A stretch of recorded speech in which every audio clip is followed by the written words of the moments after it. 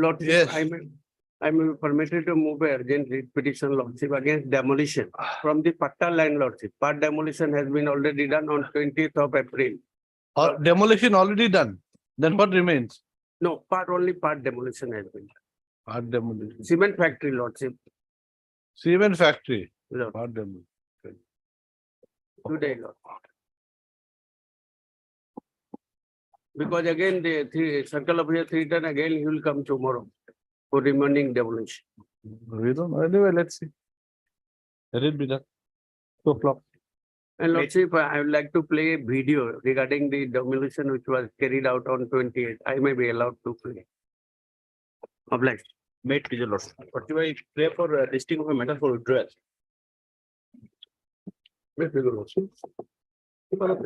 prayer is for listing an IA on Monday, man. But on the same day, man, is a pending writ petition. There is no order. That is on the subject of my blacklisting and also surrender, which is allowed on the mining rules. Now that is pending. During the pendency, they have come up with advocates for settlement of another Mohal mining area, where I am interested. Now, my lord, point is, my lord, this since the blacklisting issue is not settled here. So therefore, my lord, that apprehension that I may be, my lord, I don't know. Yeah. on Monday. Tomorrow is also a holiday. Okay. Much obliged.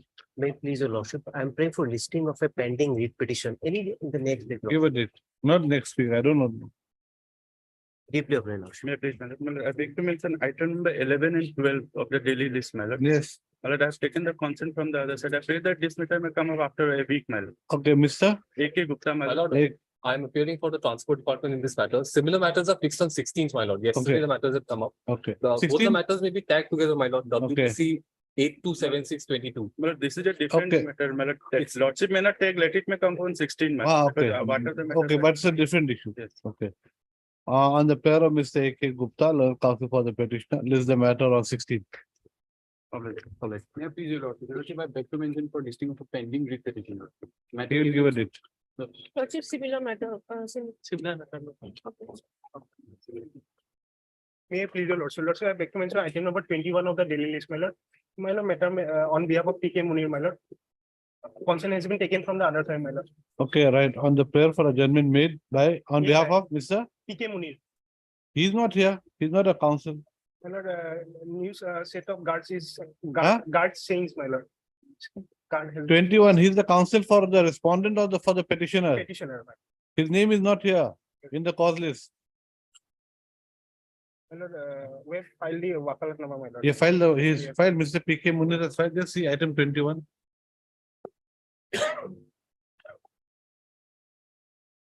Yes, what is your case? I prayed for listing admission.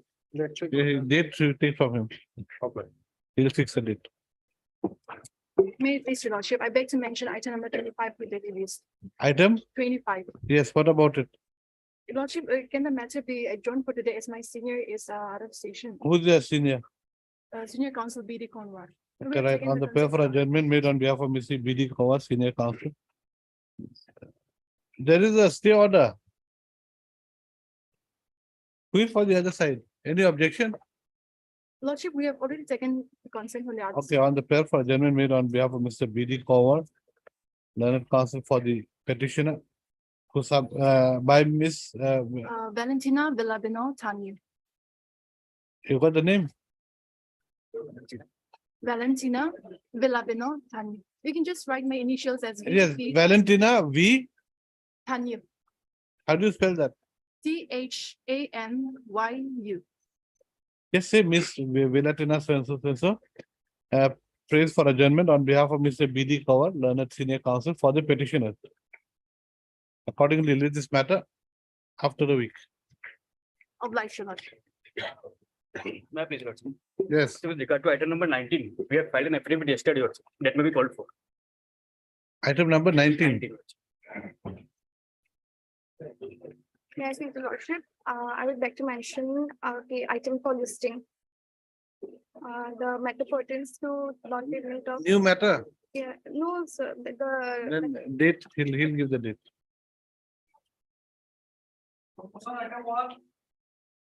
Lordship, this matter may be passed over for time being. Senior counsel, you can add will be appearing.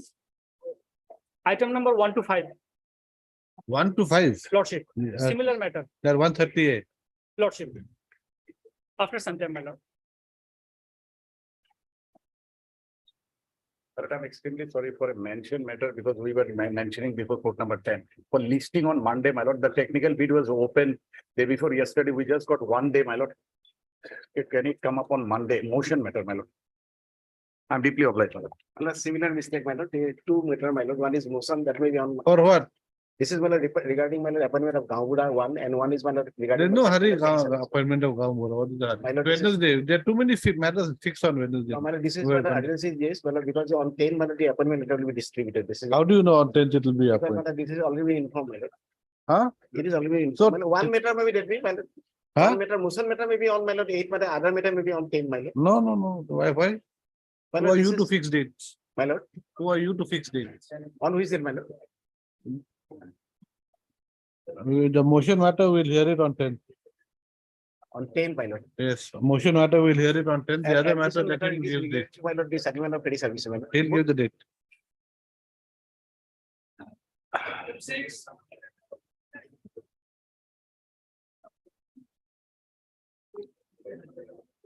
My lord, on the last day, my lord, the income tax council was directed to make inspection, my lord. The tax has been deducted at source, and now they have not shown it, my lord, everything is there. That the demand notice has been issued, my lord. Where are they? They're not there. Huh? SK was here, my lord, on that day. EDC. Maybe after some time, my lord.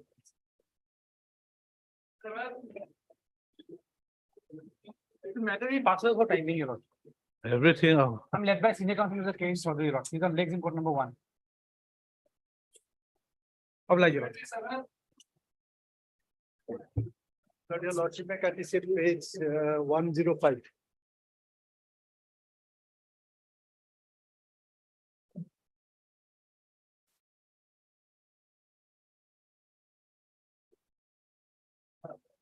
(105) is the name of the petitioner.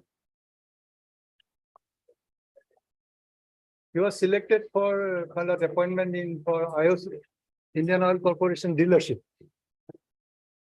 And 106, your lordship will carry this letter. We are pleased to inform you that based on draw of lots for selection of retail outlets, dealership for the above location held on so and so at the venue Jubilee Hall, IOCL Town, Nunmati, sector so and so pin, you have been declared as selected. Now, after that, my lord, they have written this letter, page 111. However, the award of the dealership is subject to compliance of terms and conditions of the corporation in this. Yes, it is there. Then page 111, they say, my lord, you are a nominee member of the committee. We can't even read this document. What? Where is the type copy? My lord, type copy I have for this. Sorry, my lord.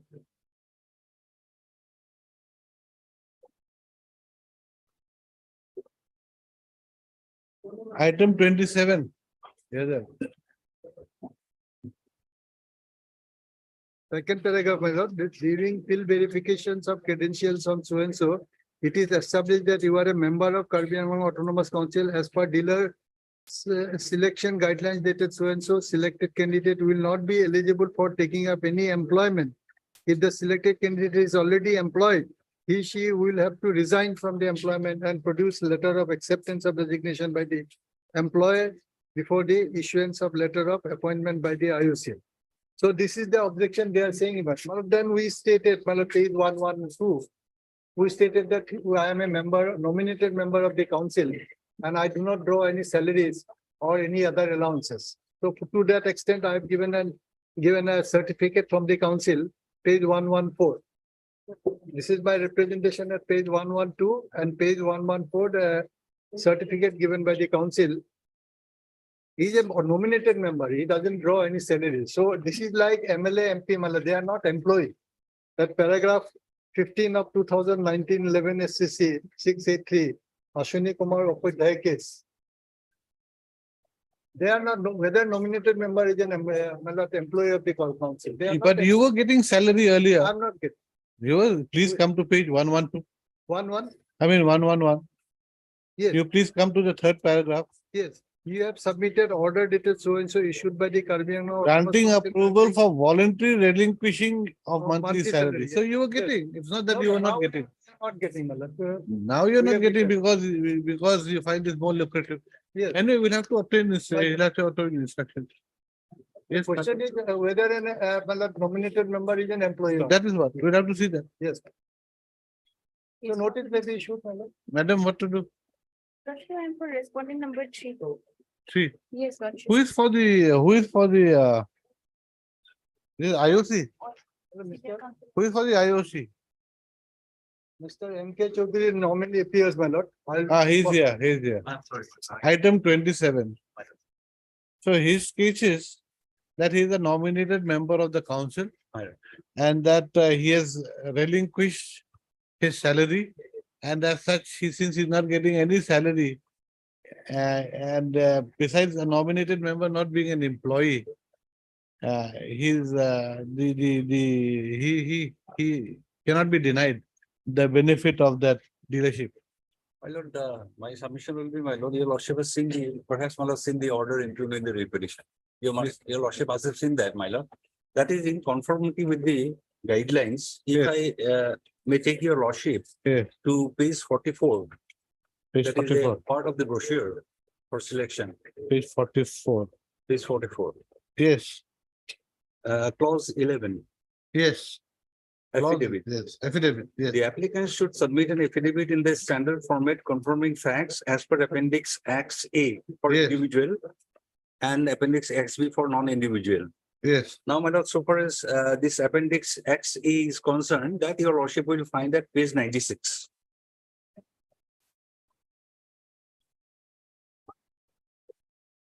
Yes.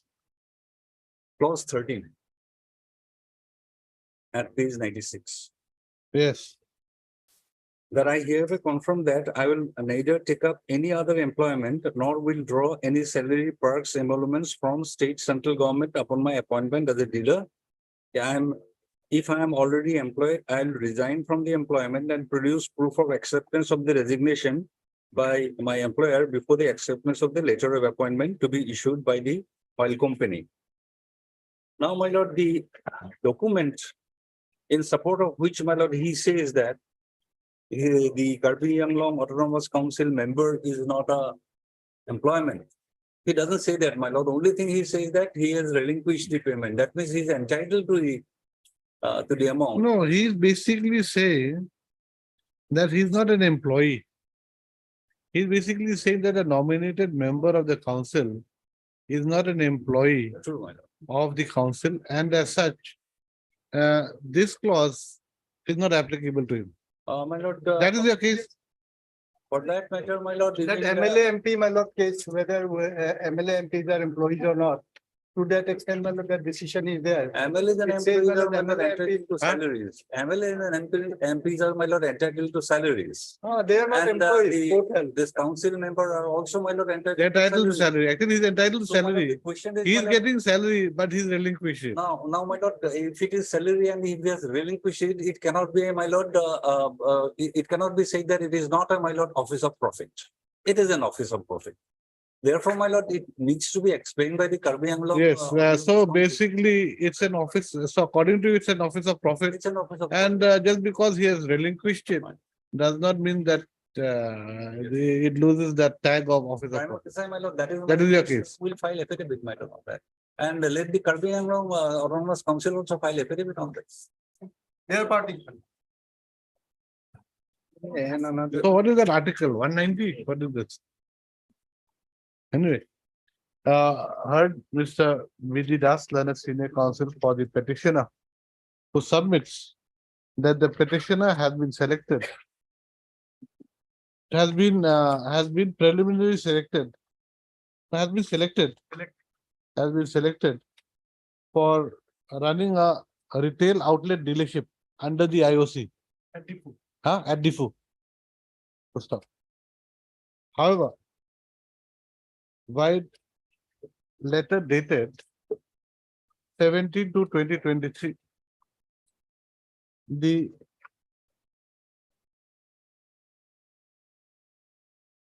petitioner has been asked to resign from from his nominated post under the Karbi Anglong Autonomous Council bracket AAC, so that he can be finally selected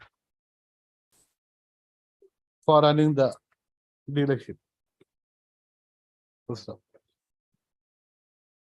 The petitioner's counsel submits that though the petitioner was earning a salary as a nominated member of the KAC, the petitioner has relinquished his monthly salary, and the same has also been accepted by the KAC.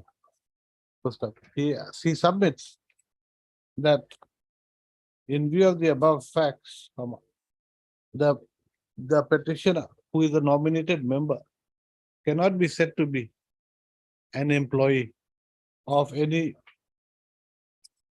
96. Any member of any Karbi Anglong Autonomous Council. cannot be an employee of any of the KAC of the KAC. And as such, clause 13 of the affidavit to be filed by a candidate for the dealership in terms of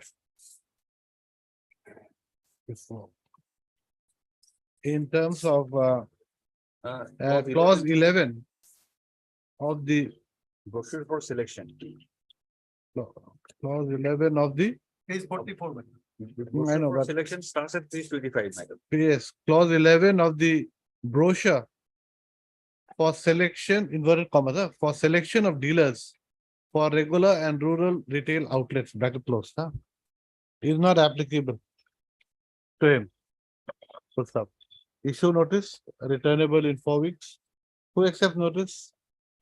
My lord, and she'll receive for 3, my lord. I appear respondent number 1 and 2. Okay, Miss S. Kamprai accepts notice on behalf of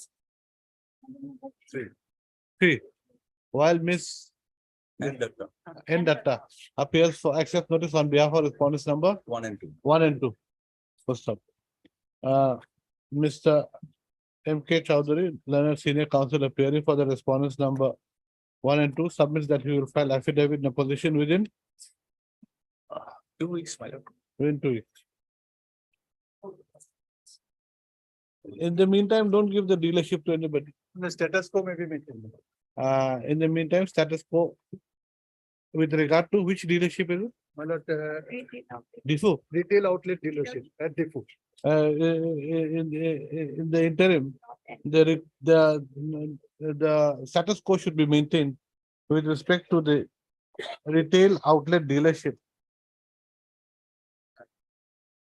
Diffu. My lord, since your worship has already passed an interim order, let this period be a little more, my lord, 2 weeks instead of 2 weeks, let it be 3 weeks. Okay, 3 weeks. And let the Karbi Anglong council also file affidavit. Madam, you'll file? What will you say? Okay. Ms. S. Kemprai submits that she will submit affidavit in opposition within 3 weeks. This is a matter after 3 weeks. Obliged. Notice returnable in 3 weeks. Obliged. Matter number 7. Why are we going back? Why are you going back? We've gone, we should go like this. May pigeon also. Don't go like this, don't go like that. My lord, another authority, my lord, gave a delivery order for lifting of 300 metric ton of my lord RPC. And RPC is a my lord refinery byproduct. It is used in production of my lord calcined petroleum coke, which again is required in my lord battery industry. Now, if you lordship to kindly come to my lord delivery order at page 62.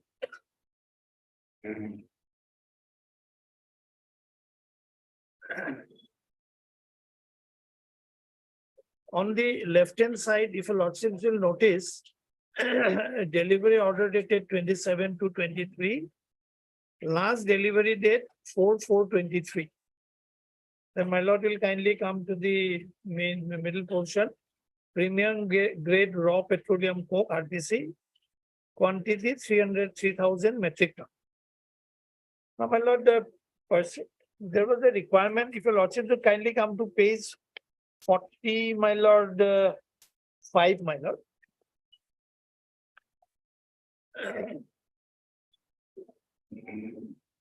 Clause C towards the bottom. There is a clause of forfeiture of security deposit in case of failure to take off quantity allotted after making payment in case truck loading. I'll have a lordship's kind attention to 2, my lord. If buyer fails to leave more than 10 metric ton, security deposit and material value corresponding to the balance quantity shall be forfeited. In other words, my 10 lord, metric tons for which during the set period. yes, that's 4/4 is the outer line, my lord. Yes. If lordship would kindly And then you have to lift altogether 3,000 metric 3,000, ton. yes. So you have lifted 10 metric ton. No. I have lifted more. The issue is, my lord, what had happened before bidding for the product, my lord, there was a clause in the purchase, the procedure where we can inspect the quality. When we inspected the raw petroleum coke, then we found the quality is okay. Now, subsequently, what had happened, my lord, recently, Numaligarh Refinery is undertaking a lot of expansion work. When it was initially constructed, it was a 3 million ton refinery. Now they are proposing it to make it 9 million ton refinery. Therefore, huge construction activities are going on. As a result, my lord, the quality of the RPC has deteriorated. Now, if the quality deteriorates, my lord, then it won't be ideal for manufacture of CPC, for which we purchase. CPC? CPC is the ultimate product which we will manufacture. my lord, Okay, you'll be manufacturing. after utilizing RPC. Now, that is the, this peculiar situation. Now, in the meantime, what had happened if your lordship would kindly come to page number 81, madam.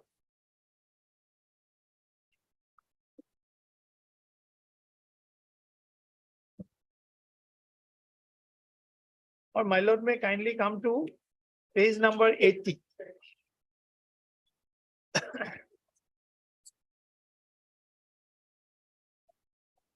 Yes. This is the email which we sent to them on 27th of March. We have uplifted 1120.670 MT of RPC till 25/3/23. The remaining balance quantity of so-and-so to be uplifted by so-and-so as per the above referred delivery order. We have attracted your kind attention to our several emails dated so-and-so regarding contamination of the RPC, contamination in RPC being lifted from NRL. As the material was contaminated, we could not uplift the RPC proportionately to be completed within 4/4/2023, which was mentioned in our last email dated 22/3/23. At present, we are allowed only 4 trucks per day to uplift RPC directly from DCU. It is not possible to lift the entire balance quantity within the schedule. That is 4/4, my lord. In view of the above, we would request you to extend another 15 days. So we said, my lord, since only 4 trucks are being permitted daily, so in the remaining period, it will not be possible. Therefore, kindly allow us another 15 more days. Then if your lordship will kindly come to page 81. At present. So earlier, no, at present, they allowed 4 trucks from which date? From the very On the beginning? date we made the application, my lord. That is in the later part, last part of. So March. anyway, you did not lift even half the amount. Yes. Now, my Okay. lord will kindly come to page 81.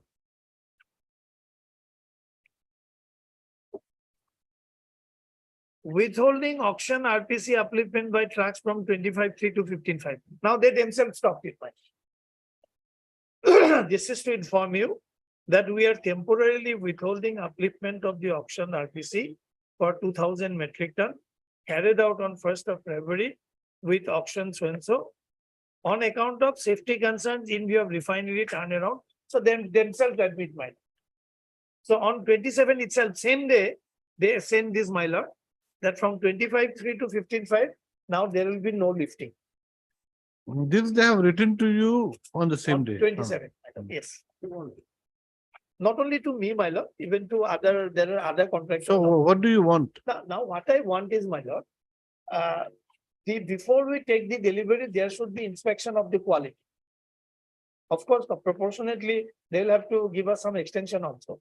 Now, if your lordship will kindly come to page 82, that is where, my lord, on 19th of April, this was sent.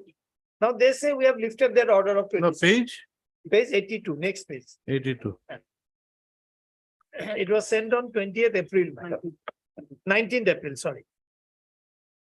Dear all, partial amendment to mail circulated on 27/3/23 on withholding RPC dispatch for safety reasons due to ongoing shutdown activities. We'd like to inform you that we'd like to restart RPC dispatch with immediate effect on a very restricted manner. But that too on a restricted manner. Now, my lord, our prayer is twofold. Either they, my lord, return the value of the, because the whole amount they have already paid. Or they, my lord, there will be joint inspection, there will be quality will be checked, and my lord, some time should be given. That is our prayer with which we have approached their lordships. Last time when the notice was, motion was moved, my lord, and my learned friend was asked to obtain the instruction. And in the meantime, it was directed that, my lord, no coercive measures will be taken. Because otherwise, in terms of that clause which I have shown, my lord, they can be, say forfeit my security, and they can also forfeit the proportionate value of the unlifted amount. My lord, Yes. in fact, my lord, if we apply this strict principle of section 39 of the Contract Act, my lord, the contract frustrates. Because it is you who have, my lord, stopped the lifting, my lord. And now you have again, and my lord, the quality part, I'm let me willing to- bring to lordship's kind notice, my lord. Into pages, okay? Okay, sure. Just take environment to us, environment page, please. No. Para election. Huh? Page 11. If a lordship would kindly come to page 11, my lord. If an arrangement in it, yeah. Page 11, my lord. Yes. Now, this is the, my lord, the quality of the stock which is now available. In fact, on last occasion, What is the quality supposed to be? yes, the standard should have been. Please come to page 7, my lord. Page 7, this is the, my lord, standard, I mean, that business rule document, they call it BRD, my lord. This is the, should be the, I mean, technical report. On the contrary, at Ash page, should be how much? as should be 0%, Ash. 0.15. Now it is 0.48. And what about this silicon? That is not here. That is not mentioned. That parameter is not required at all, your lords. Huh? That parameter is not required at all as per the standard. The As per the silicon business- is not as per required. the business document. Uh-huh. So Only they have only not- ash is As required. content They is. they have not as- calculated, sorry, Yes. No, my lord. No, Other ash is side was not saying required or not? no, no, lords. No. That's No, I mean like there, in the business document rule, the specific parameters have been given. So that specific parameters they have agreed to, because where before the contract, it's an auction sale. It is an auction sale, it's not A the volatile typical metal different set kind of sale. Where delivery happens later on or something, it's auction sale. So auction sale, what happens is they want to follow the hammer, the property goes off, uh-huh. it passes off. So it is given on the basis of some tanks or something. Yes, lordship, what has happened, what happens is that these materials were stocked, piled up somewhere. So they have been given time that you inspect this material, and as per our business document, we have given some parameter. These are the parameters. You take this sample and check in your laboratory. If you think that this sample is fine, these parameters are fine, then Yeah. then you can go for auction. You can take it. You can bid for- It's at your own risk. yeah, your own risk, you can bid for the auction. So they have taken it. They have made a specific statement that it tallied with the specifics that has been given in the BDR, the business document. Now, they have participated in the bid. There was a reserve price. They have bidded for it. Hammer was down, sale is complete. And there is no condition as such in the document that it can be re-inspected later on. There's nothing like that. And as far as these parameters that they have tested later on, the silica is not the part of the parameter. You file an affidavit, Lordship, you file a small affidavit. I'll file an affidavit, but in the meantime, Lordship, there should not be any.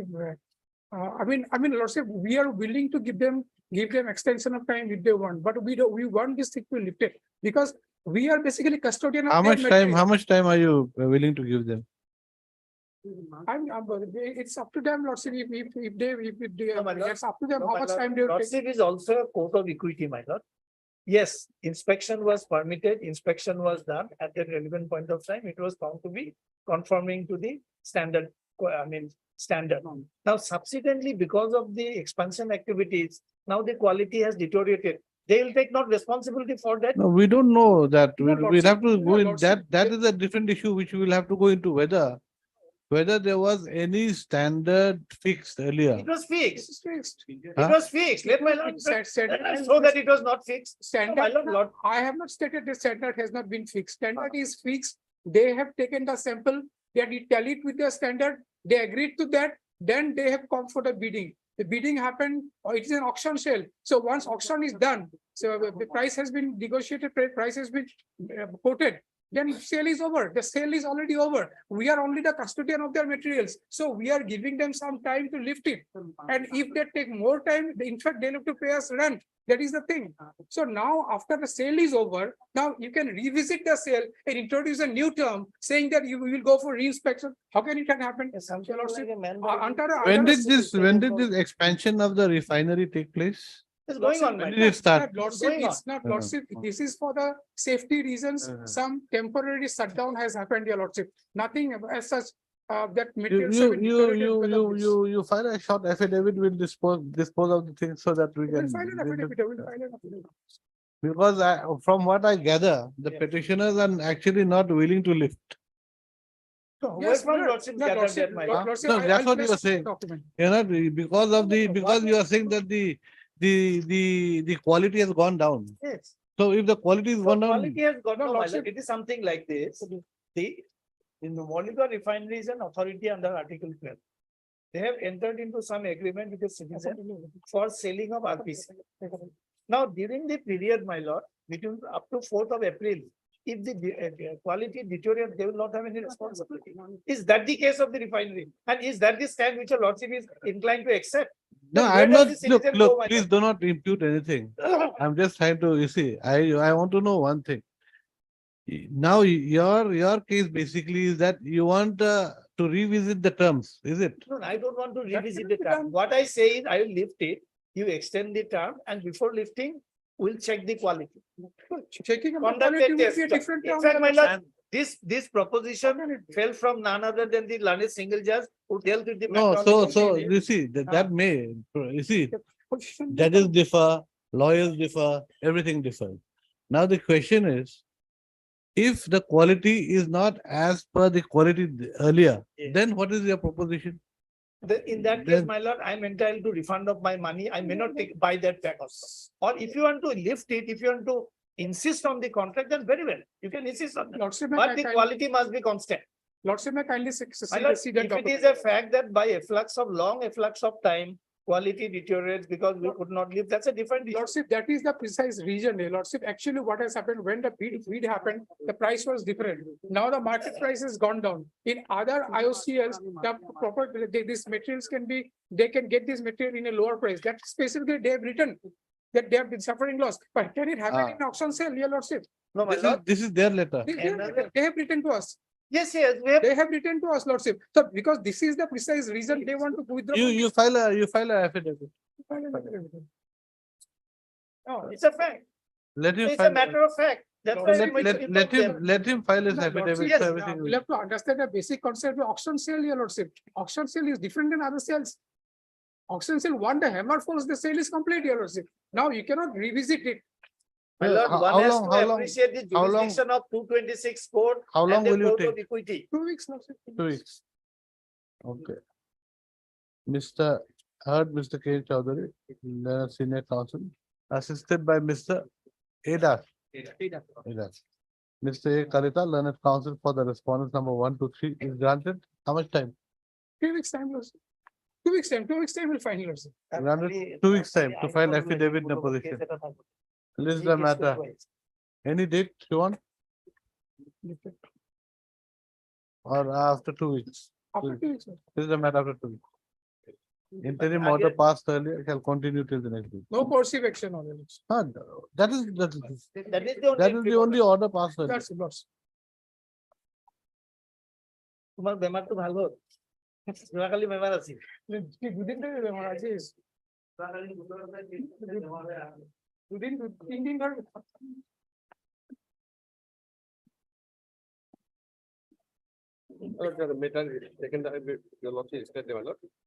Only my lord, I want to, there's 2 documents, my lord, in this matter. Your lordship, This item number item 28, my lord. 28, yes. My lord, if your lordship see, my lord, page 103, my lord. 103. Yes. This is a letter, my lord, issued by Government of India, my lord, to all the chief secretaries of the state. I used to draw a kind of attention to the fact that medical device manufacturers have repeatedly represented the government that in various standard documents, the procurement of medical devices, conditions such as US FDA approval are being inserted by various procuring agencies, both under central and state government. Such document in many cases exclude CDSCO. Well, here CDSCO is the government of India department, which approve medical devices from being considered for procurement. This result in denial of fair chance to domestic manufacturers to complete in such procurement. You will appreciate that such practice not only impedes competition, but also affects the Make in India effort.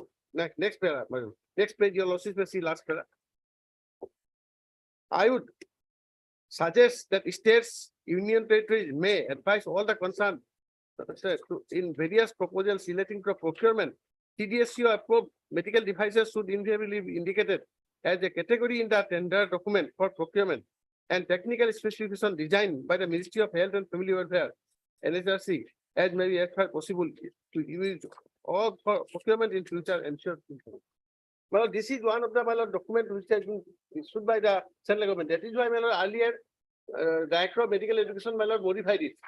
They include this CDSCO.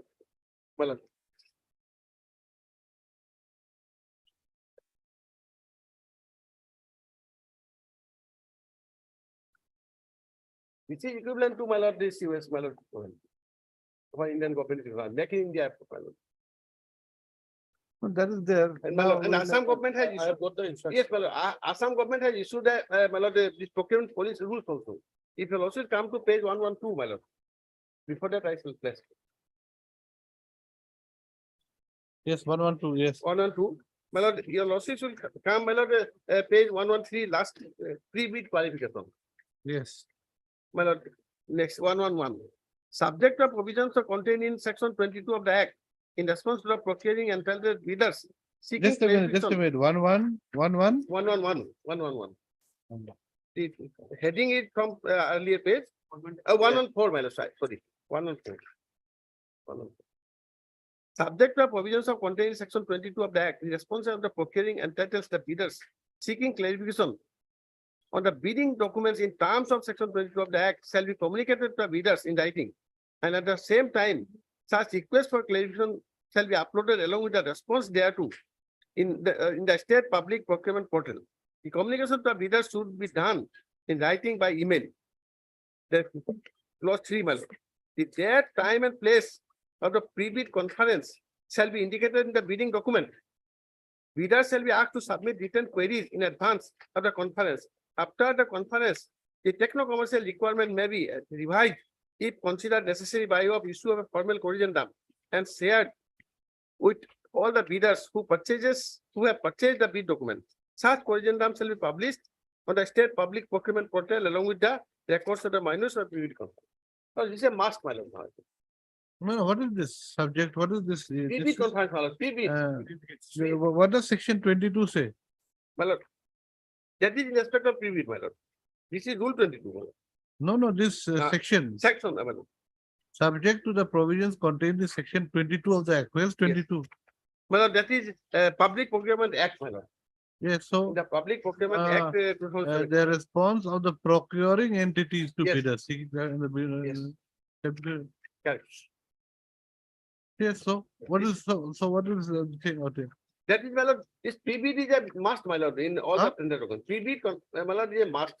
My lord, the tenderers can file, my lord, clarification and there. But you are not a tenderer, you cannot be No, because we submitted the tender, my lord, under protest. Participated. you participated. Yes, I submitted that. But, okay, you participated, but but naturally you are not within the Yes, terms and my conditions. lord, yes. That is what, my lord. Prior to that, we have submitted the letter. Last my lord. paragraph, my lord. Of? Last paragraph of the infraction I have just now placed. my lord. Yes. Last paragraph. Yes. Third. This is Huh? the third tender, Third? my lord. Twice it was cancelled. Yes, there's so many pages, which No, page, the first page, Last paragraph. first Yes. page. retender. Yes. And lordship will see, my lord, the three which have been received from three tenderers. Yes, One is the present petitioner and there are two more others. They are evaluating, my lord, the technical bid, but it has not been, my lord, no decision has been taken as on date. any little bit. So lordship may direct them to, my lord, consider the representation, including considering everything, and within 7 days, they will take a call. my lord. Yes, actually, you see, one thing is that if their equipment is Well, good enough, Not good enough, my lord. There are not lots of good enough, complaints. okay, okay. Presently, they are supplying, my lord. Oh, Otherwise, my lord, he is from, my lord, from this present, my lord, local supplier, otherwise. We have given preference, my lord, but lots of complaints have, my lord, complications. have from the, arisen okay, from after, the my use lord, of those, Implant of this, my lord. that is, is I know another that is a different issue, but That's they'll a have to, you'll have to give out, you'll have to give the reasons. My lord. That is You'll a have to different do- aspect altogether, my lord. No, but then you see, if they find that some Indian made equipments are not good enough, But that company may then- be blacklisted, my then lord. that is why, then, and if they, so then what is So wrong that- in the that tender? is Up to them, my My lord. lord, As of now, my lord. In that case, my lord, the company may be blacklisted, but this, so far, this approval is concerned, my lord, CDSC approval cannot be withdrawn, my lord. CDSC approval, my lord, India, there are many companies, my lord. So only for one company, my lord, that cannot be done, my lord. Yeah, maybe- I don't know. Probably government of India is approval. my lord. 102 is So we'll dispose this writ petition with direction to the respondents to Page 100 decide the is- 100 is representation. the representation. I think it should be kept pending, my lord, Pending. my lord, and your lordship may allow them. In that case, my lord, lordship may allow us to proceed with the tender, my lord. I will place the result. my lord. No, first let them place the application, my lord. That- Yes, you cannot have That two will be things, a place for the because, action again. because now you are a tenderer.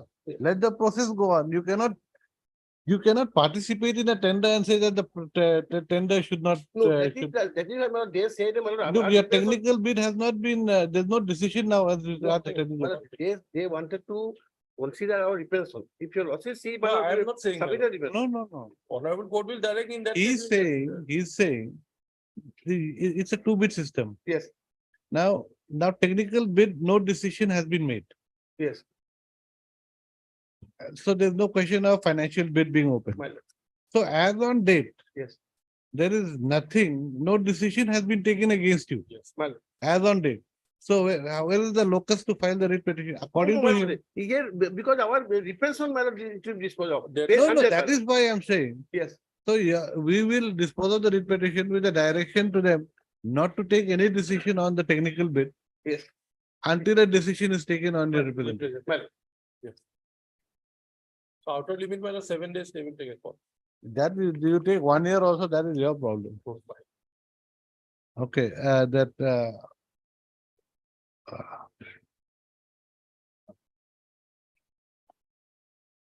heard Mr. G. N. Sahewala, learned senior counsel for the petitioner, assisted by Mr. M. Sahewala. Pustak. Also heard Mr. B. Gogoi, learned counsel for the health department. Pustak. And then you take this, I think yesterday's order, the first paragraph, second paragraph, and third paragraph, you take that. Next, fourth paragraph, you write, Mr. B. Gogoi, learned counsel for the respondent, submits that he has received instructions to the effect that the technical bid of the tenderers, including the bid of the petitioner, has not been opened till date. Full stop. Acha, before that, just before that, just one paragraph, you say, the learned senior counsel for the petitioner submits that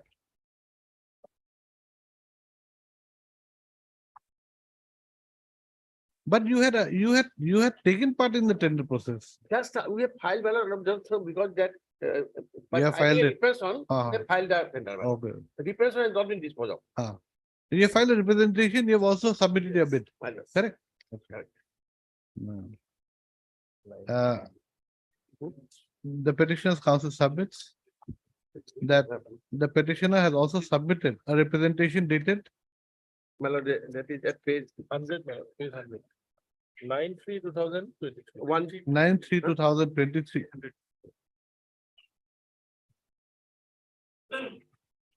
Requesting the respondents to modify the eligibility criteria so that a level playing field is made out for all manufacturers, both US as well as Indian, for supply of pacemakers in terms of the tender notice dated 5/4/2023. Full stop. He submits that the said application, the said representation has not been decided by the authorities till date. Full stop. Next para. Mr. B. Gogoi, the learned counsel for the respondents, submits on instructions that the technical bid of the petitioner and the other tenderers has not been opened as on date. Full stop. Has not been finalized. Has Open- not, the technical bid of the petitioner and other tenderers has been opened, but no decision has been taken till date. Full stop. What about the representation? It can be decided? Yes, my lord. See, it has not been open, it He- has not been decided. He also submits that as no final decision has been taken with regard to the technical bid, the petitioner's representation dated 9/3/2023 can be examined and decided by the respondents. Full stop. Next para. In view of the submissions made by the counsels for the parties, it is clear.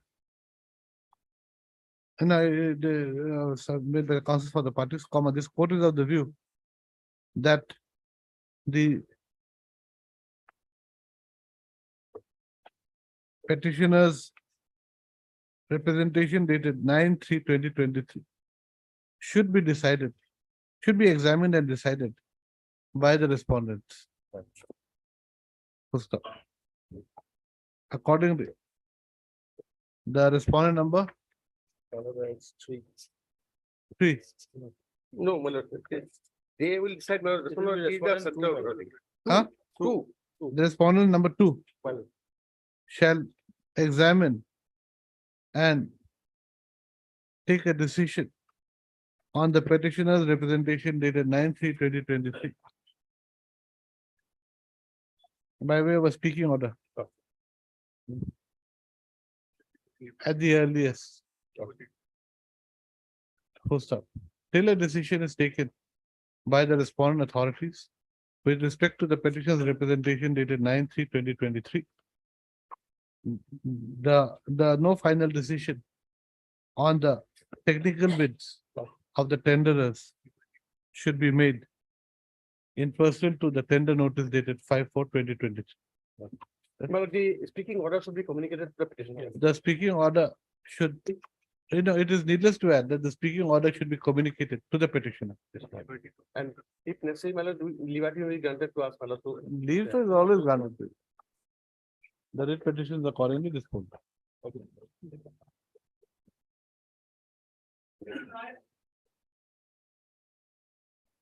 Nine. Well, they were gentlemen, named Govindo Dev. Not give it up. Nine. Now we can do the motion, no? Very emotional. Motion item 29. Okay, okay. Yes, what is your case? My lord, there was a gentleman called Gobindo Dev. I thought that he raised a construction on my boundary wall. I approached his court before that I went to the municipal court. Now he's been called again. No, he's the honorable court. There's an order to that effect that he is not the owner. His name was struck off. No appeal, no, he's called again. One of hands in glove, one of the difficulties there. Huh? The authorities are hands in glove with him. Because in the honorable high court, at page 23, a category specific query was put, are you the owner? No, I'm not the owner. And the honorable court observes, may I read page 23 for a moment? 2 lines. 23. Page 23. It's an action content actually, page 23. Yes. Third paragraph. Huh?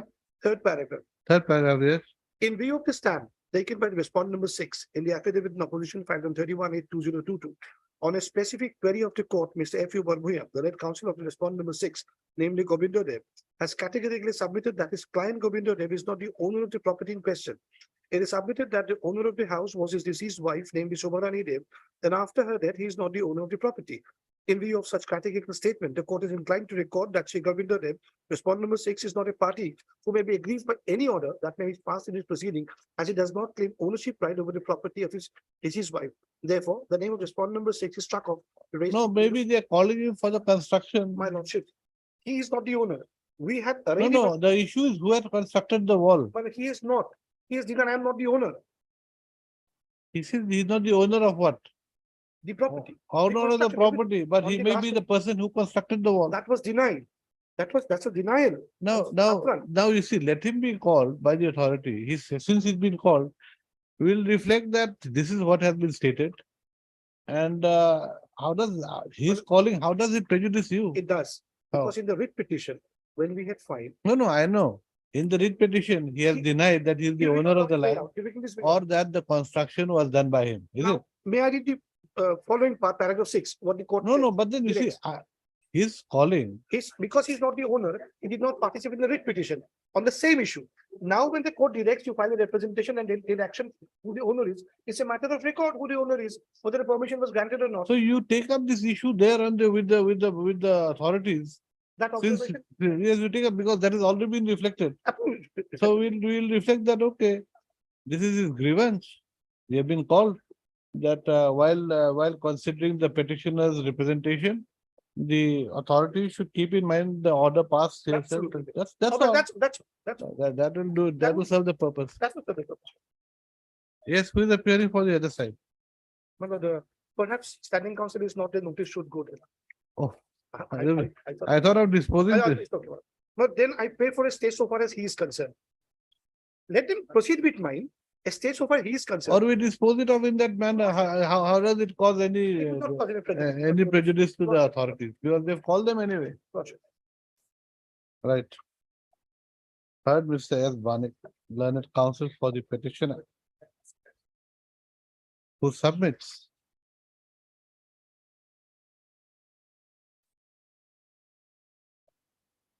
that the impugned Notice. notice, impugned letter, It's a notice to attend the meeting. huh? It's a notice to attend the meeting. No, where does it say notice? That word notice is not there. Lordship, I'll leave it. The impugned letter dated 26/4/2023. Issued by the executive officer, Karimganj Municipal Board. Requesting the attendance of the petitioner.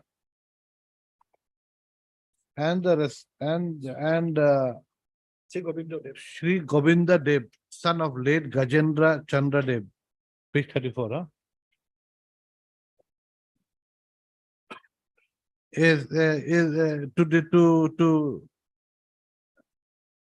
discuss the direction of this, the direction passed by this court in the order dated 20/01/2023 in connection with WPC 1749/2022 on 8/5/2023 at 12 noon.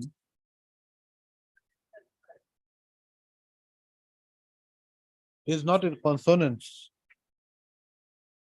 with the order dated 20/01/2023. passed in WPC 1749/2022.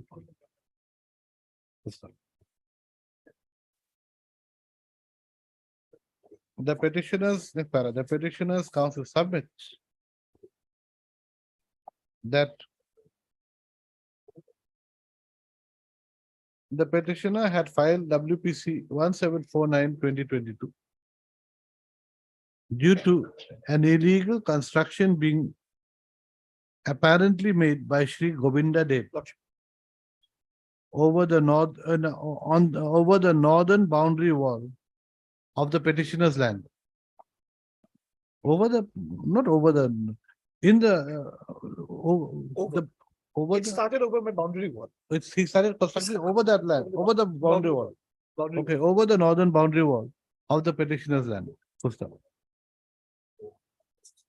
This court, while disposing of WPC 1749/2022, by order dated 20/01/2023, had made specific queries to the learned counsel for Shri Govinda Dev. No, to the counsel or to him? My lordship, The queries were made to Govinda Dev or? on the basis of the affidavit, the council was put the question. There is no Okay. appeal against this order. Okay.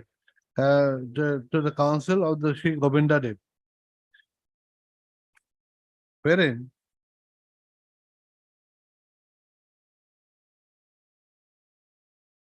it had been submitted that Shri Govinda Dev was not the owner of the property illegally constructed over the northern boundary wall in the petitioner's land. Pusta.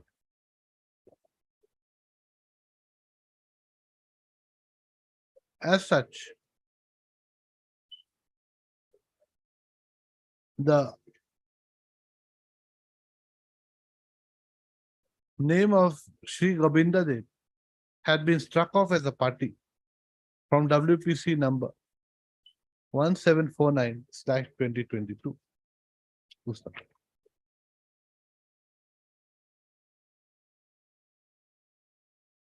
WPC 1749, no, a direction had also been given in WPC 1749/2022 by this court,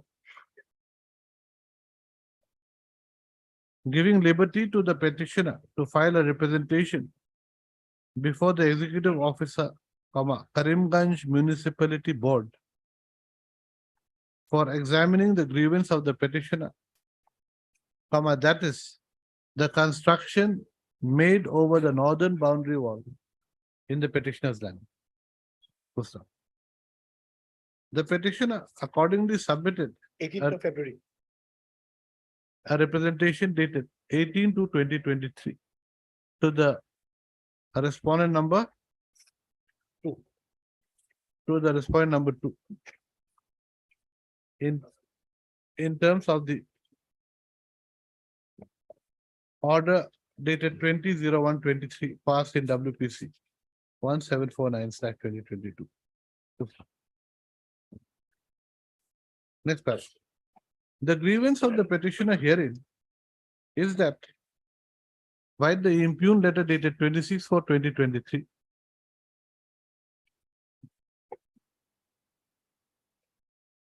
Shri Govinda Dev has also been requested to attend a discussion in connection with the direction of this court passed in the order dated 20/01/23 in WPC 1749/2022.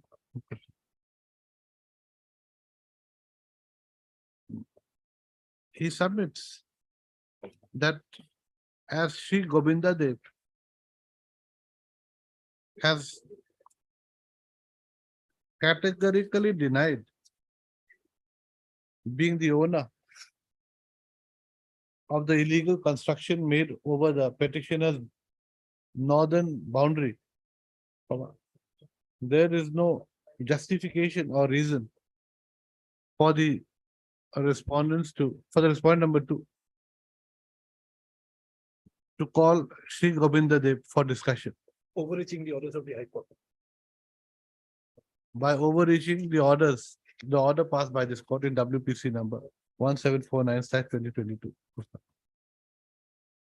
Next paragraph.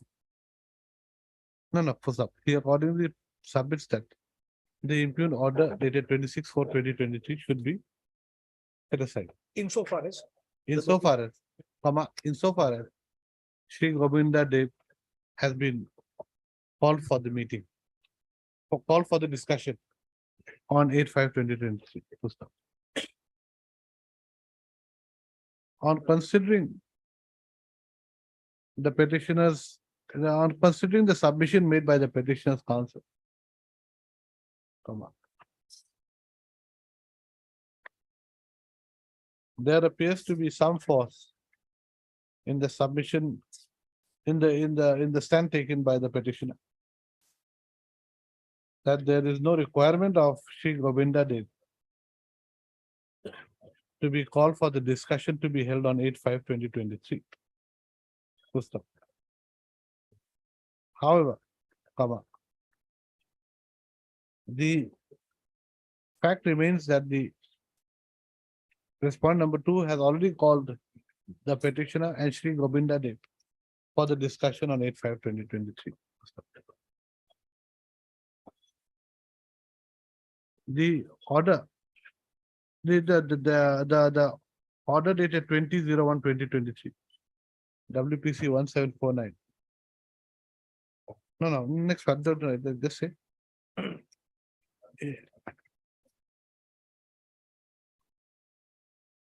In view of the, though this court is also of the view that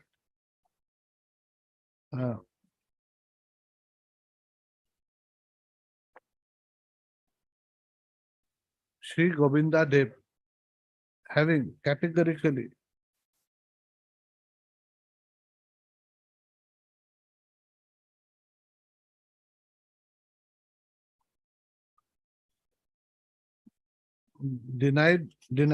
having categorically denied any ownership over the construction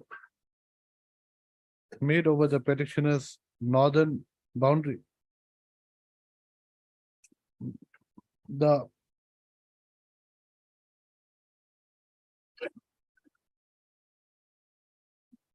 His presence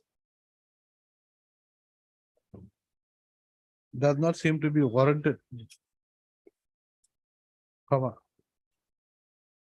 This court is not inclined to set aside the letter dated 26/4/2023 insofar as it relates to Sri Govinda Dev. Full stop. However, during the discussion to be held in the office of the respondent number 2 on 8/5/2023, the respondent number 2 should bear in mind the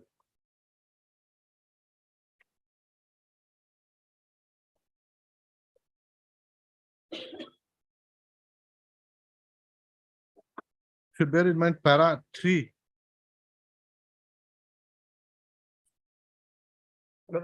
Should bear in mind, If he walks into the meeting on the strength of this observation, my lord, then he has a right to participate, okay. regardless of what the executive officer feels, because the handle is now given. Lordship may stop it here. My request, my lord. Otherwise, if he comes to the meeting under orders of this court, there will be conflict between two orders, my lord. The executive officer now has a choice what to do. Go by this order or the earlier order. Better let the earlier order remain. No, He may not participate, my lord. He was struck off on his own submission. He may not participate. in it. okay. So no, we'll just say that let him arrive, but let him not participate in the discussion. Needless to say, let him not even come. The notice falls. In the teeth of the order by the honorable court direction, my lord. The notice falls. No, but then no right of yours has been violated as on date. It is because now once a person who was struck off by, whose name was struck off by the orders of the court on his submission is allowed to participate again. Lot of things goes on, my lord. The executive officer had no business to call him on the first time. It was an act in contempt because we had not gone for contempt because we wanted a protection from this. That is, Nothing, that part, lordship takes. okay, what have I said? However, during the discussion to be held in the No, office full of stop. the In view of the above reasons, come on. No, so he should not He participate. should not participate. If he stands allowed, setting aside the notice to him.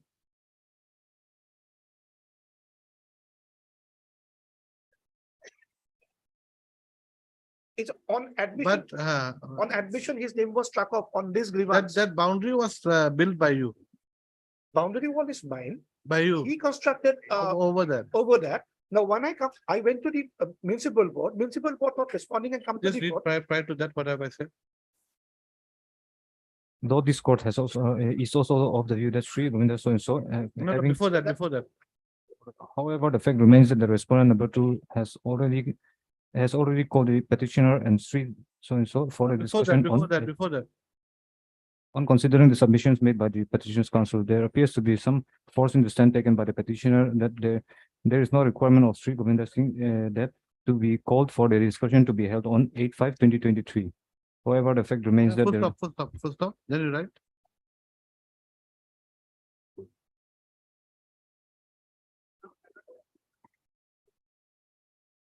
Para 3.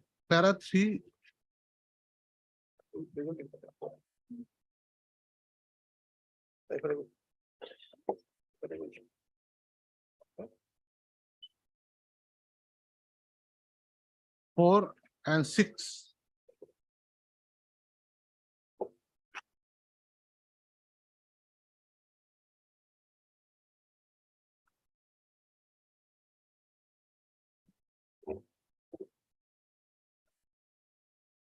No, but you see, there is one problem with this order. It says that on the fresh representation being submitted within 10 days from the date of this order, the executive officer shall hear the petitioner and the concerned owner of the He is construction, not the owner. which is being made by the deceased wife of Govinda Dev. Absolutely, he is not the owner, Now, but how can it be made by the deceased wife? my lordship. They have to go for the record. This order is not under challenge. On their volition, he wriggled out of the situation saying, I am not the owner. But Now, there when is, there there is is, no- there is something wrong with this order. But that ought to have got I a mean- appeal or review. No, on no, the admission. even you, but then the court has said, this court has said that the concerned owner of the shall hear the petitioner and the concerned owner of the construction, which Lordship, is being made by which the is deceased in wife. substance, if she died intestate, someone would be the owner. If she did not die intestate, a will would come, succession act would follow. So there will always be an owner. But Govinda Dev is not the owner on the face of it. But is being the concerned owner of the construction. Absolutely, my lord. X constructs a place, he dies intestate. Now, the legal heirs would come in, or to be kissed by a will, the one who gets by the will will come in. There would be an owner, but Govinda Dev is not the owner. He wriggled out of the situation by taking a limb that I am not the owner. So be happy with that. It's an order of the court. Otherwise, I would have gone in contempt, my lord. But sorry. Did Govinda's Dev's wife have any children? I do not know, but that was never, but it's for the municipal court to see who's the owner. There's something- He could not have been the owner of that. I will issue notice. But in the Really meantime, should lordship not would stay that part. So much Govinda Devi's part is concerned, it is a. This is the problem, this order, there's something wrong out there. Under the Hindu law, Huh? this would follow. Under the Hindu law, this would follow. No, but then not that. It's not so simple. Mr. Council. Then so far as the notice is concerned, when might not stay so far as. I don't know, let me see, I'm just thinking, still Okay. thinking. Because this order, the executive order officer shall hear the petitioner and the concerned owner of the My lord. construction which is being made Lordship, by the deceased wife. Can a deceased person make a construction? I read it this way, my lord. Shall hear the petitioner and the concerned owner of the construction which is being made by deceased wife of the Govinda Dev. That means the construction which was made by deceased wife, the present owner of it will be heard. In simple parlance, No. she died. And he is not the owner.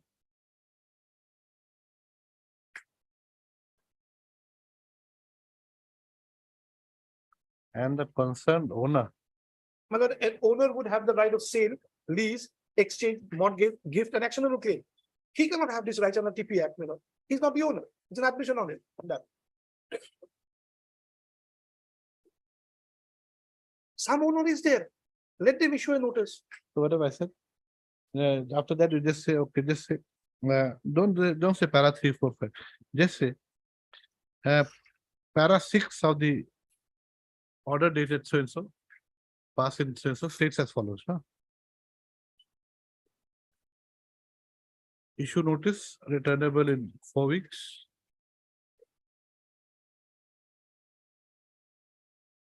Petitioner takes steps for service of notice upon the respondents number 1 and 2 by registered post with AD within 2 days.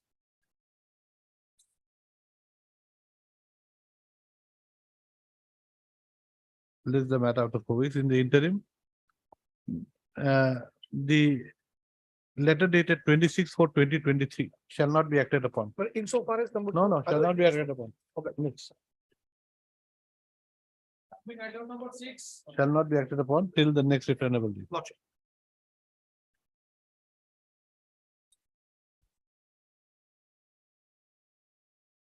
For the income tax department, 2, 3, and 4. This item, Item 6, my lord. My lord, while in the High Court judge as well as Lokoyakta, my lord, tax has been directed source, and that has been deposited by the High Court as well as office. Now, income tax department issued notice for that amount, my lord. What's it make it next week in the meantime while opening section? next week, Wednesday, my lord. Wednesday. Wednesday. List them on the prayer of Mr. S.C. Kayal, list the matter on Wednesday. My lord, Then- no course action may be taken, my lord, otherwise. Nothing will be taken, I think. On that day, we'll give the order. My lord.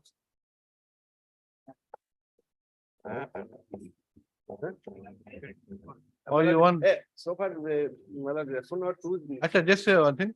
Heard Mr. J. N. Sahawala, learned senior counsel for the petitioner. Mr. S.C. Kayal, learned SC GST, no, SC income tax. SC income tax submit that he will obtain instructions by next week. By next week. Leaves the matter on 10th.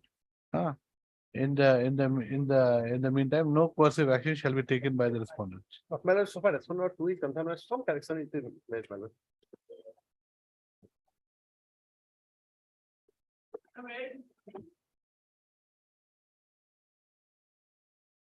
May I please, your lordship?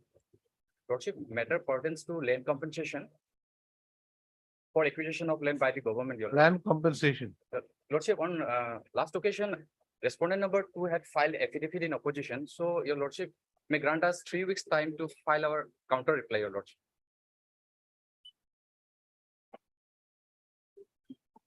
What is this? Item 8. Distribution of compensation. Yes, your lordship. Respondent number 2 has filed their affidavit in opposition, your lordship, so we may be granted 3 weeks time. Yes, my lord. Mr. What is the name? P. Daimari on behalf of PK Deka, your lordship. Mr. P. Daimari on behalf of Mr. P.K. Deka is granted 3 weeks time to file affidavit in reply. This is the matter after 3 weeks.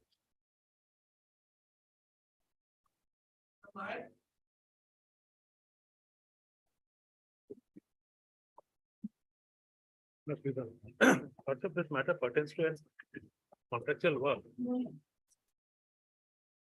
Well, what happened? One contract was allotted to the other side, Allotted to whom? to respond number 3, madam.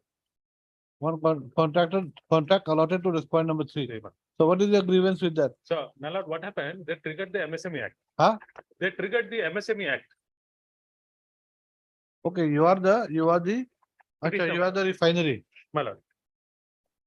So you have given a contract to the respondent number 3. Well. Then What happened, my lord? In the meantime, we had issued them one letter indicating that the contract work is not completed as per the work order. not completed as per the work order. Correct. Thereafter, what happened? Instead of getting the money, Where is that letter? letter is, my lord, at page 26, my lord. Not 26, my lord. I'll just show you. Email. Page number 32, my lord. 34, my lord. Page 34, my lord. You see, first of all, let us see the contract agreement. Where is the work order? And the agreement Page number 26, madam. 26. Can't read it also, unreadable. What does it say? The What estimate is the date? date is, my lord, 18 October 2021. Why are they accepting this type of documents? Can't read at all. 18th October 2000. 21, my lord. What does it say? So, my lord, page number 26, I'll read out. The estimated contract value of this order is as shown in the schedule of rates below. The actual contract value will be subject to variations depending upon the actual quantities of work executed, measured jointly and accepted for payment at site. What is the period of completion? It has to be completed, my lord, within 3 months or 6 months, something. We are not on that, my lord. That was not the moot question, your honor. Thereafter, my lord, the agreement was executed. It is on page 28, Agreement executed when? 18th October 21. When? 18 October 21, same date. Then, My lord, thereafter, when is the period of completion?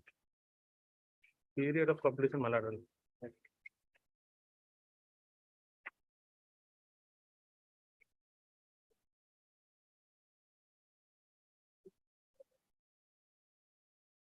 Okay, so That that is not not under an challenge. issue. That is not under challenge. That's not an issue. Then Then, my lord, please come to page number 34, my lord. 34, yes.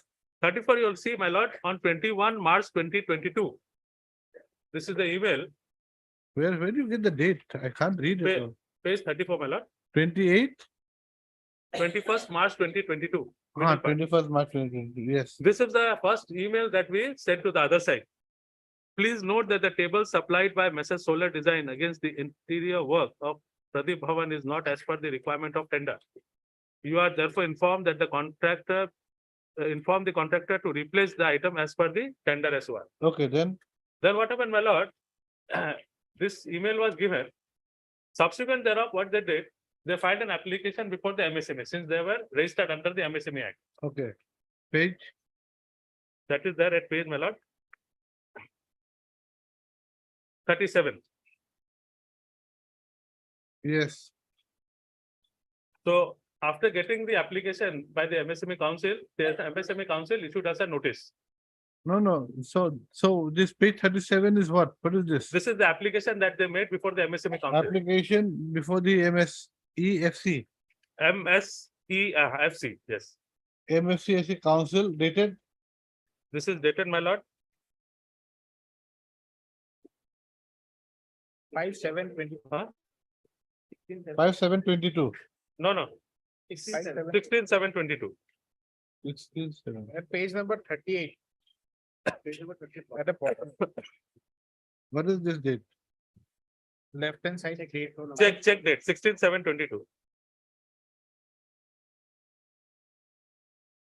Yes, This is after we triggered that email.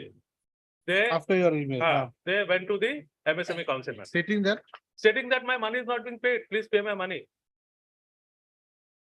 so they have completed the project. according to them. No. According to them, I got it. what is the contract? What is the contract? Some interior work has to be done. Interior work. Then, Then what happened, my lord? Against this, we, when we got the notice, we filed a reply before the MSME Council, but that this does not have jurisdiction. where is the reply? Reply is there, my lord. Page 70. Page 70, my lord.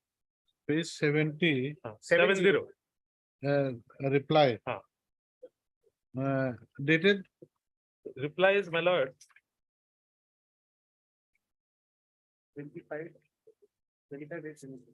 25/8/22, man. 25, 8/22. then what happened? Then what happened, my lord?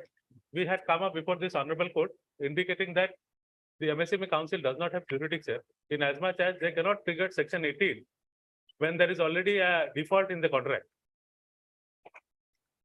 What does section 18 say? Let us see. My lord.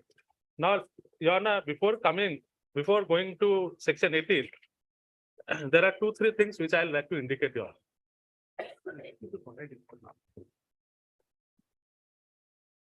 18 or August 16 purpose, na? No, let us see, let us see the act. There is a MSME Act which I have supplied on last occasion. It's in the record, you know. Just after August. Yes. My lord, may I read section 18, ma'am? Yes. Reference to micro and small enterprise facilitation council. Notwithstanding anything contained to any other law for the time being in force, any party to dispute may, with regard to amount due under section 17, may make reference to the micro and small enterprise facilitation council. Rest subsequent it goes on, ma'am. Yes. So now they have to, with regard to due under section 17, they say. Yes. The section 17 says that for any supply of goods or services rendered With by the interest. my lord, recovery of amount for any amount supplied. So at 3 times the interest, at 3 times the rate, My lord, as per 16. yes, As per 16, be liable to pay compound interest My with lord. monthly rest to the supplier My on the amount. My lord. Yes. so now my lord, now 16 is there, where any buyer fails to make payment of amount to supplied as required under section 15. My lord, this is very important. Yes. So now what does section 15 says, my lord? Liability of buyer to make payment.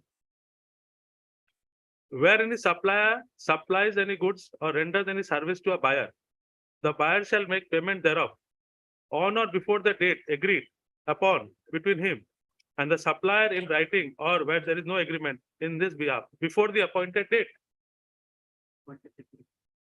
My lord, that appointed date before, provided that in no case the period of agreement between and upon the supplier, the buyer in writing shall exceed 45 days from the date of acceptance or the date of deemed acceptance.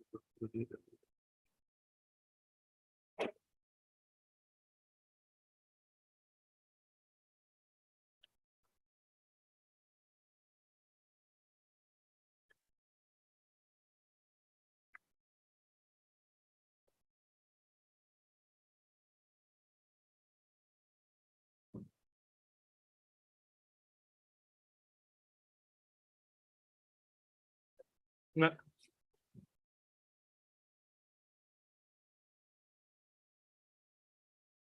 So is there any appointed my date? lord, now definition section 2, subclause B.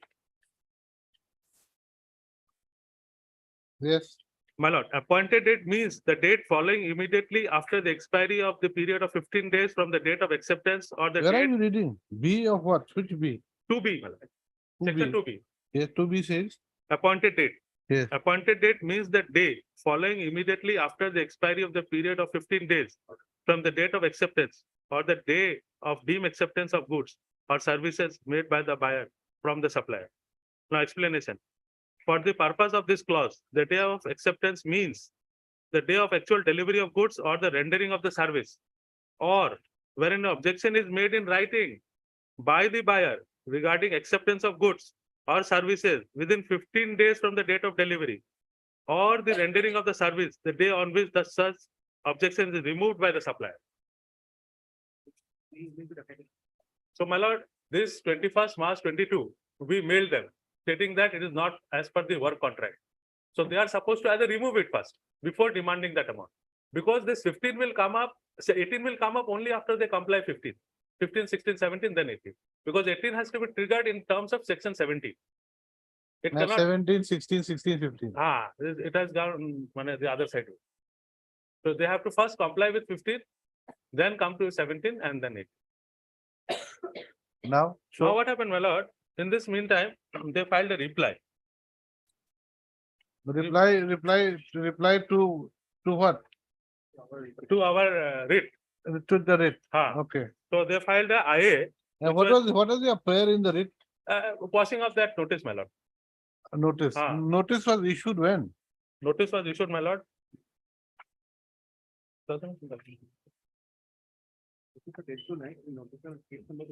Case number is there, my lord.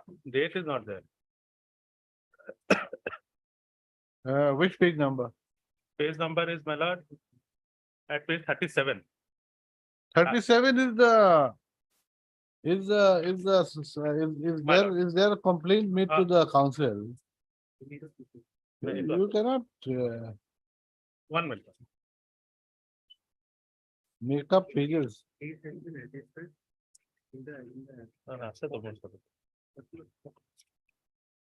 It is annexure 7, my lord, page 78.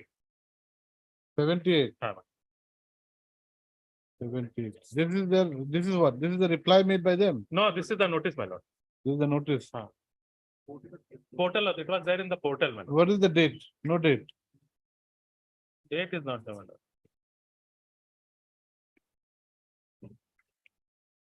What is this page 70? Page 70, my lord. Page 70 is your reply. My lord. Listen, Is your reply. my lord. Okay. So now, Okay, then my lord, they filed an IA for vacation of the stay. In that, my lord, no. So this court state the notice, my lord. so state the notice. Yes, sir. State the notice. State the did- case, my lord, case number, Let us see what is the order. Operation of the notice. my lord. But you're not making sense. You filed a reply on 25/8/22. My lord. Okay. You filed a reply on 25/8/22. While the notice had been issued on, while the notice was stayed in the year 2020. That was the notice of conciliation, my lord, basically. Huh? First conciliation notice is given that you settle it outside. So we said that the contract was Conciliation notice by whom? by the MSME council. Okay, then, Then, my lord, they filed an IA. The IA, my lord, IA number, IA number is 3695 of 22, my lord. in this writ petition. My lord. Yes, At page 8, para 4.3. for lifting the stay. Yes. Then, There they say it is pertinent to state that the writ petitioner never raised any purported allegation objection during the substance of the contract between the parties. This is a false statement, my lord. We immediately, when it came to our knowledge, we said that no. There is an objection, please comply with the work order and finish up the work. objection, you mean the March objection? Yes. You see, your dates are here and there. You see, first of all, work order is issued in the year 2021. Okay, 21, that's correct. 2021. Now your writ petition has been filed in the year 2020, prior to the work No, order. 22, my lord. This page 79.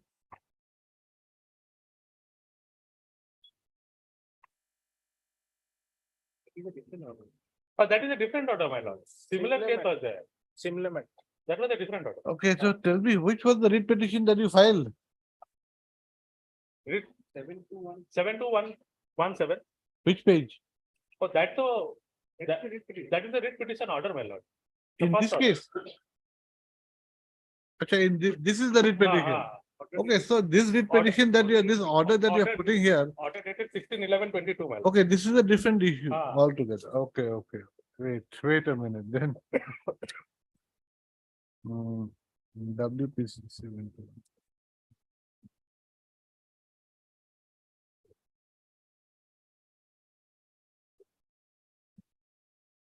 So out here, the stay was given. My lord. I'll read out that order, my lord. Just tell me one thing. My lord. You said you filed a reply My lord. to his complaint before the council. My lord. Now that reply was filed on 25/8/22. Correct. When was the notice issued to you by the council? Prior to that? Right, sir. Then why did you take part? No, my lord, what happened, notice had come up. Huh? That is only for conciliation. Huh? Only for conciliation, that notice has come up, please pay. Notice was issued after your reply or before your reply? Before my reply. Before your reply, notice was issued. Because they filed an application, before application, one conciliation has to be done. So they gave us a notice, Notice was for conciliation. conciliation. And if you don't agree, then all these penalties and interest that come up. Then, Then, my lord, what happened? so Thereby- for lifting of the stay. My So we are now involved in this case. My lord, Now, what is your main case? my What do you main want? case is that, my lord, they cannot trigger section 18 before complying with section 15. Before complying with section 50. Say that. Okay. My lord, in our reply,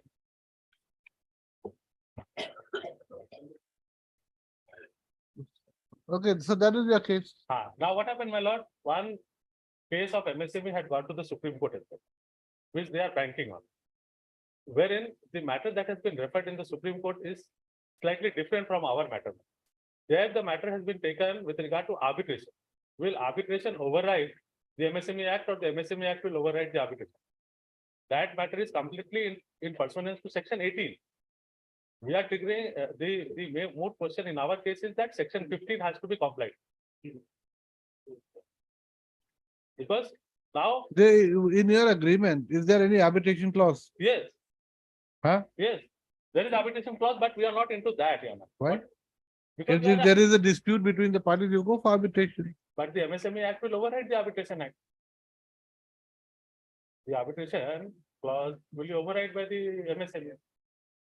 Because this No, is a- no, the MSC Act, he can withdraw his complaint, go for arbitration. No, what is that? No, that is a separate aspect. That is a separate aspect. But as far as MSME is concerned, since they have triggered MSME, Since they've triggered it. So so then let the council decide that issue. the council will decide, but without section 15 taking into account. So the council will decide section 15. If you want, if you see this, the dispute between the parties is before the council. Malad. And you have taken a stand before the council also. Malad. To the same effect as you are taking here. Malad. And why should there be two parallel proceedings? No, my lord. What do you mean, no? No, my lord, There are two parallel proceedings. there are two parallel proceedings. That is why we had asked for a stay, my lord. What happened? Section Ask for a stay, why?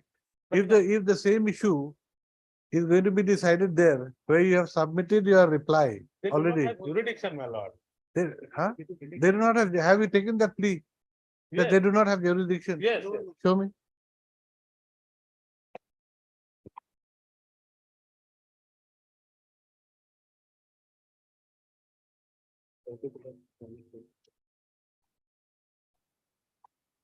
Basically, my lord, both the things are absolutely different, my lord.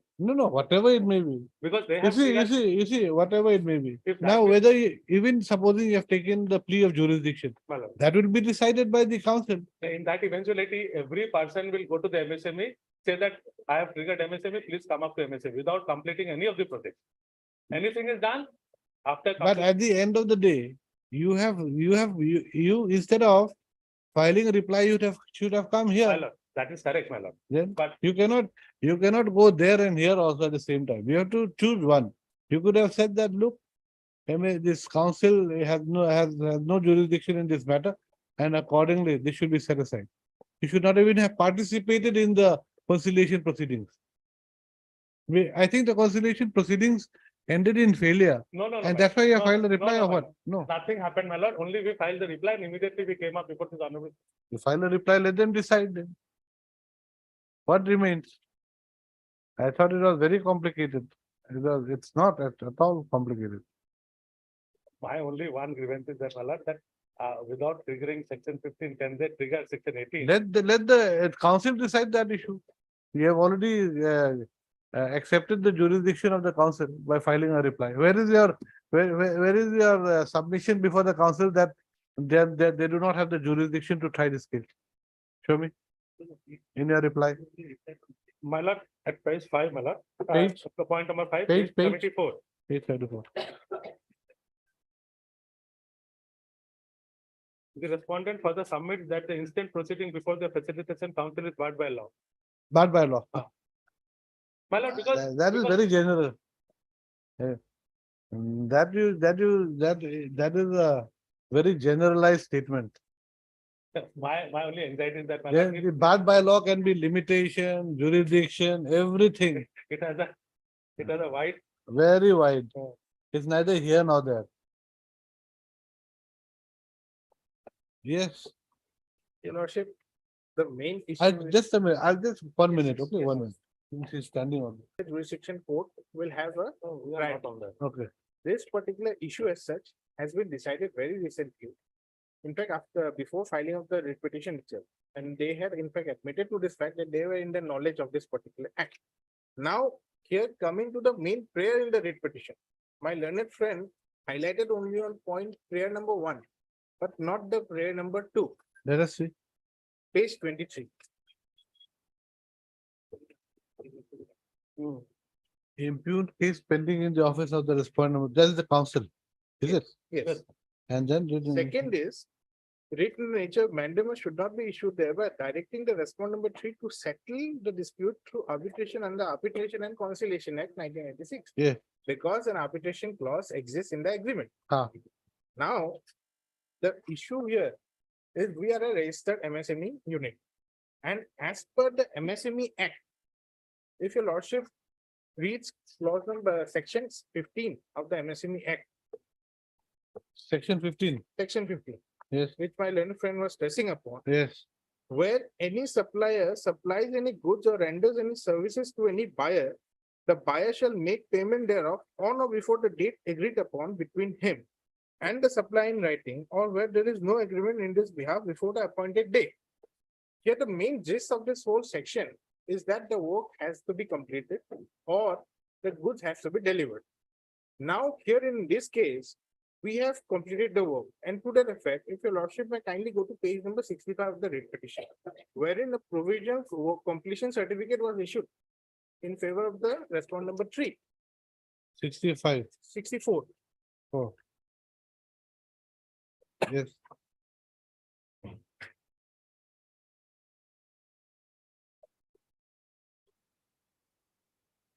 So, this was what date? in my writ petition copy, it's not complete. Before the email, Huh? before the email, before we gave the email. Before they send the email, Before they send the email, Yes, before they send the email, it is because before email. before email. So, because the they contract have, was, my lord, Huh? because in the contract work itself, there was a clause for joint inspection, my lord. So this letter is given on 8/3/22. Page 64. 8/3/22. Page 64 is given on 8/3/22. 8/3/22. And we gave the mail on 21/3/22, 21, correct. within 15 days, which we are supposed to give as per the MSME Act. that is where the difference arises. No, that is why Let me section complete. 15. I will Because not if there was no say section anything. 15, my lord, what would happen? Every person who would have been issued a work order, he would have come up before the MSME, say that I am registered before the MSME, please pay my money. And this person has to run around to the MSME council stating that, no, your work is not completed, please complete the work. Again, one set of litigation starts. That is why before section 18, this section 15 was given. That no, you complete the work. If you have delivered the work and within 15 days, you are given a notice in writing that you have not completed the work, then you have to comply with section 15. That is why that in section. Where is that 15 days? My lord, provided in no case. 15 days is there, my lord. In section 2B, my lord. 2B. 2B, my lord. 2B, 1B. Where any objection is made in writing by the buyer regarding acceptance of goods or services within 15 days from the date of delivery of goods or the rendering of services, the day on which the objection is removed by the supplier.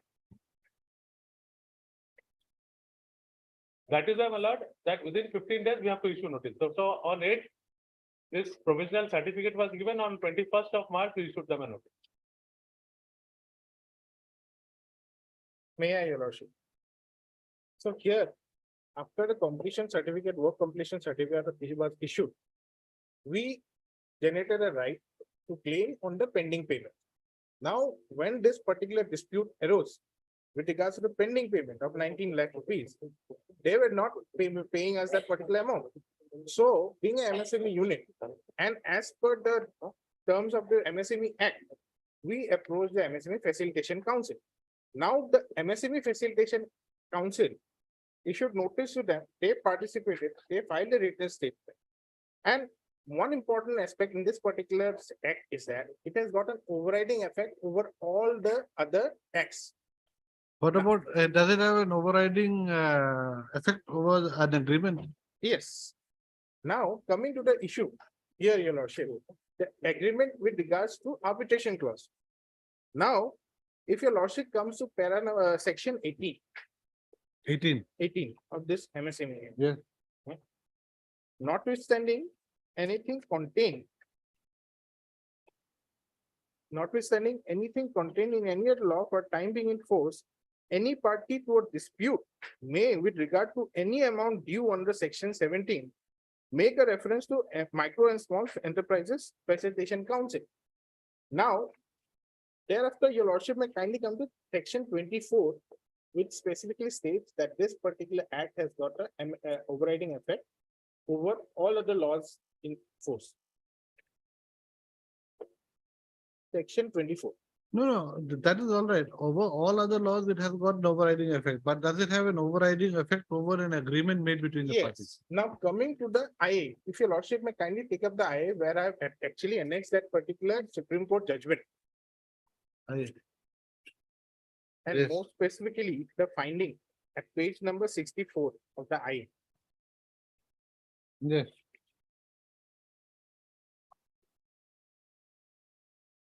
The upshot of the above is that chapter 5 of the MSME Act 2006 would override the provisions of the Arbitration Act 1996. No party to a dispute with regard to any amount due under section 17 of the MSME Act would be precluded from making a reference to the Micro and Small Enterprises Facilitation Council, though an independent arbitration agreement exists between the parties. Thirdly, the Facilitation Council, which had initiated the conciliation proceedings under section 18(2) of the MSME Act, would be entitled to act as arbitrator despite the bar contained in section 80 of the Arbitration Act.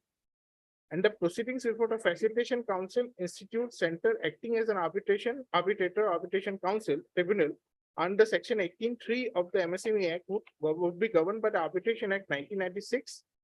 And the Facilitation Council or Institute Center acting as an arbitral tribunal by virtue of section 13(3) of the MSME Act would be competent to rule on its own jurisdiction, as also the other issues in view of section 16 of the Arbitration Act 1996. And a party who was not a supplier as per the definition contained in section 2(n) of the MSME Act 2006 on the date of entering into contract cannot seek any benefit as a supplier under the MSME Act. If any registration is obtained subsequently, the same would have an effect prospectively and would apply to the supply of goods and services rendering services subsequent to the registration, which will not apply in my case because I was registered much earlier. So this particular gist of finding at page number 64 completely covers this particular case because the petitioner, the respondent number 3 approached the MSME Facilitation Council and therein the dispute arose. Now, it is an admitted fact that there is a dispute from the prayer, it's a prayer portion of the writ petitioner itself, and prayer number 2, which they specifically state that there is an arbitration clause in the arbitration agreement. So settle the dispute as per arbitration clause. But after the Supreme Court judgment, which clearly stipulates that if there is any kind of conflict between the MSME Act as well as the arbitration clause in the arbitration agreement, the MSME Act section 24. Let us see, where does it say, what is the issue to be decided by the Supreme Court? Issue is at page number 31, para Yes. 4.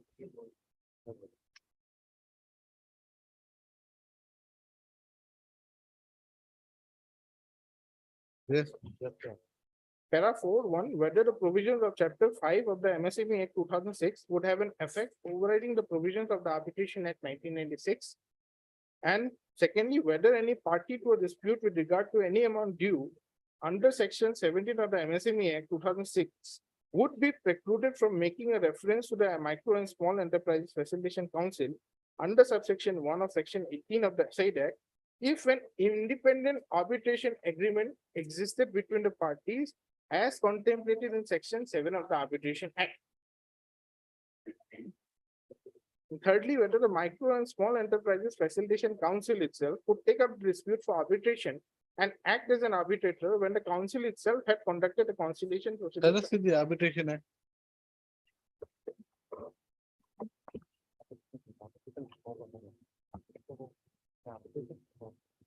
Your Lordship may kindly.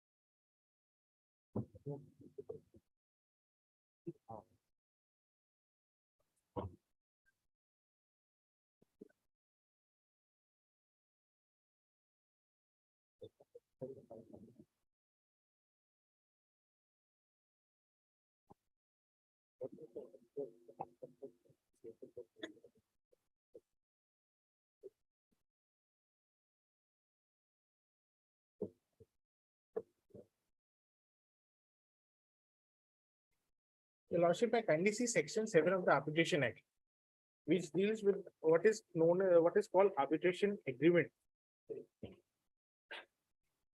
If I may read out, Your Lordship.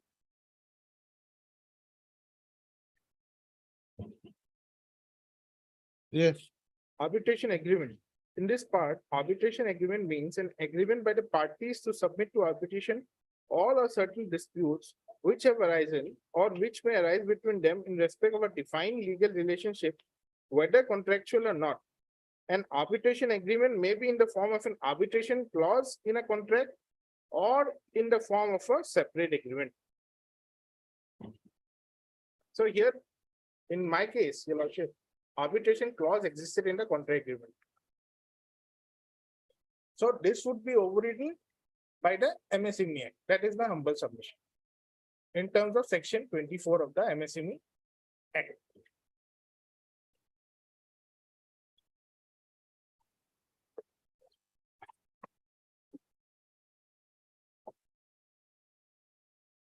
Also, if Your Lordship comes to page number 57 of the IA, para 25.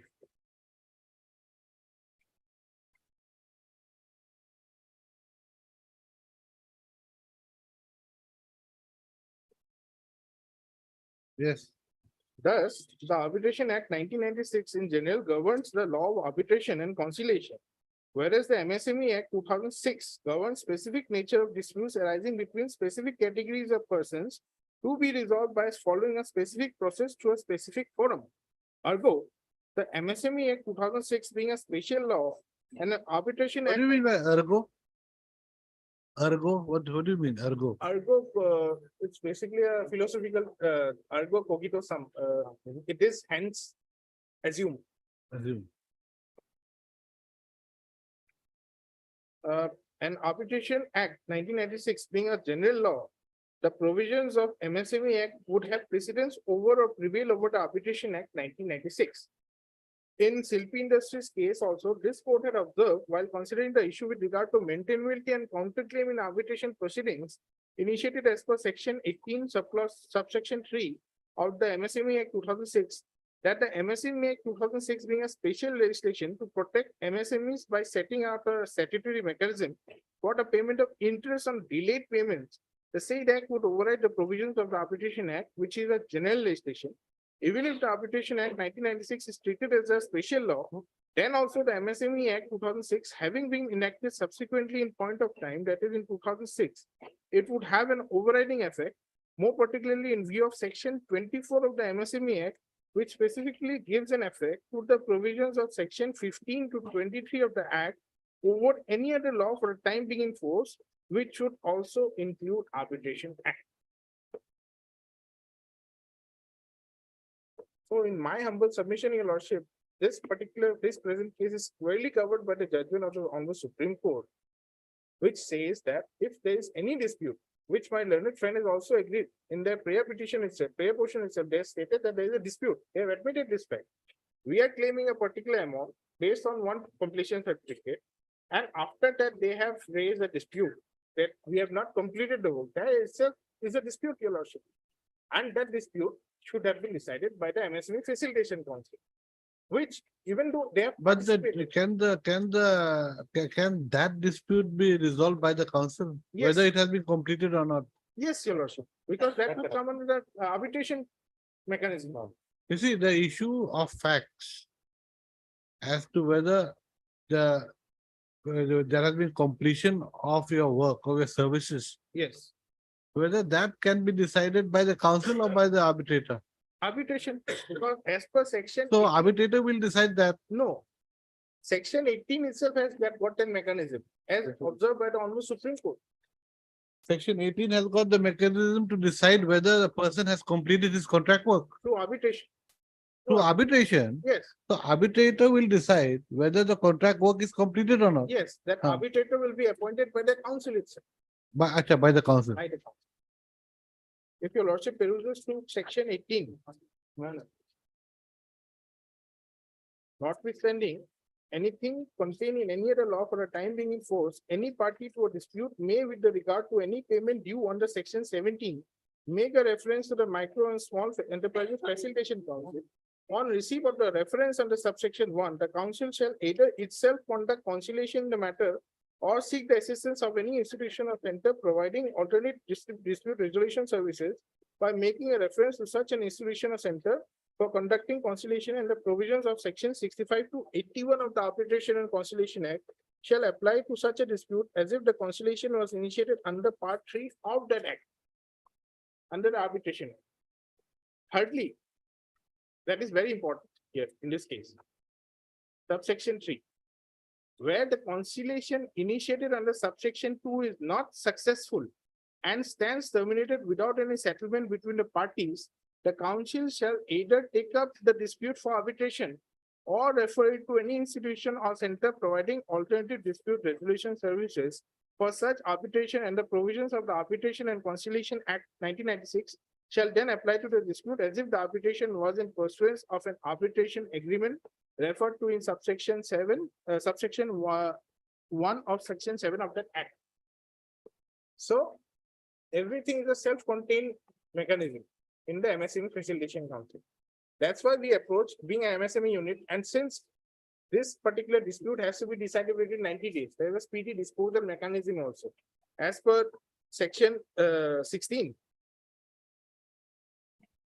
So as per this act only, we approach and they participated. They filed their written statement. In the written statement, my learned friend did not read out the whole complete sentence.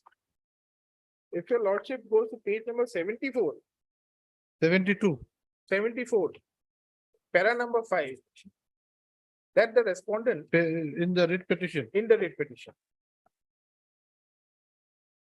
That the respondents further states and submits that the instant proceedings before the Facilitation Council is barred by law in as much as the agreement in between the parties were covered by arbitration clause.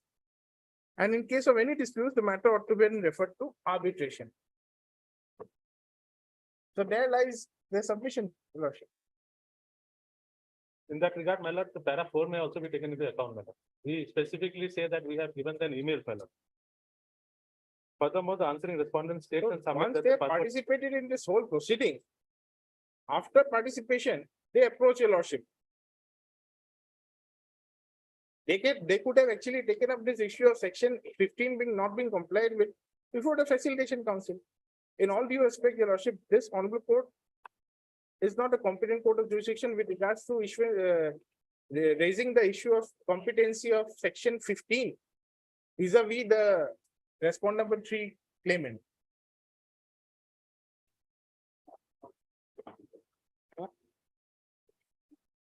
My lord, the constitutional remedy lies before the High Court, my lord. Huh? The constitutional remedy lies before the High Court. And we specifically say that this application that they have triggered before the MSME is premature. Why I say so?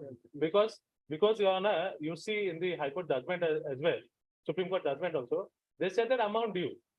And they take into account 17-18, not 15-16. Because they have to take into account 15 first. The appointed date, within that appointed date, they have to clear that, yes, yeah. So let the council decide on section 15 first.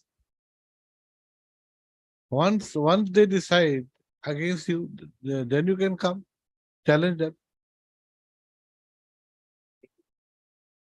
since they are already seized of the matter.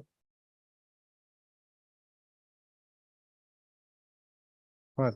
Basically, my lord, my submission is that without getting into 15, they cannot get into 18, my lord. Because Correct. they have got into 18, then the facilitation council. Because they have to first trigger 15, my lord. They have to first prove 15. After 15, 16, 17, 18 will come. So once they have actually participated in this whole procedure, And they must why have some couldn't they jurisdiction, my actually lord. raise this particular issue before the facilitation council? And instead of approaching And your deciding lordship section 15, my lord, they must and have starting up jurisdiction, my lord. a dual proceeding, your lordship. They don't have jurisdiction, my lord, for section 15, my lord. So according to you, the council can only take up the matter only after 15 is complied with. Up till then, they have got nothing. No, to no. say. They have Because got that no is role the to 15 play. is there, no? That is the 15 is there. And accordingly, the Supreme Court judgment will only be applicable after 15 is. My lord, because they have not dealt with 15, they have dealt with 17 and 18, basically 18. Because that was the case, my lord, where there was a dispute wherein this act will override the arbitration. That's so we are totally agreeing to it, my lord. Oh, where have I kept your document? Oh, anyway. And anything else? No, your lordship. My lord, if the court permits, Huh? if the court permits, my lord, I'll give a written submission of the entire text with dates. So that it is convenient for the court to pass an order. If required, my lord. It's up to the- If you think is required, you can submit. That is not an issue with, it make my job easier. But if you want, I can dispose of now also. Your lordship, we are actually suffering. We are a small unit. And 19 lakhs may be a small amount for them, but for us, it's a huge amount. No, that is very, but the interest is huge. Interest only if it is decided, your lordship. Ah, Only if it is. I decided. I was a counsel for a unit also, small unit. And because of the huge amount of interest, I think my client became very happy. Even I didn't expect the interest to be so high. I think that that judgment is the Snehadeep's judgment is there for a long time. Where the interest was huge, 17% or something like that.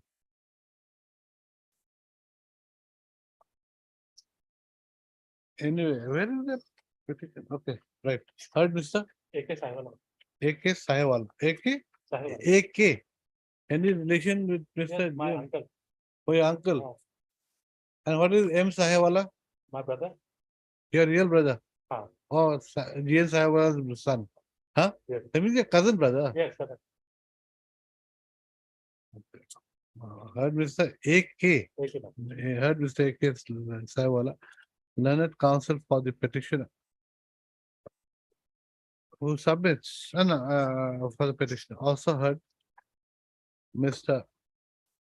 H. Barwa, D. Bora. D. Bora, learned counsel for the Respond number 3. respondent number 3. Yes, madam, Ms. A. Gayan appears for respondent number, CDC appears for respondent number 1 and 2. Any submission on your behalf? We are the parking authority, ma'am. Yeah, the We are no, it is Council. council, madam. yes, you are the counsel. Yes, madam. Yes, so what is your stand? Yes, please, madam. You are supporting the stand of the respondent number 3. Any affidavit filed by you? Madam, No. no, madam. So what is your stand? No stand. Madam, we are, as per the act, my lord, we are overriding effect and all these, my lord, we are supporting the, so, applicant, my lord. You shouldn't support anyone. But because, my lord, we You are the but- counsel. You shouldn't support anyone. My lord, whatever the honorable court passed, my lord, we are, act accordingly. We are the passing authority only, my lord. If you say that you support, then We are not supporting, but Ah. whatever the honorable Okay. law. okay, right. The petitioner has prayed for setting aside the case number TN/02/M/CHN/02164 pending before the respondent number 2. That is the joint director and head of office, comma, MSME Development and Felicitation Office, Ministry of MSME, comma, Government of India. On the ground that the issue, on the ground that the dispute between the parties would have to be referred to an arbitrator in terms of, correct? No. No, not to the party. No, who submits that pending The application. should be set aside in view of the fact that the respondent number 2 does not have the jurisdiction to entertain the said case as clause 50, as section 15, Basically, my lord, that is premature. Huh? Premature. as the writ petition is, as the said case is premature. As the application filed by the respondent number 3 before the MSME. And, as the said case filed by the respondent number 3 is premature. Full stop. He submits. No, the petitioner's case is that the petitioner's case filed under section 18 before section 18 of the Micro, Small and Medium Enterprise Development Act, 2006, hereinafter referred to as the 2006 Act, can only be decided if the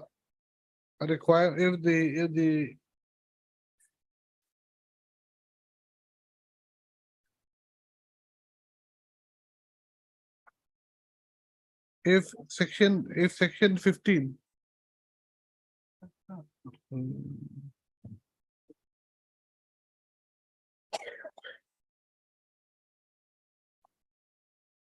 only if the requirements of section 15 of the 2006 Act is met by the respondent number 3.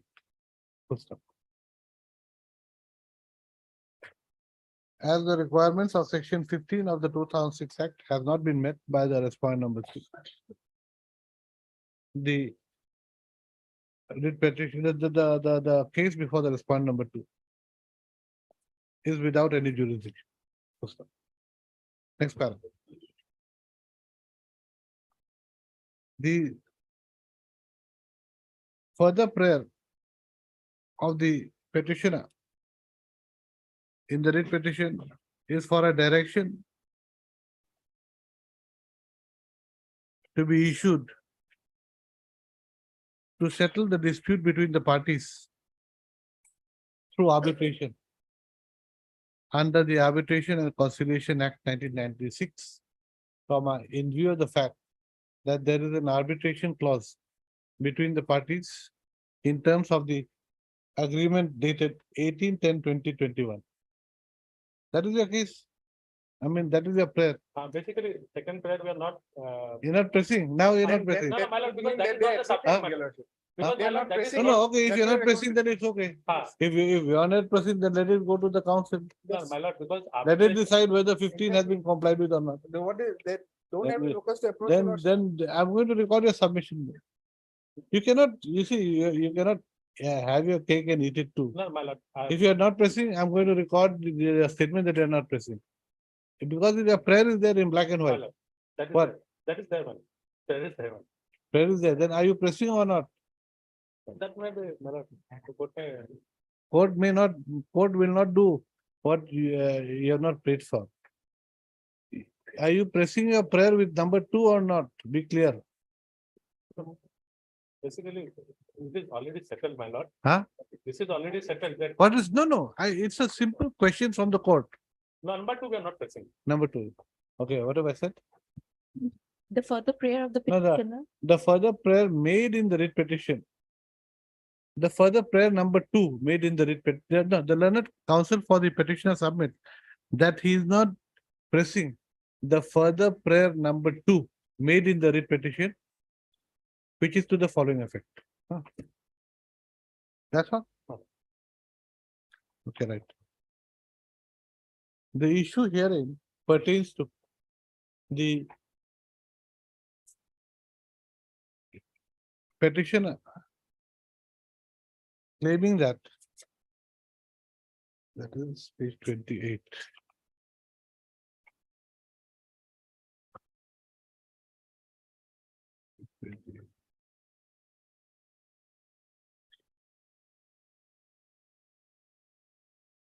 Hmm.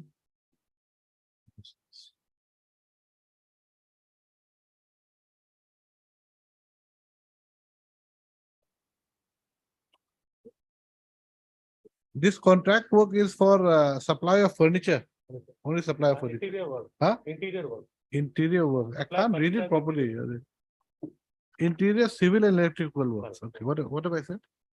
The issue herein pertains to. Pertains to the work order dated 18-10-2021 and agreement dated 18-10-2021, comma, wherein the petitioner had given a contract work to the respondent number 3 for 28/9/21. interior civil and electrical works, comma, including supply of furnitures in Paradeep Bhavan building, comma, NRI, comma, project office at Paradeep, Odisha. NRL one. Huh? NRL. For NRL.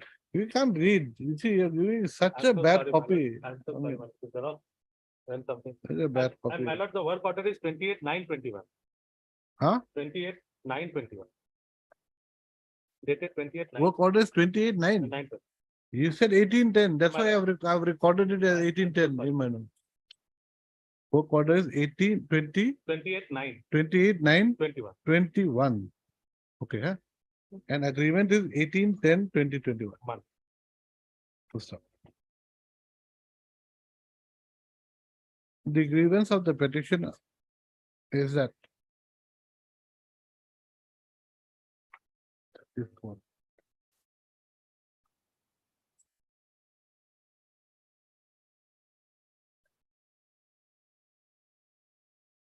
the respondent number 3 has filed a case against the petitioner for payment of his contractual bills on the ground that he has completed the contract work.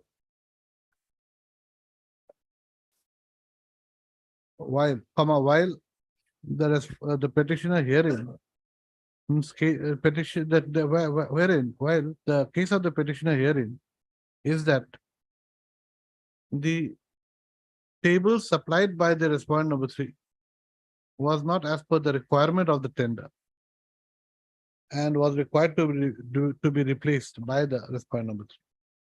Full stop. As such, the petition, as such, the prayer of the respondent number 3 for payment of his bills could only be entertained after the contract work was completed in full by replacing the tables already supplied by the. And some other false ceiling, one bathroom. Mr. Counsel, in your document, you have mentioned only tables at page 34. 34, thereafter, subsequent thereafter also, my lord, there was one more. Then you have not mentioned that. When you say something, please give me everything. You cannot do it in bits and pieces. My lord, in para 5, my lord, in our. Mr. Counsel, I'm going by your document.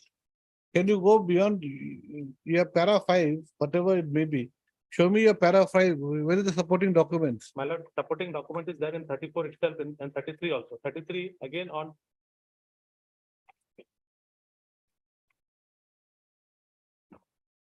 My lord, as a top, my lord. Arrange to replace the delivery item. You see, the problem is, Mr. Counsel, I took down notes My lord.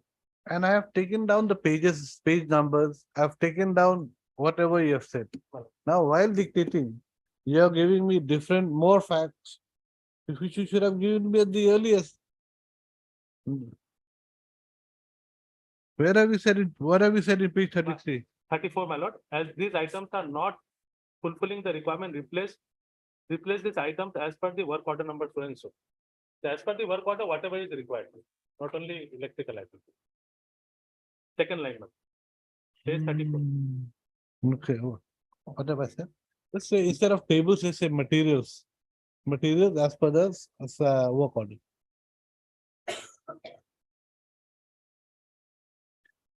But the date of the email is correct, My lord, 21/3. 21 March. Yes, sir.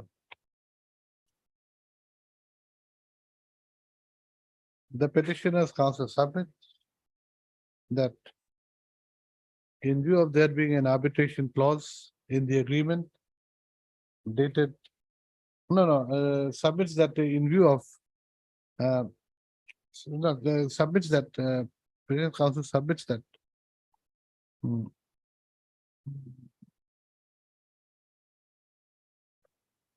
I lost my train of thought. Anyway, your case is that because of the judgment of the Supreme Court, And so participation in the. participation in the Council proceedings. before the council proceedings, it has to be decided by the council. And since he has also given up his plea that the arbitration clause is not pressing that, so what remains? Nothing. Nothing remains. Right. Mr. A. Barwa, D. Bora, the learned counsel for the respondent number 3, on the other hand, submits that there is no infirmity with the respondent number 3 approaching the respondent number 2 for realizing his contractual bills in as much as the 2006 Act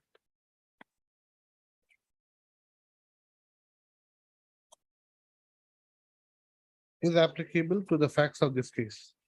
Full stop. He further submits that in terms of the judgment of the apex court in the case of Page number 24 of the IE. in Gujarat State. Gujarat State Civil Supplies Corporation Limited versus Mahakali Foods Private Limited. Citation is AIR 2022 Huh? SC AIR AIR 2022 SC 5545. para Para 34.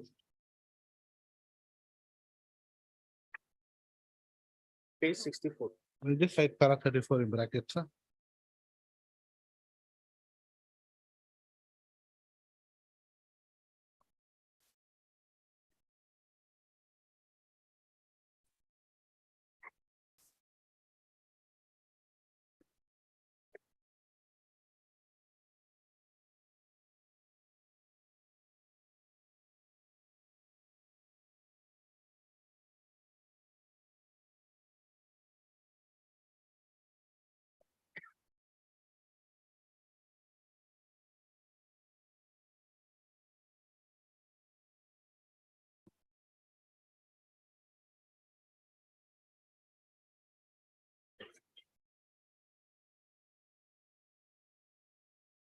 The 2006 Act would have an overriding effect over the Arbitration and Conciliation Act 1996 and any agreement clause made and any arbitration clause made in any agreement, involving parties who are covered under the 2006 Act. Correct? He also submits that in view of the petitioner's counsel having participated before the respondent number 2 in the impugned case number so by filing a written statement, and the petitioner having relinquished his Second prayer. second prayer for referring the dispute to an arbitration clause, there is no infirmity with the respondent number 2 deciding the dispute between the parties under the 2006 Act. That's all. Okay, hearing concluded, judgment is not. What? No. You want to file something in by writing, you file if you want, no File. problem. My lord, But you've got to file it before, you've got to give it to me personally before I pass the judgment. within 1 week. Within 1 week, this might not last beyond Monday. So you've got to give me by Monday if you want, My lord, by Monday. if you want. My lord, If you have completed by then my lord, by Monday. obliged. Deeply obliged.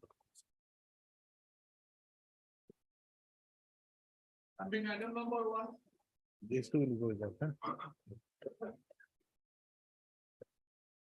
What is this case? Ashwini Kumar Upadhyay.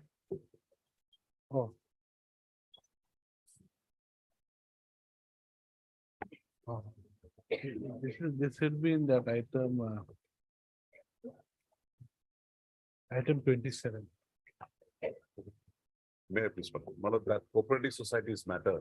Have we finished the other matters? Malad will finish those, then Malad. Yes, I think it will take some time. take some time. Oh.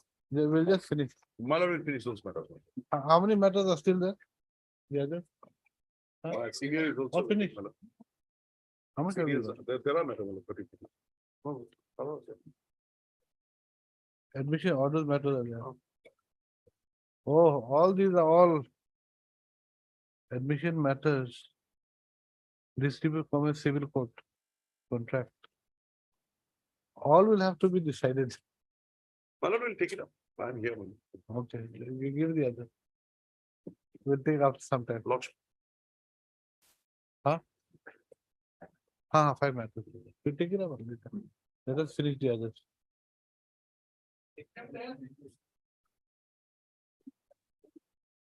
Said that we required some time to file affidavit in opposition. Matter pertains to appointment of arbitrator also. 4 weeks, and we didn't receive any instruction, my lord. That's all.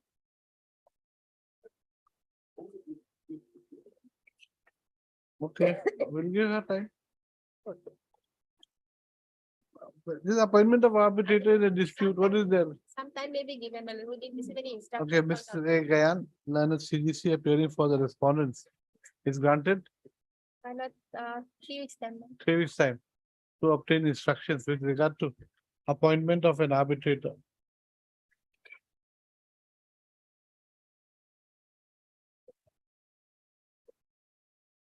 In terms of, no, in view of the prayer of the petitioner. For appointment of an arbitrator in terms of clause 70 of the agreement. My only point is a date may be fixed also. List the matter on. 31st. Obliged.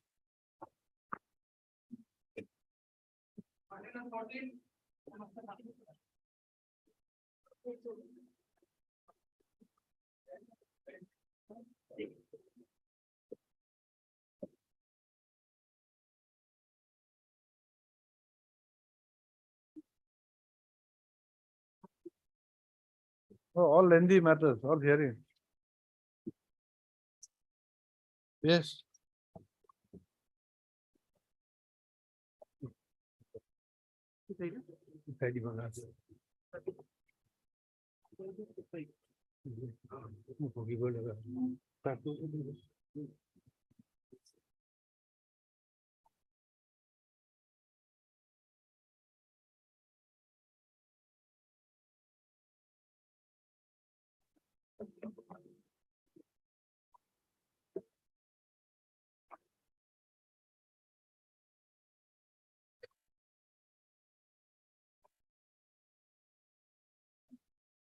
Yes, There are two writ petitions. to read petition. What happened, my lord, in the beginning, we have come against the minutes of the meeting. And that Minutes of the meeting dated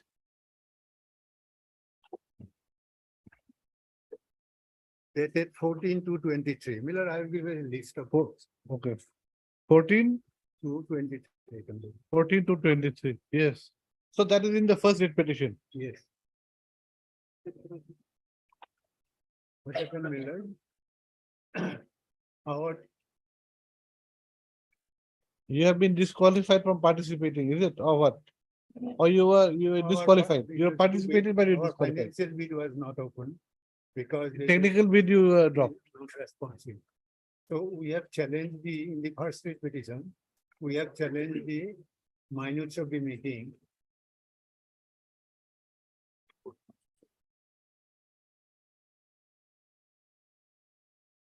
And came to the dishonorable court. Yes, then Then we got a stay order, stay order. Yes, then namely, they will not go further. What happened, it was not a intra-party stay. The other side also, namely, state of Assam. stay order dated. Stay order dated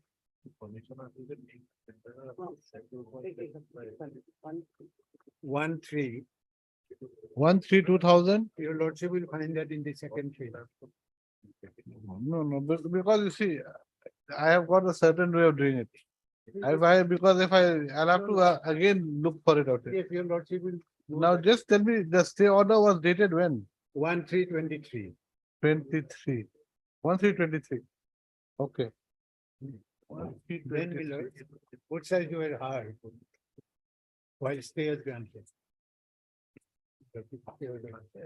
Okay.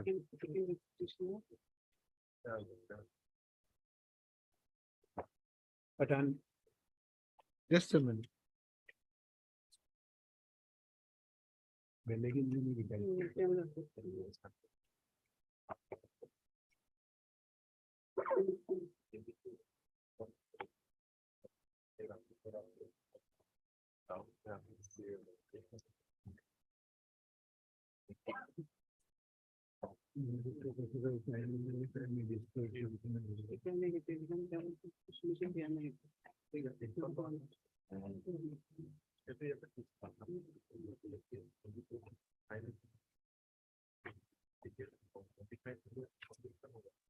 Wait. We have got to go first to 1169 of 2023. We are going.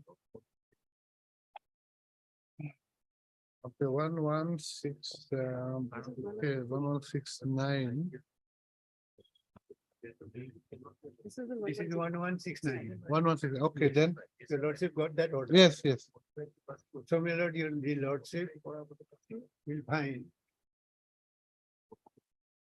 It was not expertise thing. Interpret. But in spite of the fact, the other side appeared, namely the state of Assam, heard their that, till they go ahead to settle the matter. Yes. In violation of the High Court's order, they have settled the matter, namely. They have awarded the contract. awarded the contract. And So- that is why so- the second petition comes. So second petition is challenging that award of the Okay. contract. But at this stage, your lordship will ignore that second petition. At this stage, we We'll go to by the first petition. first petition. May I read this order? Yes.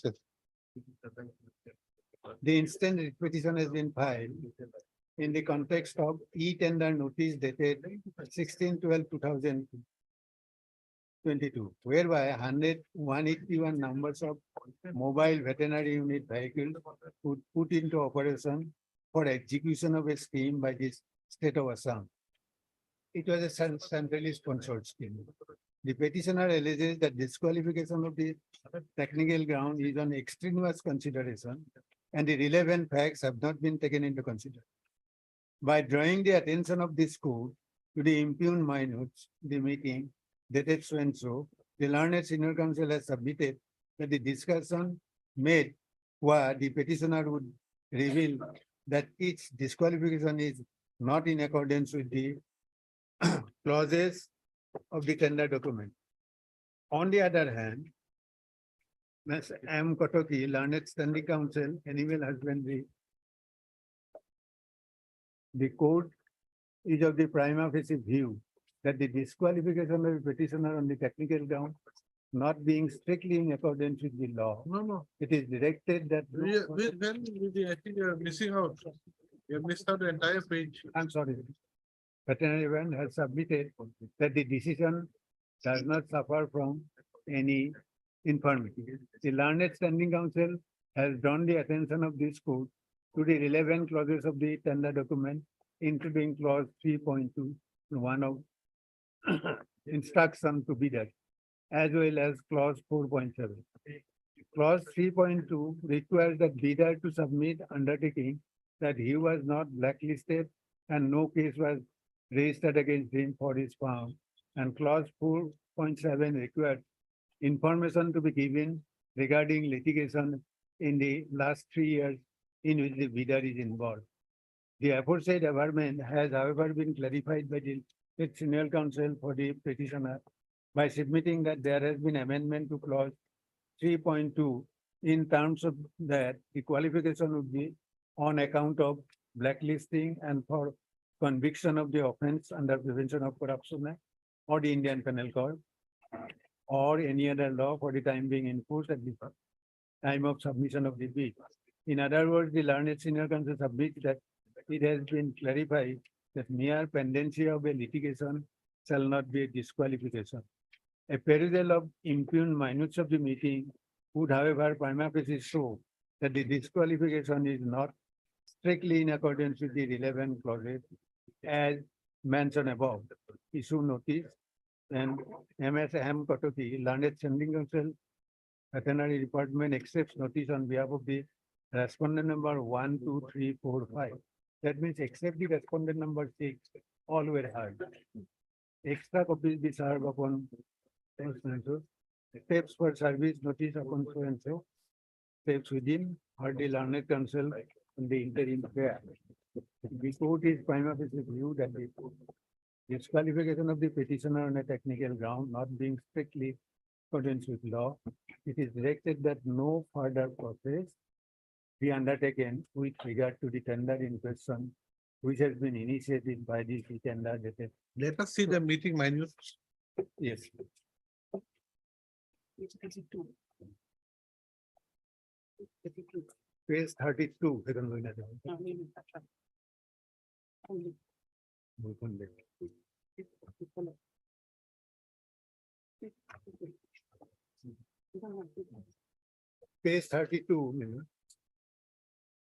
Annexure H.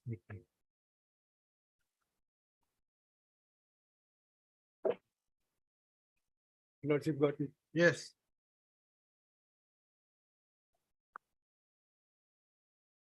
May I read it? No? Minutes of the bid process management committee meeting held on 14 February 2023, 11 at the office of the Secretary to Government of Assam, Animal Husbandry, Jodhpur, Guwahati, to evaluate the report of the technical bid opening committee for bid number so and so of 181 mobile veterinary unit vehicles and establishment of MOU center under centrally sponsored scheme under livestock health of the. No, let us go straight to the issue with the operative portion of the. Your Lordship may come to the 33. 33. Yes, 33, second paragraph. yes. Bidders participated in the, 3 bidders participated in the bidding process. So and so, so and so. After trade fair discussion and in reference to notification number so and so, so the public procurement rules under clause 25(1)(a) and clause 25(2), 25(7), evaluation and selection as was specified in the. Let us go to the last paragraph. I think that is the relevant paragraph. Is it relevant? Is the other? That Mark's position there. Yes, okay. The technical bid. Last sentence of that paragraph. Yes, The technical score of the prospective bidders within the minimum score during the technical evaluation to qualify for opening it's 65 marks. 65 marks is as under. For opening the financial bid. Yes, Now let me first show, my lord. yes. There were 3 bidders. One was rejected for other grounds. Or not. So Two are two left. were there. Now, so far marks are concerned, the response number 6, we got 100 marks. We got 90 marks. Without going into further details, Miller, this itself shows that my bid should have been open because I got 90. Who was also disqualified? Camp, this third, the man, the person. Camp, who got Camp, the Camp was 75. disqualified. So you have got only the respondent, this Emery Green is respondent number? Respondent number 6. So respondent number 6 got 100, Yes. while petitioner got 90. Now, so your first case is that what is the basis for these marks? Yes.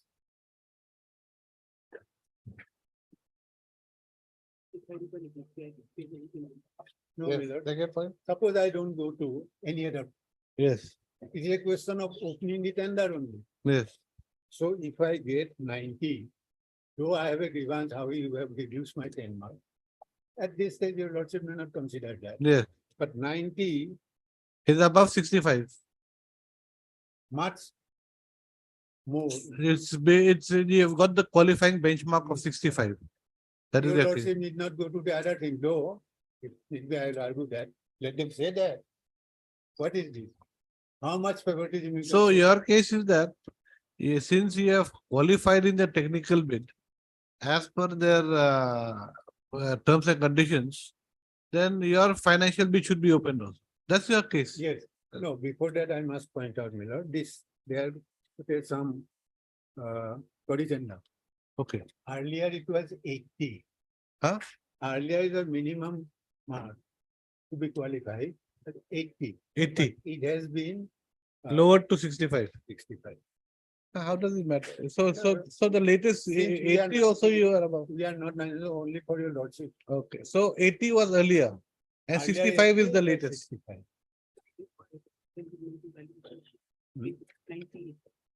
Your lordship may, for clarification, may kindly come to page 98. 98 of your lordship. Just a minute. This is the corrigendum. January 23, Page page 98, 98. annexure D. Corrigendum, yes. Yes, Where? the bid, technical bid documentation shall be evaluated in two substations. Firstly, the documentation furnished by the bidder shall be examined prima facie to see if the product of the services offered, technical skill base and financial capacity and other bidder attributes claimed are consistent with the pre-qualification criteria for evaluating the technical process. There is no problem about it. No? Marks are given here, Miller. So where does it say 80? 80.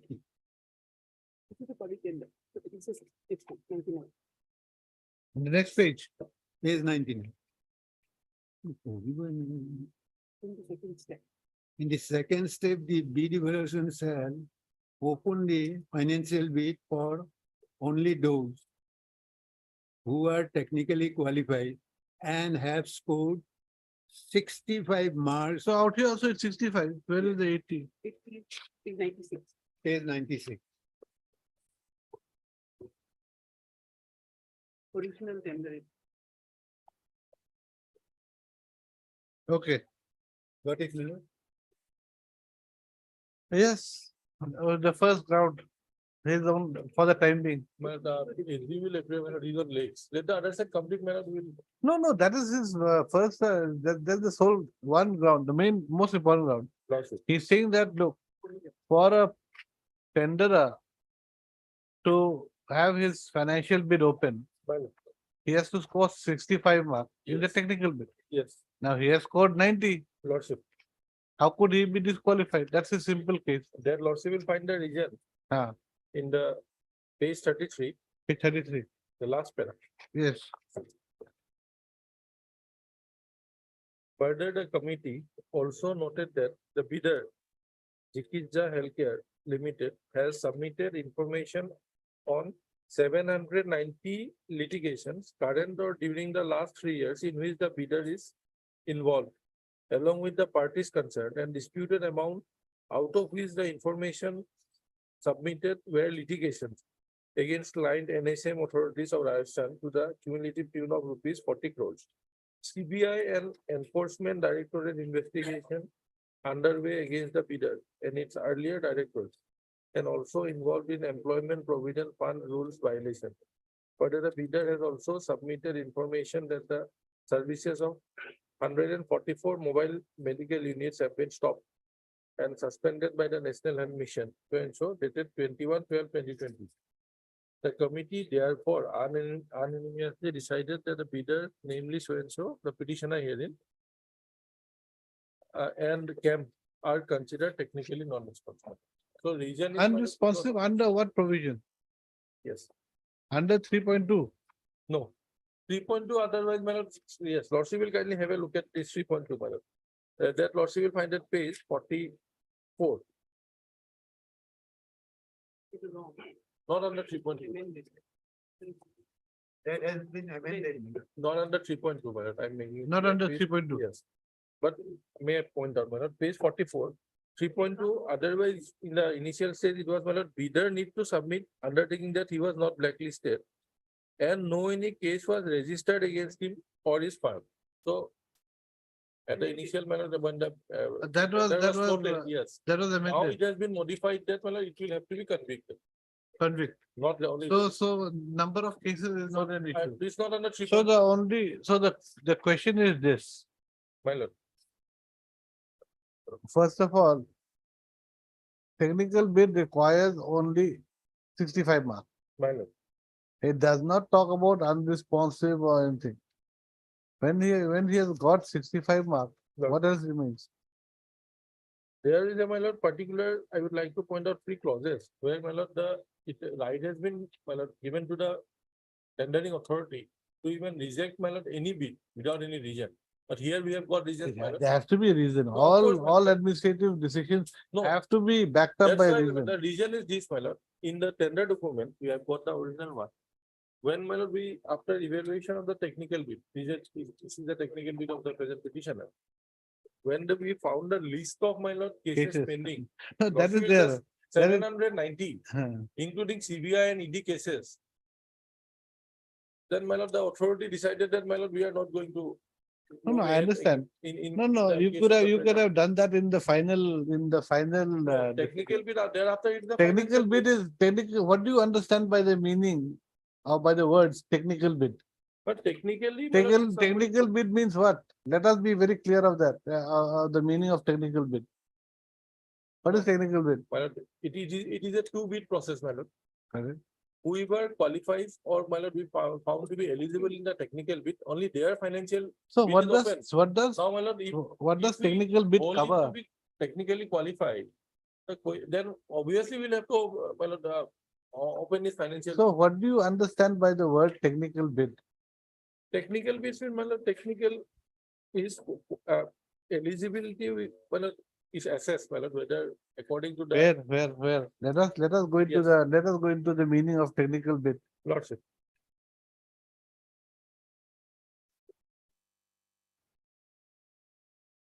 Technical bid otherwise has not been defined.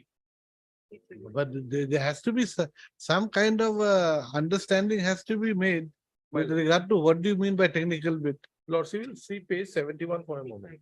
71. Yes, clause 4.21, Roman 21. Yes, Method of preparation of bid. yes. A, my lord, technical bid is mainly focused on profile, competency, willingness, experience, financial soundness, reputation, my lord. That's what I'm saying. You have to give an understanding to the word So these technical are bid. Well, Ah, using modern communication tools, bank support, etc. Now, my lord, in the tender document, they have, my lord, furnish all this information after going for that. And lordship will see then, my lord, in page 72.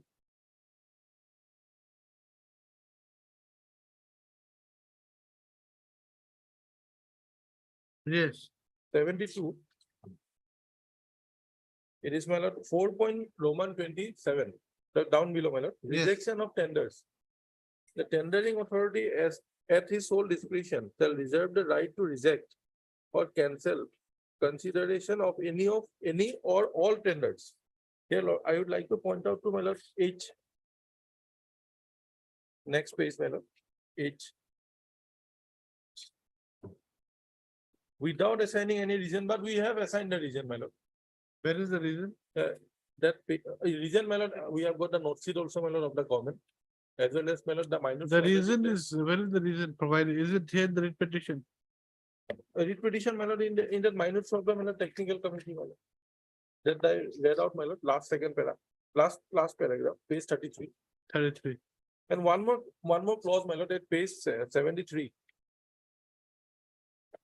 Yes, 4 point Roman 30, my lord.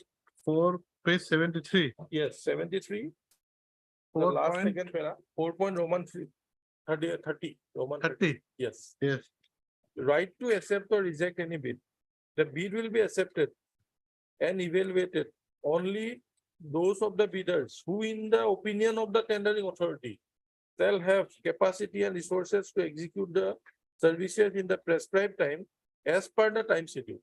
So, my lord, going by the, my lord, all these 790 litigations pending against the present petitioner, the fate of the, my lord, but why did you give him pass mark? my lord, Why did you give him that, that pass benchmark, mark is different that thing, my lord. benchmark of 65? No, benchmark of 65 he qualifies because, my lord, as per the other conditions, my lord, he scores there. But we have reserved the right and we are giving the reasons, my lord, for our rejection. Anyway, we'll take it up after lunch. Lordship. This is the only ground. Otherwise, my lord, 3.2, my lord, is not in the, my lord, way of the petition. But, yeah. You all also should have been more careful. Yes, Of course, that you have notification- got numerous litigations.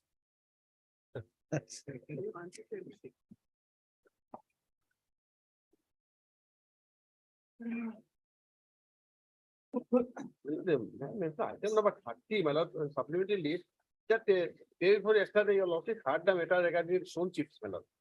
Stone chips. It appears, my lord, some long matter is going on. Ah, yes. Stone chips.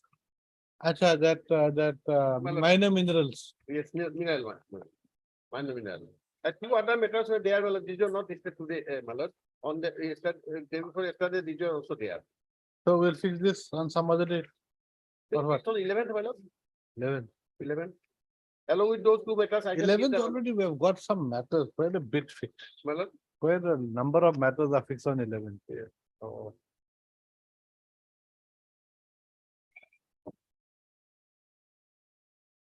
I do not know. We can try your luck, but then some long matters are there, I think.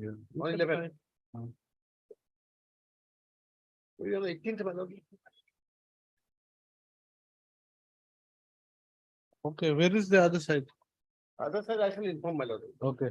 That Right, two, that those two matters, my lord, they, your lordship will mention.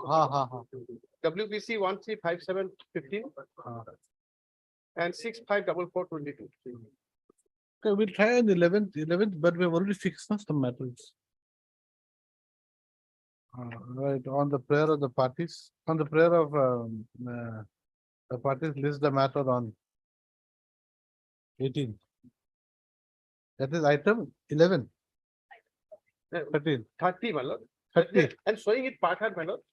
Oh, That is- item 30, yeah, item 30. 30, my lord. 30. Seizure of trucks carrying stones. Well, That one. Forest produce. Much.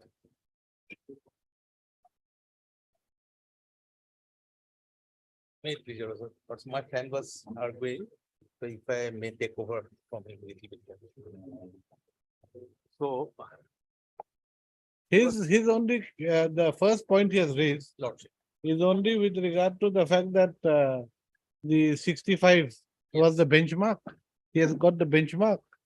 And accordingly, the financial bid should be opened. That is his, but then of course, he has got other points, but he wants this point to be resolved Yes. first.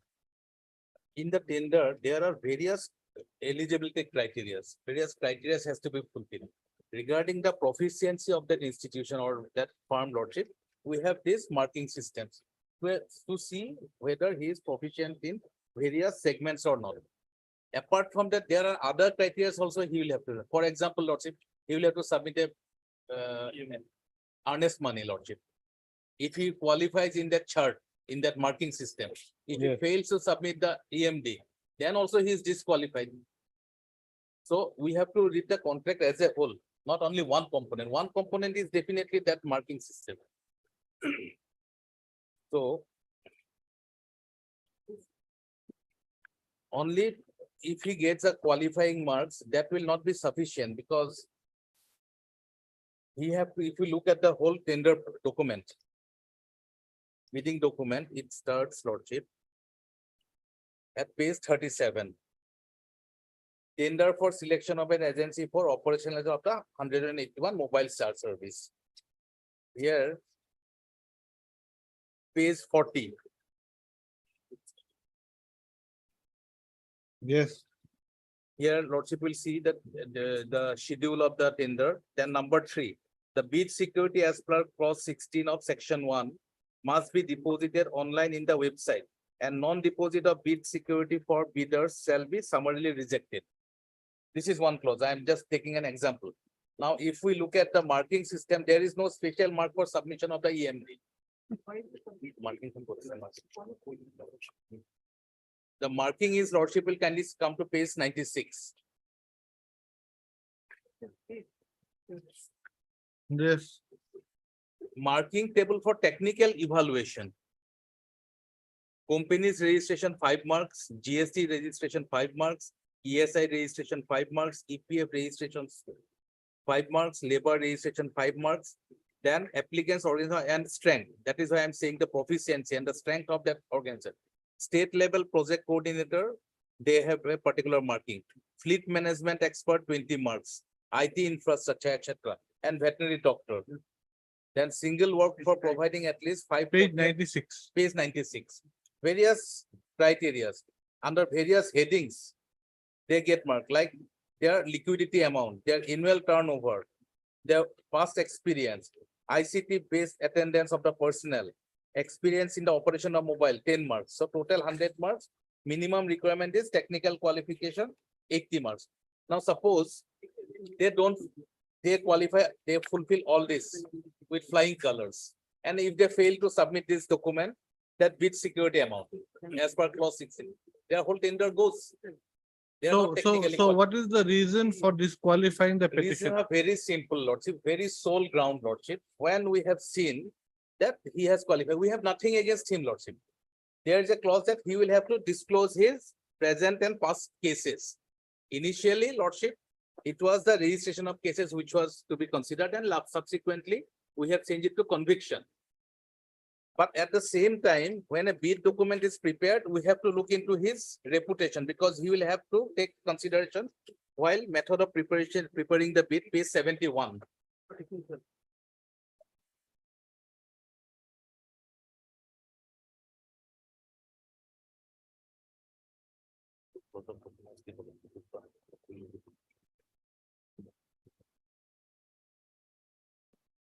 Page 71. Page 71. Page 71. Method of preparation of bid. Roman 4XXI. That means 21. Yes, A, technical bid is mainly focused on profile, competency, willingness, experience, financial soundness, reputation. Using modern communication tools, bank support, etc. Bidders is or are requested to fill the required information and upload supporting documents as and where required. Please upload only relevant documents as desired. So technical part also, Lordship, we have to look into from the perspective of the reputation of that particular firm. In response to this, he had submitted the list of cases. And this is the original bid document. I am furnishing it, I am placing it before this honorable court. These are not part of the affidavit. This is his own document. These are a list of cases, his own disclosure. That disclosure has to be made in terms of which clause? 4.7, page 45.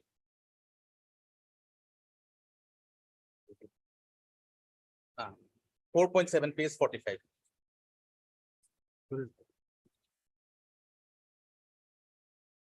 Page 45. 45, 4.7, the second clause from top.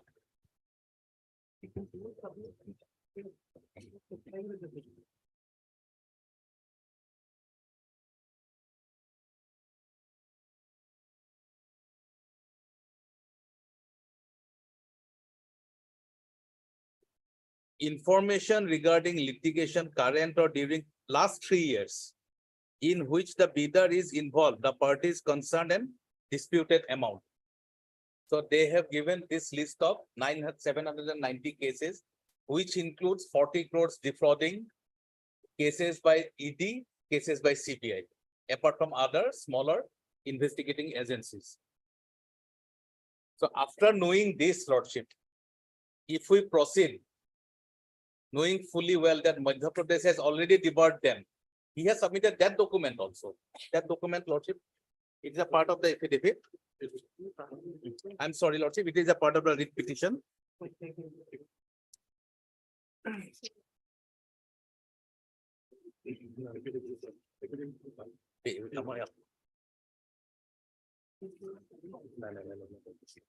One document he has submitted, Lordship, page 167. It's a part of the writ petition.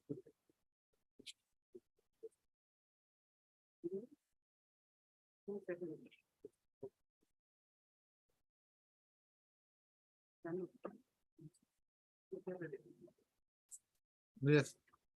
Penultimate paragraph from below. The services of 144 mobile medical unit had been stopped by official letter, 167. page 167. This is the affidavit of possession filed by the respondent number 6. I'm sorry, Lordship, there's 105, 106, Lordship, not 106, 106.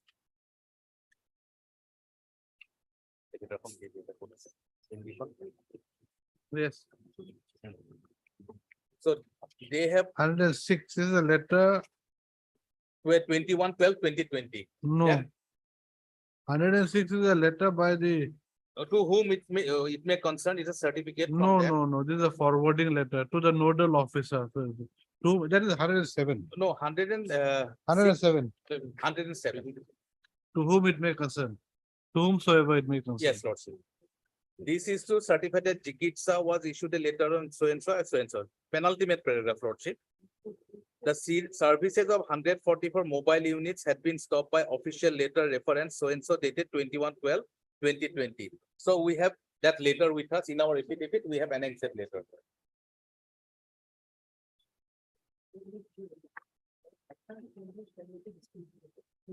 In our affidavit filed by respondent number Indira Kolita, respondent number 1 to 5. The affidavit on behalf of respondent number 1 to 5. Yes. Mrs. Indira Kalita's affidavit, Lordship. Yes. Page 156. Annexure B. Yes. To the project director, Jigitsa so and so Madhya Pradesh. Closing down of working hospital vehicles operating in districts operated by integrated referral transport system, Deen Dayal 108.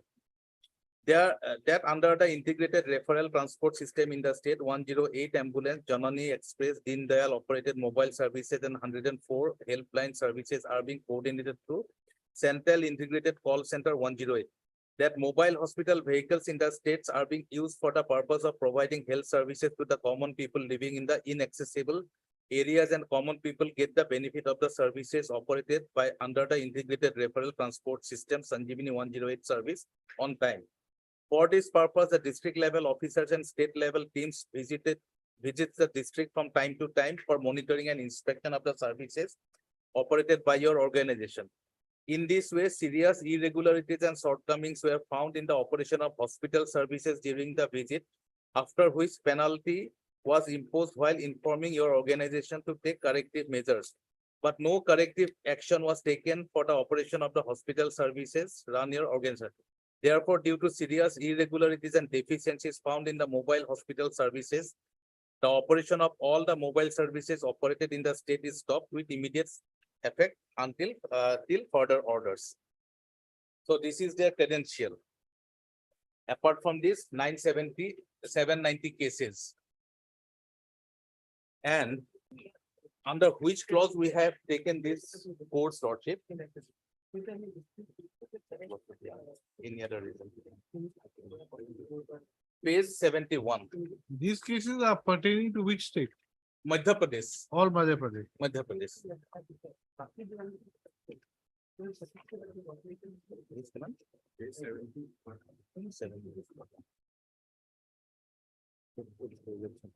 Rajasthan. So.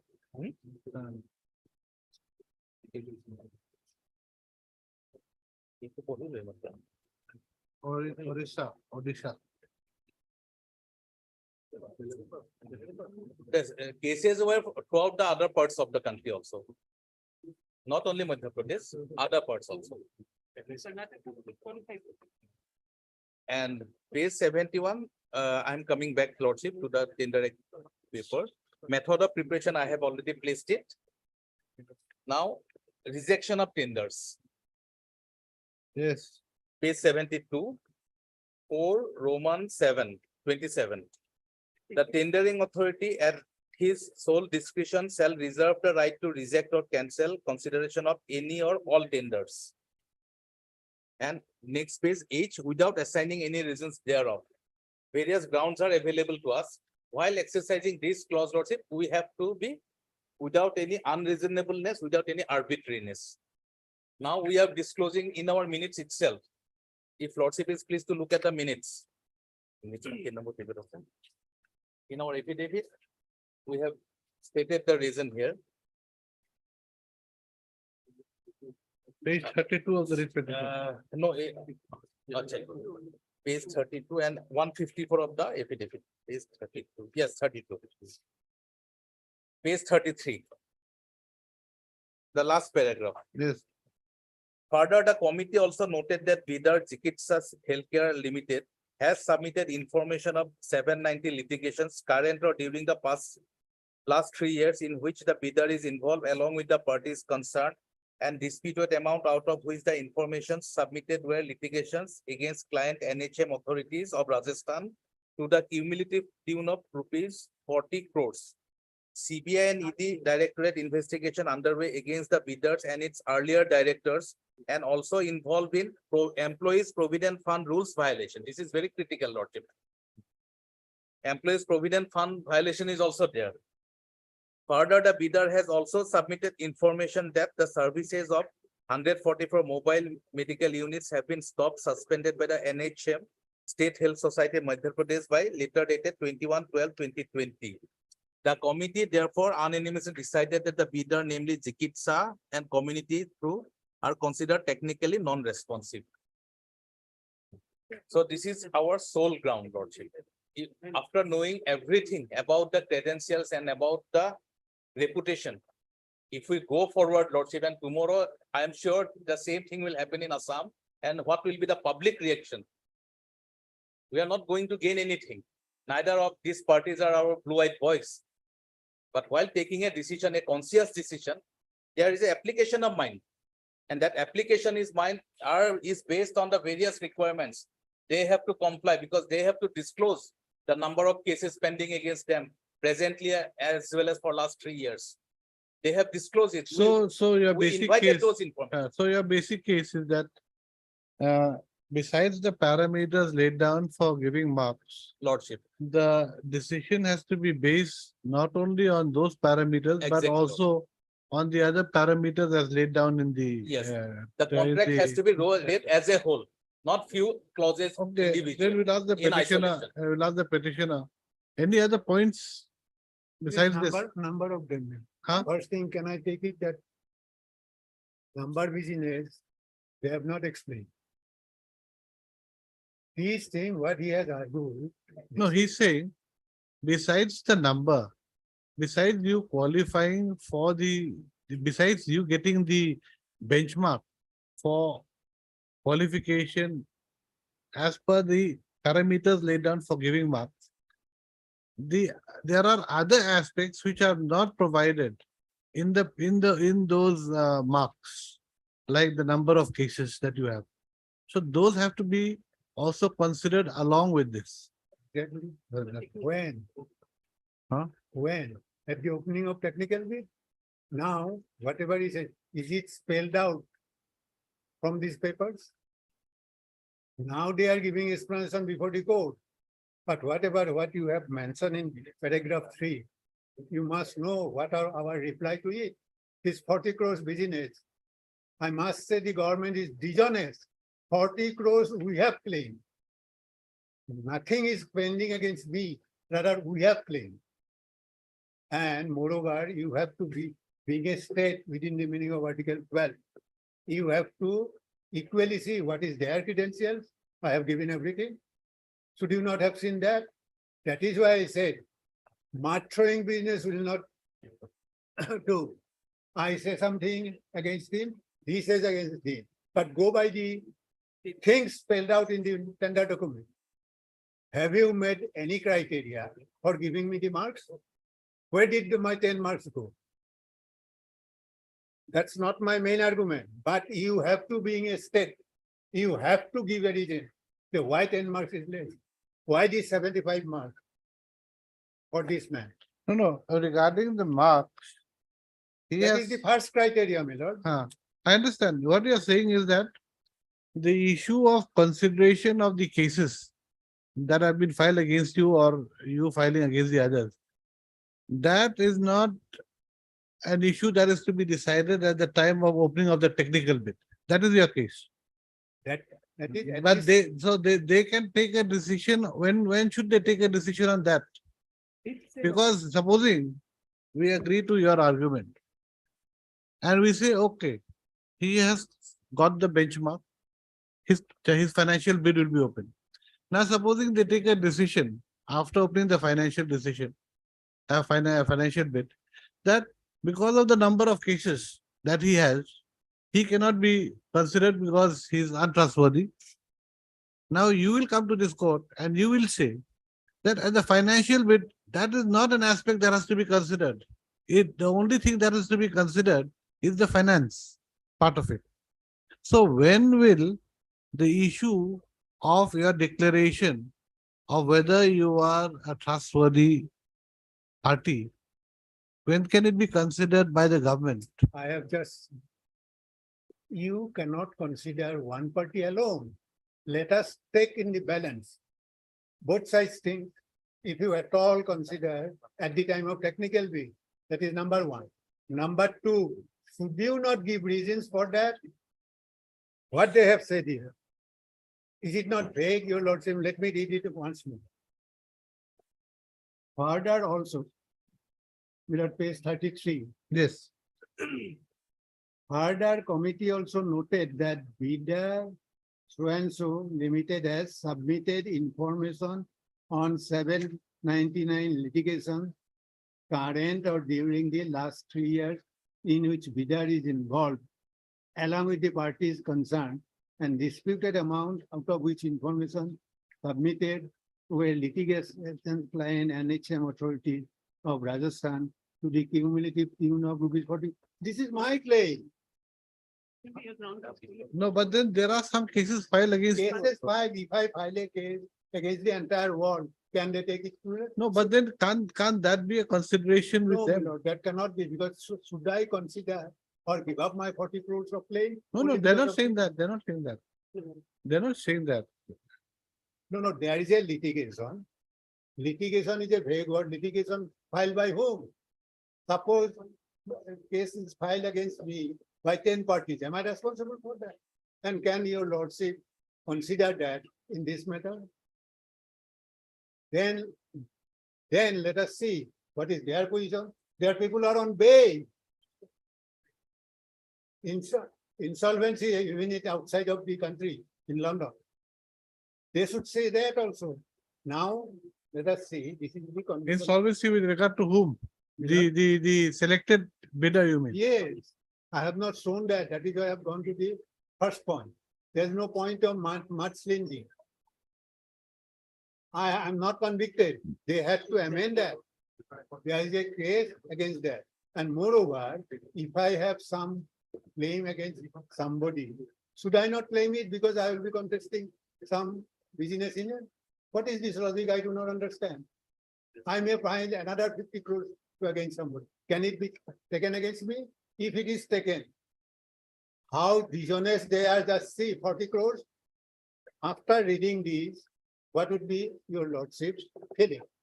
As if 40 crores business is against me.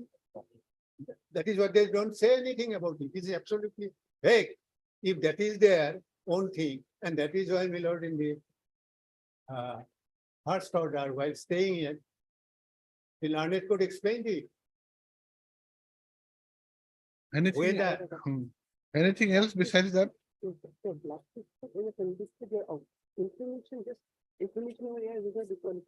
Now, suppose I do not give this information, that itself will be disqualified. Secondly, if I am blacklisted or if I am convicted, that will be the disqualification. Otherwise, everything will be prejudged. That is the threshold. I cannot go anywhere to earn my livelihood. And who is saying that? State, like a private organization, we are competing each other. I might say something against him, he might say something against him. Your lordship is not going to consider or how the weightage is there. For the purpose of both parties, it will be ignored. Then you come clauses made in the tender. Whether as per clauses, they have written this. Let us see that clause. 72. Page 72. Substantially responsible. In that case, my lord, no party will be there without any case, without any litigation. Everybody is going for. I don't know, somebody might not be, there might be some persons who don't have any, I don't know. I also don't know, but Yes. possibility is what? Businessmen, they have to earn their livelihood. They have to secure their money. Okay, page 72, yes. Yes. What is the substantially? This is evaluation. Evaluation. Page 71. My lord, heading is bid evaluation at page 70, Yes, 71. 71 or 72? 71 it starts, my lord. Yes, I'll go very slow, your lordship. yes. Prior to the detailed evaluation of technical and financial bids, the tendering authority will determine the substantial responsiveness of each bid.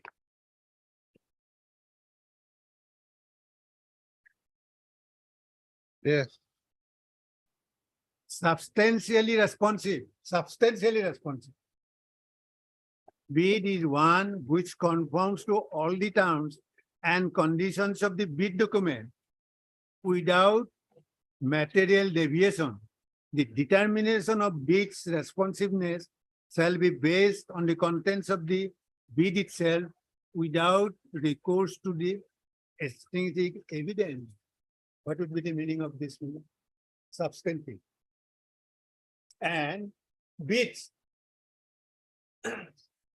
He is pointing out mine, I will point out there. Yes, and this is only, sir, I have, if I say, my lord, prior to the detailed evaluation of technical and financial bids. Not technical alone. Unless you open the financial bid, how can you evaluate it? Because for opening the technical bid, those marked there. Thereafter opening of it, cumulative effect will be taken. And then you, whether it is responsive and that too substantial. And to consider this, it is not an unruly horse. There are rules. There are conditions in this standard itself. They cannot forego. They have much more responsibility than me because it is a state.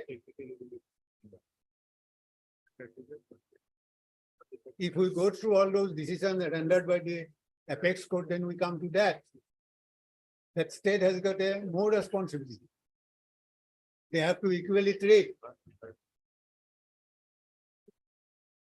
I'm not saying who is a blue-eyed boy, who is not. Today they are blue-eyed boy, tomorrow I might become a blue-eyed. So these arguments no longer available after airport authority and all that. Tata Cellular.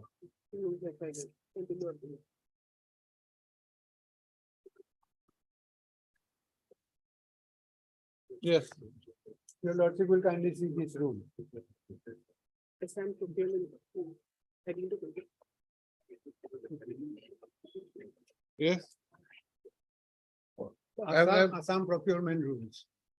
Assam public procurement rules. Yes. Yes. Your lordship may kindly come to page 44 Oh my God. of that rule. Sorry. Page, Right, just take a look. page 40? There should be a flag, your lordship. Huh? At the relevant page, there should be a Yes, flag. okay, yes, I'm sorry, we'll take it back and. yes. Thank you. Page 44, yes. Rule 44. Rule 44, yes. Evaluation of technical bid in case of two and block or two-part bids. Yes. Your lordship may kindly come to Roman 4. Roman 4, yes.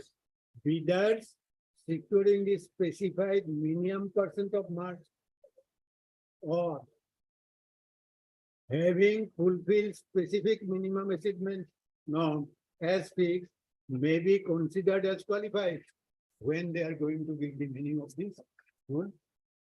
Only by not opening the financial bid and a technical bid.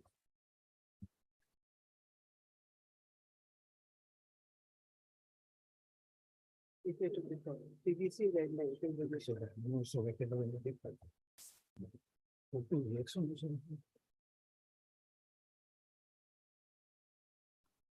What I am asking, am I asking for the award of the contract? Whatever you have asked for me, we have given that. Now you are interpreting it, that to not explaining the whole thing. I have filed a case claiming 40 crores or 100 crores against some party. Can it be taken against me? Do I have to give up my money?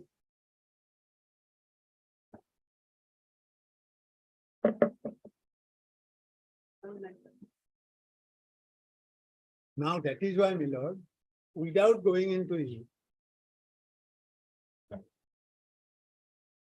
Yes. forget about all these things, my lord. Let us see. Being a state, is it not their responsibility to explain how these marks are given? Why one party got 75, one party got 90, and they got 100? What is the criteria? It cannot be vague. It cannot be at their sweet will. How if you deprive me of 10 marks? You can only do that when there is a objective consideration. Who prevents me from getting 100? Why? State has to explain that. By showing against me something. Suppose, my lord, for argument's sake, I am convicted. I am blacklisted. Then also on this ground, you can deprive me of my marks. I am convicted and all that. And in that case, you have to say that because he is a convict, because he is a blacklisted person, so I have given him 10 marks less, or we have not considered him at all. Good enough. I'll get out of it. What is there? What I understand Yes, ma'am. from the learned AG submission is that at page 96, of the writ petition Yes, Amended the is the basis for giving marks. yes, So this is the basis. yes. So that's That for is this. there, that is there. So if the basis is there, they can very well say that because of this, 10 marks is, you have got 10 marks less. No, no, that doesn't matter whether you're 10 marks less or not. That is not the When issue. I am within the zone, You are already within the zone, so that is not the issue as per these marks. right? The issue is whether the respondent, the authorities can consider other parameters besides the marks provided in this At marking that, table. at that says, my lord, That is the issue. my respectful submission, they cannot. They have to consider only the mark, people who would like to sue or conviction. except conviction and blacklist. What they expect, why the amendment was there? Because case will be against them, CBI will be against them, ED will be against them. Then below, they will be in difficulty. Out of 196 might have all those things. So that is why it is. So let us confine our issue only to that point. Because as per the markings table, you have got the benchmark of 65. Now you have got 90 marks. Now the only issue to be decided is whether the respondent authorities can decide, can consider disqualifying you on the basis of other parameters which are in the tender notice, but are not provided in the marking system. I'm grateful to your lordship. Now. I think that is I the have a issue. direct answer to this. Yes, The tender itself, page 72. page 70. 28, Page 72, 4, 27, 20, 26, C. 26. Evaluation and selection process. A, the tendering authority will consider tender opening committee. B, tender opening committee shall evaluate the technical bid on the basis of their responsiveness as per eligibility criteria. C, only those bidders who qualify as per eligibility criteria and technical evaluation minimum 80 marks will qualify the financial evaluation. So there are two components here. One is a technical evaluation, that marking system. The other one is that eligibility criteria. If 80 or 65 mark is obtained in a technical evaluation, and if he fails in the other part, lordship, then he is not qualified. What do you mean by eligibility criteria? Eligibility criteria, there are eligibility criteria, but apart from that, if we look at the whole tender, Section 2. there is a specific clause. Page 55. Page 55. Technical evaluation is only with regard to the marks. Marks and the other eligibility So criteria are there. according to you, that other issues will come under eligibility criteria. Let us see the eligibility criteria.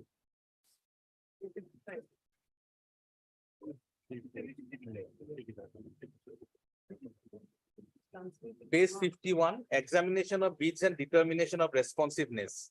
Eligibility, page 51. Page 51.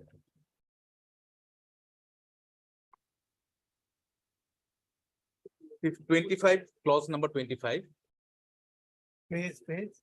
page 51. 51. Page 25.1, during the detailed evaluation of technical bids, the director H and veterinary department Assam will determine whether each bid meets the eligibility criteria as per clause 3 and 4. B has been properly signed, accompanied by the required securities, and D is substantially responsive to the requirements of the bidding documents. During the detailed evaluation of the financial bid, the responsiveness of the bid will be further determined with respect of the remaining conditions, that is price, bill quantities, technical specifications. A substantially responsive financial bid is one which conforms to the terms and conditions and specification of bidding documents without material, that is not required, Lordship, because we are at the stage of final technical bid evaluation. Yeah, favorite remarks.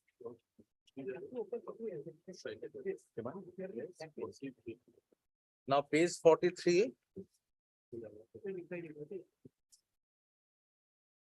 44 and 45.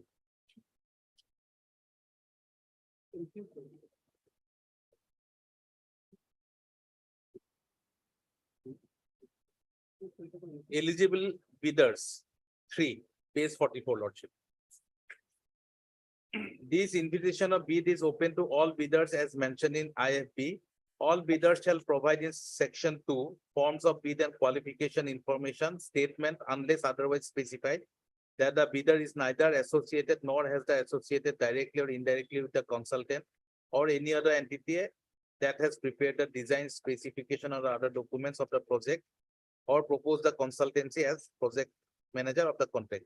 Bidders need to submit undertaking that he was not blacklisted and no any case was registered against him or his firm. This has been, I think, amended. We have to 3.2. read it that page, that chart, where the information. No, but he says that this, you see, what he says is that this 3.2 says bid need to submit undertaking that he was not blacklisted or Not blacklisted and and no case was registered against him or But- his firm. Ah, So but- he fails here. No, but then he says that this has been amended, 3.2 has been amended. Now it is registered. It is registered. The amendment was, the corrigendum was regarding conviction and registration. Yeah, That is regarding conviction. let us see the amendment, Amendment. 80, Page 29, 99. 99.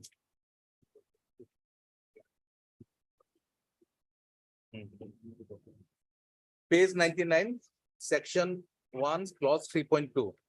Bidder need to submit undertaking that he was not blacklisted nor has been convicted of an offense under the Prevention of Corruption Act or the Indian Penal Code or any other law for the time being in force at the time of submission of the bid.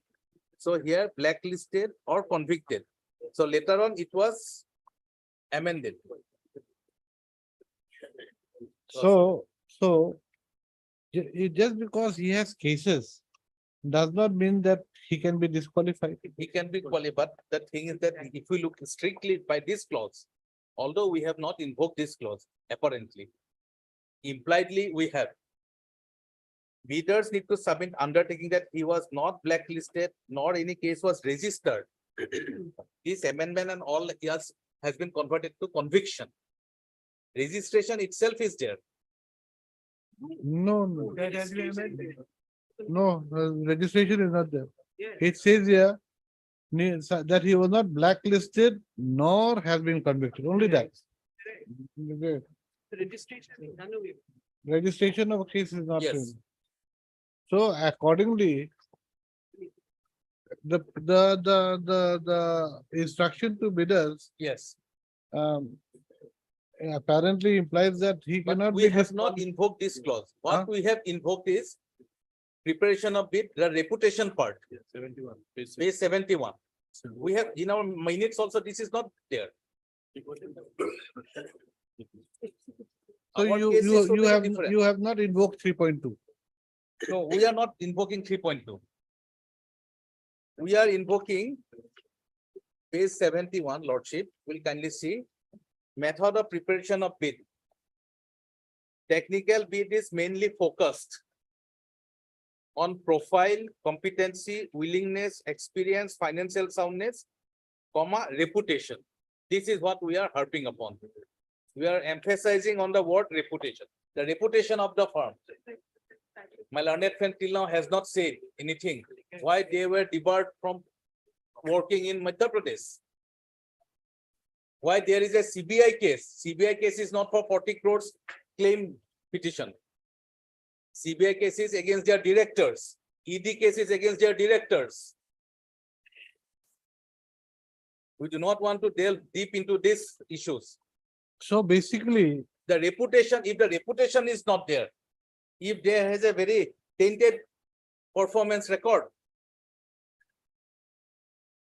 you see, one thing I don't know from this annex page 96. 86, Lordship. No, 96. 96. This is the marking table for My technical evaluation. marking table is one aspect only. One as no, but marking table gives the credential regarding the performance quality, capacity of that organization. What is the technical evaluation? The various registrations and the financial stability part. If Lordship is looking to experience part is 7, clause number 7. Single work order of providing so and so, so whether they are capable of taking such a big work or not, involving so many, these are ambulances for the animals. No, what I'm saying is this, you see this, page 71, method of preparation of bid. Yes, Now you have to focus yes, on for profile, competency part is there. competency, willingness. Profile is important. Profile is also indicated in this So, page no- 96. so no marks was given for profile. A profile is definitely there. Company's registration, first clause. Whether they are properly registered or not. How old is the company? So 5 marks is for that. Competency, GST registration 5 marks. So whether they have, their profile contains all the statutory requirements or not. ESI registration, EPF, they have problem in employees provident fund. That is their own declaration. When Assam, this e-corporation lordship, they fail to give the provident fund, the state government is taking the burden of paying 500 crores under Supreme Court's direction now. We have a corporation managing 14 tea gardens. The tea gardens fail to give the provident fund. My Lord Justice Sapre came, conducted all the hearings. I was a part of that hearing. Ultimately, state government till now has paid 500 crores. Although it is not the responsibility of the state government. The corporation is different entity. If tomorrow they fails to fulfill the requirement of paying the statutory dues, be it ESI or be it the provident fund, then the state government will be held responsible under this act. And their own declaration says they have issues regarding violation of the provident fund regulations. So the profile also includes valid labor registration. These are comes under the profile. Now what will come under the competency? Now competency part 6, the number of fleet management, engineers, what doctors they have, whether they are information technology savvy or not. Because everything is to be done through digitally mostly now. then for willingness, so there's no mark. For willingness, They all willing. experience is number 7. Single work order of providing at least 540 or more personnel in central government, state government, PSU in any of the 3 financial years. 7. Reputation. 8 is completely the financial capability, financial soundness. Then comes reputation. There is no column for reputation. Here. For that, we are asking them to give their undertaking as well as the details of the cases. We are also, at least the state government officials who have analyzed this, they also have minimum level of competency, wisdom. They also know that if they are claiming somebody from, if they have registered a money suit against someone claiming 40 crores, that is not a case against them. But for that, no CBI case is registered, no ED case is registered against their directors. Their own declaration. If we look at the chart, there may be some money suits, no doubt about that. But that money suit will not dilute the cases registered against the their own directors by central agencies to the status of CBI and Enforcement Directorate. There must be some fraudulent activities. Why ED has come? ED not take normal IPC matters. It has to come under the schedule offenses. So out of 790 cases, maybe there will be some money suits. Even if we consider 50% also. Let us take 5 cases. 3 cases, Lordship. This employment provident fund violation, the ED case and the CBI case. That itself is enough. Supported by, fortified by the debarment notice by the Madhya Pradesh government. They are silent on that. After knowing all these things, whether Lordship will allow the state government, suppose we have done it. This party would have come or some PIL would have been filed. Why this reputed work? It's a flagship work of the veterinary department. For the first time, we are trying to, the vehicles were purchased about almost a year. They are lying idle because of the interim order. We are not being able to launch it. We were supposed to launch it in the month of March. The animals will be given the identical facilities or the services like 104 and 108 regarding human healthcare services. When there is a problem with a cow or a buffalo in some remote areas, these vehicles will be sent there with veterinarian, and they will have to man that particular area. So, so now the contract work has been allotted. Yes. Work order Issued to issue. you, despite the stay given by, It was passed on 1/5/2023, but the work order was issued on 22/2020. okay, prior to that, It is not on operation. It is not functioning. It is not in. It is kept in. but it was abeyance. given prior to the Yes. stay order. Which Huh? court did not close. So the animals are sufferers here, Lord. Anyway, we'll see. So this is our plain and simple case, Lordship. My lord, With this tainted character, Lordship, should we proceed or we reject them? That is the question, Lordship. We leave it to this honorable court. Highly obliged. Any citations? Citations are there, Lordship. Just let me get the citation. Yes, Lordship. 2008, volume 16 SCC.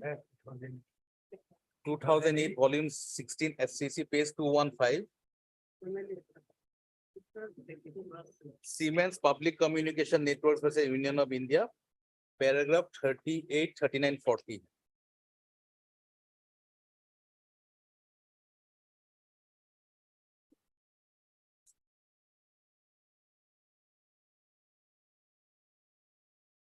Paragraph 38, the matter can be looked at from different angle as noted in Reliance versus so. If two views are possible and no malafide or arbitrariness is alleged or shown, there is no scope for interference with the view taken by the authorities in inviting tender. Paragraph 40. On examining the facts and circumstances of the present case, we are of the view that none of the criteria has been satisfied, justifying court's interference in the grant of contract in favor of the appellant. When the power of judicial review is invoked in the matters relating to tenders or award of contracts, certain special features have to be considered. A contract is a commercial transaction, and evaluating tenders and awarding contracts are essentially commercial functions. In such cases, principles of equity and natural justice stay at a distance. If the decision relating to award of contract is bona fide and in public interest, court will not exercise the power of judicial review and interfere, even if it is accepted that for the sake of argument that there is a procedural lacuna. So here we are harping on the public interest, Lordship, nothing else. Then next is 2018. 2018 5 SCC, page 462. Paragraph 45. Municipal Corporation Ujjain versus BVC in India Limited. Paragraph 45. Evaluating tenders and awarding contracts are essentially commercial transactions. If the decision relating to award is in public interest, the court will not, in exercise of the power of judicial review, interfere, even if a procedural aberration or error in awarding the contract is made out. The power of judicial review will not be permitted to be invoked to protect private interest by ignoring public interest.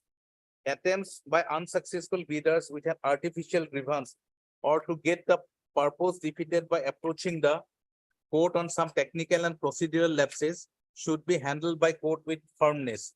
The exercise of the power of judicial review should be avoided if there is no irrationality or arbitrariness. In the matter on hand, we do not find any illegality, arbitrariness, irrationality, or unreasonableness on the part of the expert body while in action. So also we do not find any bias or malafide either on the part of the corporation or on the part of technical expert while taking into decision. Moreover, the decision is taken keeping in mind the public interest and the work experience of the successful bidder, where we are also considering the public interest and the work experience of them in a negative way, not in a positive manner. We have nothing against them, Lordship, and they are also not our favorites.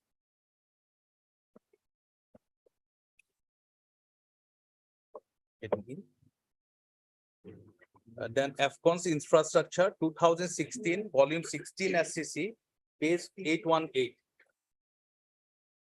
11, 12, and 15.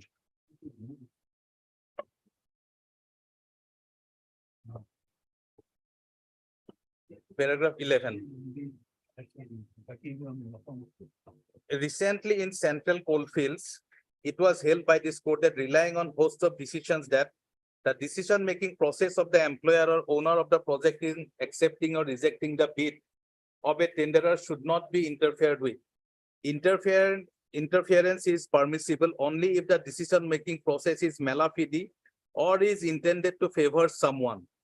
Similarly, the decision should not be interfered with unless the decision is so arbitrary or irrational that the court could say that the decision is one which no responsible authority acting reasonably and in accordance with law would have reached. In other words, the decision-making process or the decision should be perverse and not merely faulty or incorrect or erroneous. No such extreme case was made out by GYT TVL JV in the High Court or the before us. 12. In Dwarka Das versus so-and-so, it was held that constitutional courts are concerned with the decision-making process. Tata Cellular went a step further and held that a decision is challenged. The decision having been arrived through a valid process, the constitutional court can interfere if the decision is perverse. However, the constitutional courts are expected to exercise restraint in interfering with the administrative decision and ought not to substitute its view for that of the administrative authority. This is confined in Jagdish Mandal, paragraph 15. Can you read 14 also? Yes, Lordship.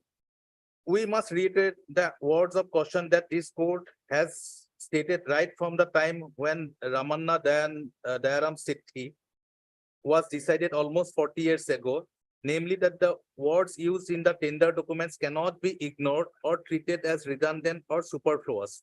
They must be given meaning and their necessary significance. In this context, the use of the word metro in clause so-and-so of the bid document and its connotations in ordinary parlance cannot be overlooked. Pausing here for a moment, the requirement of disclosing the number of cases registered against them during the current year or last 3 years has some meaning. Why you are asking for that information? If that information is coming, then we have to take and apply our mind on the factual findings. We have discovered that there are 790 cases and some very serious cases, including violation of the Provident Fund rules. Whether in that situation, our officers or the authorities should give should put those information in the cold storage or act upon those informations. We have acted upon those informations and applied the mind, and therefore we have come to the conclusion that this person is not reliable to carry forward this work. That is why he was technically disqualified. We have nothing else against that law. Further, paragraph 15. We may add that the owner of the employer or the employer of a project having authored the tender document is the best person to understand and appreciate its requirements and interpret its documents. The constitutional courts must defer to this understanding and appreciation of the tender documents unless there is mala fide or perversity in the understanding or appreciation or in the application of the terms of the tender condition. It is possible that the owner or the employer of a project may give an interpretation to the tender document that is not acceptable to the constitutional court, but by itself, it is not a reason for interfering with the interpretation given. So this is not a case of this nature, Lordship. The next is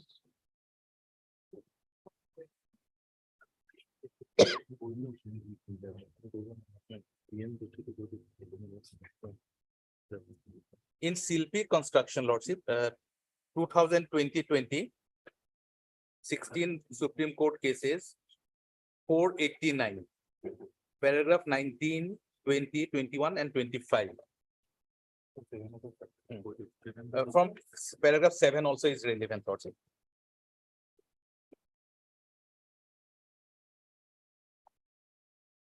In Tata Cellular, it was held that judicial review of government contracts was permissible in order to prevent arbitrariness or favoritism.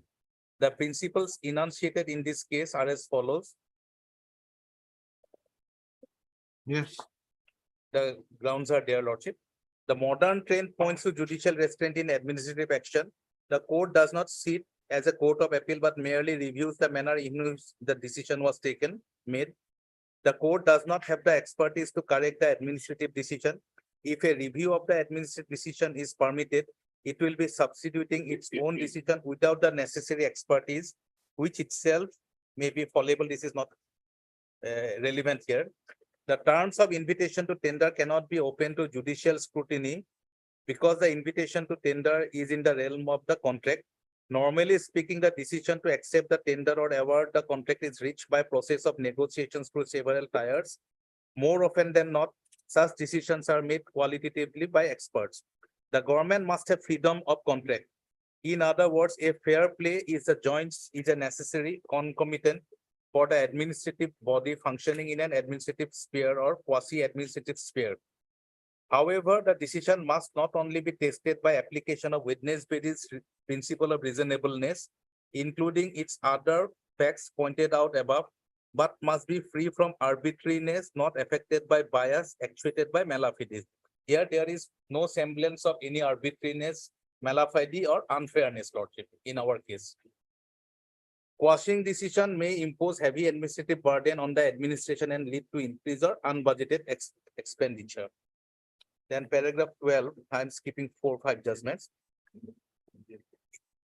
Paragraph 12, in BN Joseph versus Nair Coal Services, it was held that it is not always necessary that a contract be awarded to the lowest tenderer, and it must be kept in mind that the employer is the best judge. Therefore, the same ordinary being within its domain. Therefore, the court's interference in such matters should be minimal. The High Court's jurisdiction in such matters being limited, the court should normally exercise judicial restraint unless illegality or arbitrariness on the part of the employer is apparent on the face of the record. So Lordship will have to examine our case from the part of whether we have committed any illegality or unreasonableness in our decision-making process. And 19, Lordship, this court being the guardian of fundamental rights is duty bound to interfere where there is arbitrariness, irrationality, malafide, and bias. None of these components are present in our present case. However, this court in all the aforesaid decisions has cautioned time and again that court should exercise a lot of restraint while exercising their power of judicial review in contractual or commercial matters. This court is normally loath to interfere in contractual matters unless It is in the same line. Unless there's a clear-cut case of arbitrariness or biasness, Lordship.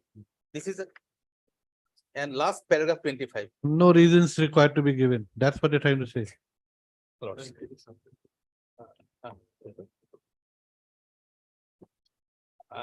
Here only additional part in Silpi concept paragraph 25. Whatever the tender committee has cited as a ground of rejection, we can always supplement it during the arguments before a court of law. That is the additional, but we are not adding anything. 3.2 I am not relying. They also did not rely 3.2. So even if the committee, tender evaluation committee leaved out something, it can be always supplemented during the time of filing of the affidavit, Lordship. This is what is being cited here.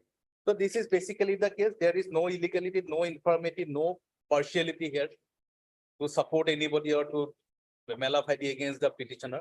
So in that view of the matter, had we given it to them, the things would have been again the same. That it would have been very difficult for us to defend that situation. Lordship would have put the question as why having such a bad track record, why you have given them. We would have very difficult to answer that question, rather than answering the question at this stage while we are rejecting them. This is my humble submission, Lordship. There is already a substantial delay. My humble submission is that Lordship may be pleased to dismiss this petition in limine at the threshold. Lord. Deeply authorized. If Lordship wants to have a look at the records, I have the records also. But the record I have given the details of the 790 cases, the tender documents. And the minutes are already before this honorable court. Let me hear the private respondent.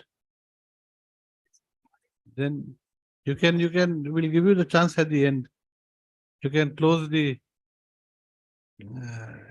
arguments. Yes, My lord, May I take leave? yes. My colleague will be here. my argument will be very limited. Here for the I- respondent number. Private respondent number 6. I have raised that point in order to soften the matter. 6. Now I have got other thing to show. Let him, that's what. So my argument will very limited. All the judgments, while I don't want to repeat. Yes, The judgment I brought, so I thought my learned friend has said, AG has said, so no point of showing again those judgment. That's over, my. The criteria which the government has placed before your lordship, and your lordship has also a query to this effect, that technical rejection, that senior friend is saying that the marking system, once he qualifies it, then automatically technically he qualifies. So what remains is only the financial bill. With great respect, my lord, I differ and I go along with the government. Why? Because that is not the criteria. Because page 71, your lordship will see there are two parts. Your lordship did not open because lordship has gone to it. One is the part of the eligibility and one technicality. Technical, they have given the bracket minimum marks 80. So that qualified, absolutely no problem. But there is other criteria. Eligibility criteria has to be looked into it, which the government has shown. The eligibility criteria has to be read with page 34, 3.2 and 4. Now, if you go 4.7, kindly see, my lord. That page, Just a minute. yes, First of all, you are for the respondent number. 6, my lord. Eligibility criteria Yes, has to be read. my lord, 72, page 72, your lordship can note You down. said page 34? No. Yes, 72, which the government advocate has shown. That's the query is not only the technical evaluation minimum mark, eligibility criteria has to be looked into it. That your lordship will find at page 72.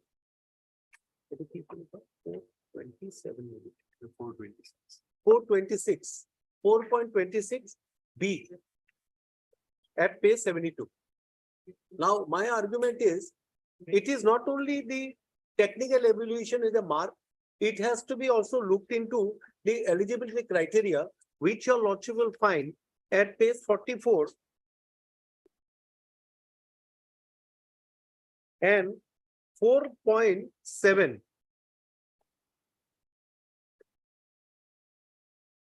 4.7. The government has already argued That this is matter. page 45. Yes, 45, 4.7. Information regarding any litigation current or during the last 3 years, bidders involve the parties concerned and disputed amount. So this, there is a meaning to it. It has to be assessed. Now, from where you get it, my lord? I'll show one thing which the government has not shown before this court. It's, my lord, how, my lord? Why it has got a meaning to it? I'll show it, man. That's what the CBC guideline says. In what manner? But these are all allied information, my lord. Whether it has been looked into by the procurement entity, kindly see, my lord, the CBC guidelines, page 74, my lord. 74.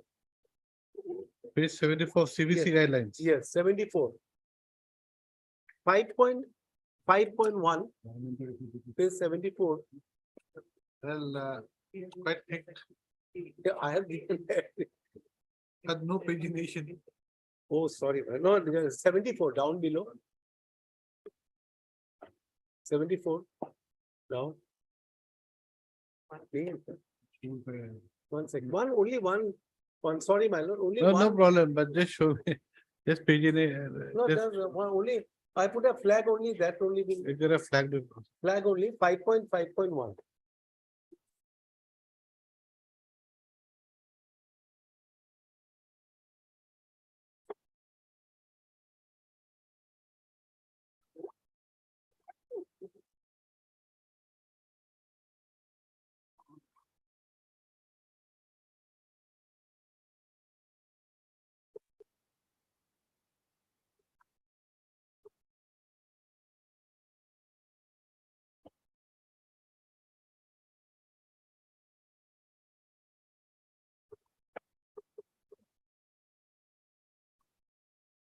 Evolution of 5.5. It will be given a lot.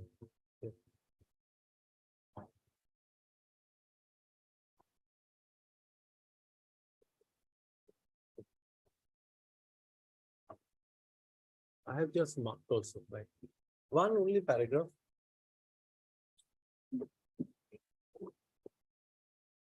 That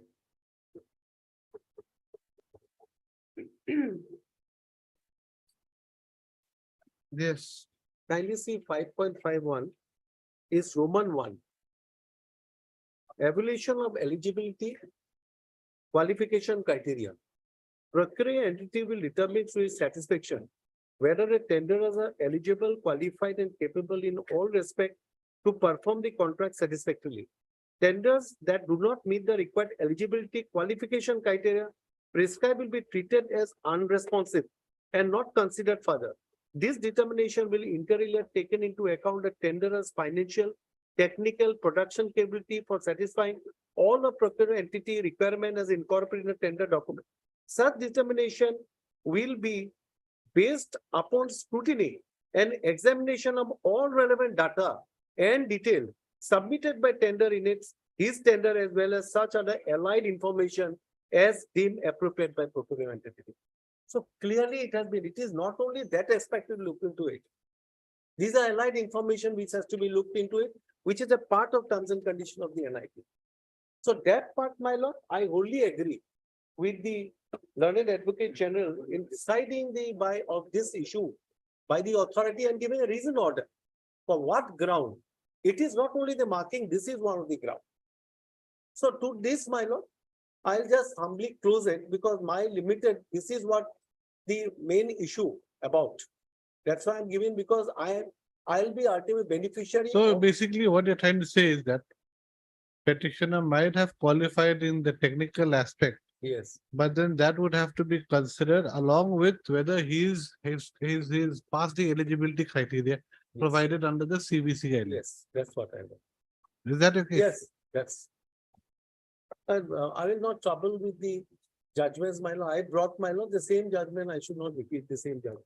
All the judgment, NG projects, your lordship knows that judgment. I don't know whether in place. No, I don't know anything. You've got No, to tell NG me. project, there's a judgment where later judgment apex court. Technicality, the court will not look into it. Suppose the party has to go, then he can go and go for civil court, go for compensation on that. Technically, expert is going to the expert. Expert will look into it. Let's I'll just give the judgment page 23. But we are not on the issue of technicality right now, are we? Technical Technical. and financial. Technical one, because we are looking into technical. Which para? Yes. Para 22.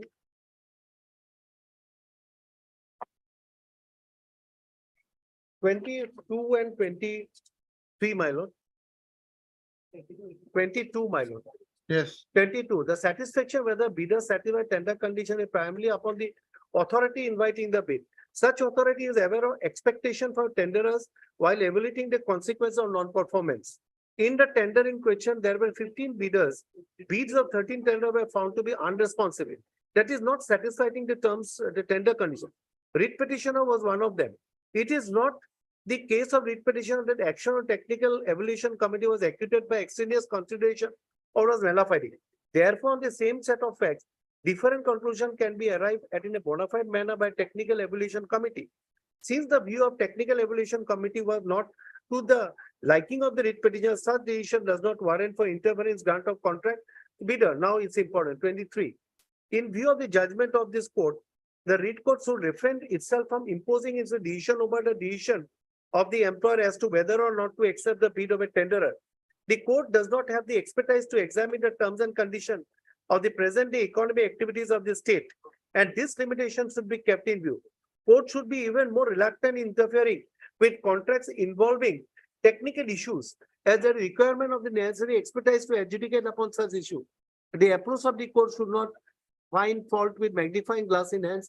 Rather, the court should examine as to whether decision-making process is after complying with the procedure contemplated tender condition. If the court find that there is total arbitrage or that a tender has been granted in malafide manner, still the court should refrain from interfering in the grant of tender, but instead regulate the parties to seek damages for the wrongful exclusion rather than to injunct the execution of the contract. So there is the execution, the contract has been injuncted by the court. So the best part, if there is damage, they can go to, the court should not assess. That's my, so that's my lord, my submission before your lordship. If further any submission comes forward for the petitioner, I will give a reply to it. Deeply obvious. Yes. Lord, it is too late to argue arbitrariness, malafide and all that. From the decision, then that, from there your lordship cannot see the arbitrariness or a malafide. Can there be more malafide than awarding the contract in violation of the court's order? What more is necessary? No, they are saying that it was awarded prior to the court No, order. I can show your lordship. I have not argued those things. I will show your lordship what they have done. Because your lordship will see, I have first pointed out that none of my learned friends have touched it. Now, the criteria, eligibility criteria have been transferred into the marks. Have they said that they have taken the reputation into consideration? And they have not taken 3 points into two. Have they said in the affidavit? How the Advocate General comes and says, all these we have not taken into, was he present at the meeting? How your lordship will assess that, whether they have taken it or not? Unfortunately, my lord, today, I'm not saying anything against anybody. Pleadings are not given at all any meaning. What my learned friend has said in their affidavit, I'll read everything on those things, because they have, I have given the information. 3.2. What about other party who got it? What is their position? They are on bail. They are on insolvency. So there itself my case comes. Insolvency in London. There itself comes into that while Are they, okay, so yes, then. Is that an issue taken up by you in your writ petition? yes, we have to, Paragraph 17. your lordship will see that when you consider all these things, reputation, eligibility, both the tenders should be before them, so that you meet the mandates of the Article 14. Have you met it? Have they said that? Affidavit is something else, argument is something. Denied. What is your case? Have you said that you have taken the reputation? And who have given the reputation? Who has certified my reputation? Who has certified his reputation? How he can say on records, can it be spelled out that they have taken only reputation? What does reputation mean? For certain matters, my lord, my reputation may be bad. And for certain matters, my reputation is sky high. Is this the consideration for a tender? Yes, my lord. If I am involved in more than 10 or 15 projects and everywhere I have claimed, your lordship can definitely get something about the reputation, that whether I have a reputation to complete this project. Where is that? I did not want to go all those things. That is why I'm saying again. Now I'll have to go through it. I'll show your lordship. First, How let me long show- will you take, Mr. Couch? 1 hour. 1 hour. 1 hour. Because they have not argued the first point. I mean, they have already argued. I mean, no. No, first point they have not argued. They have not said. No, Your lord- whatever they have argued, they have argued. No. Now it's only your submission that has to be No, made. your lordship has repeatedly argued, asked them before going into the other. Now, first point means, can they go against their affidavit? Pleading. Against their pleading. Yes. What is their pleading? So everything is denied. That they have considered the reputation of both the parties. They have ignored the 3.2, including the amendment. Those things are not there. No. Can this court substitute the views of the selection committee? It cannot. I have not asked that. I've only said whether that decision is taken within the parameter of the things you have disclosed in the tender document. The person who disclosed that these are the cases against me, the person who disclosed that 40 crores claim is there, that man is rejected. But who has not said anything, on that ground itself, they are tender to that. Yeah? Can you confine yourself to 15 minutes or 10 No. minutes? Huh? I'll have to deal with there because it's a thing. Because basically, I think No, if The- your the- lordship, if your lordship says that on my first point, your lordship will confine, then of course, I have nothing to say. yeah, But I think the that- first point is the whole issue right now. There's nothing beyond that. There's nothing else other than page 99, 98. The eligibility is translated into 98, 99. Illegitimacy, what is illegitimacy? That is all spelled out. In order to reject me, that I am ineligible for this, they have to say that. Both in pleading as well as in name. See their records through that. Let us see the record, your lordship will see that. So court cannot be left in vacuum. They can't expect that court will deliver a judgment out of nothing. You don't say in the affidavit, you don't record it in that. No, you see, the minutes are here. No, minutes are we have also given here because there is a little difference here. In this petition, I am not against the award. The first stage of decision making. If they use this and others to say you just. Your lordship can look into from other side. If you want to at all see unbiasedly, then I hope I'm unbiased. no, Miller, I'm not saying about court. I'm saying about the government. If you want to evaluate us unbiasedly, then open both, see both. Technical ways.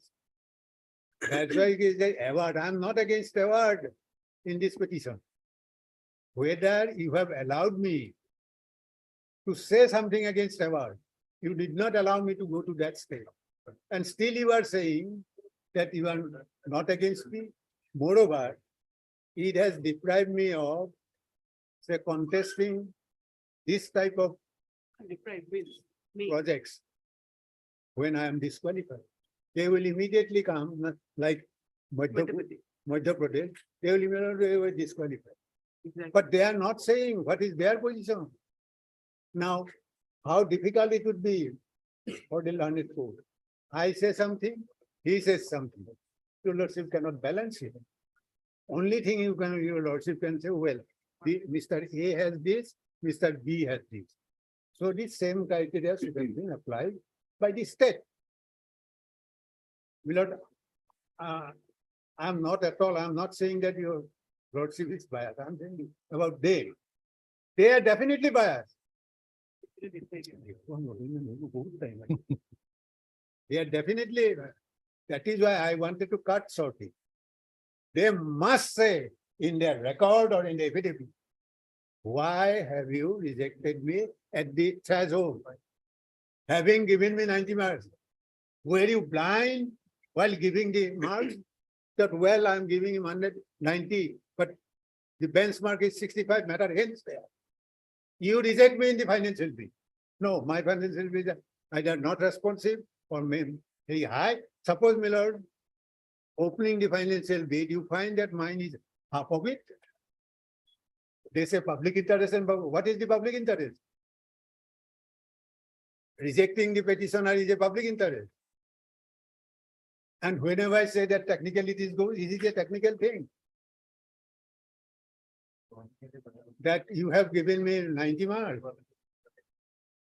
And the criteria is benchmark. For the purpose of passing, my lord, matriculation, 65 is necessary. I got 90, you will fail me. If you very simple logic. Disqualified.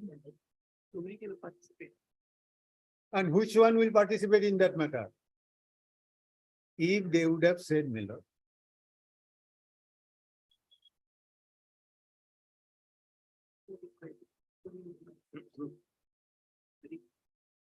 Hari noku utang kuhi mau continue stay up. Make edit over.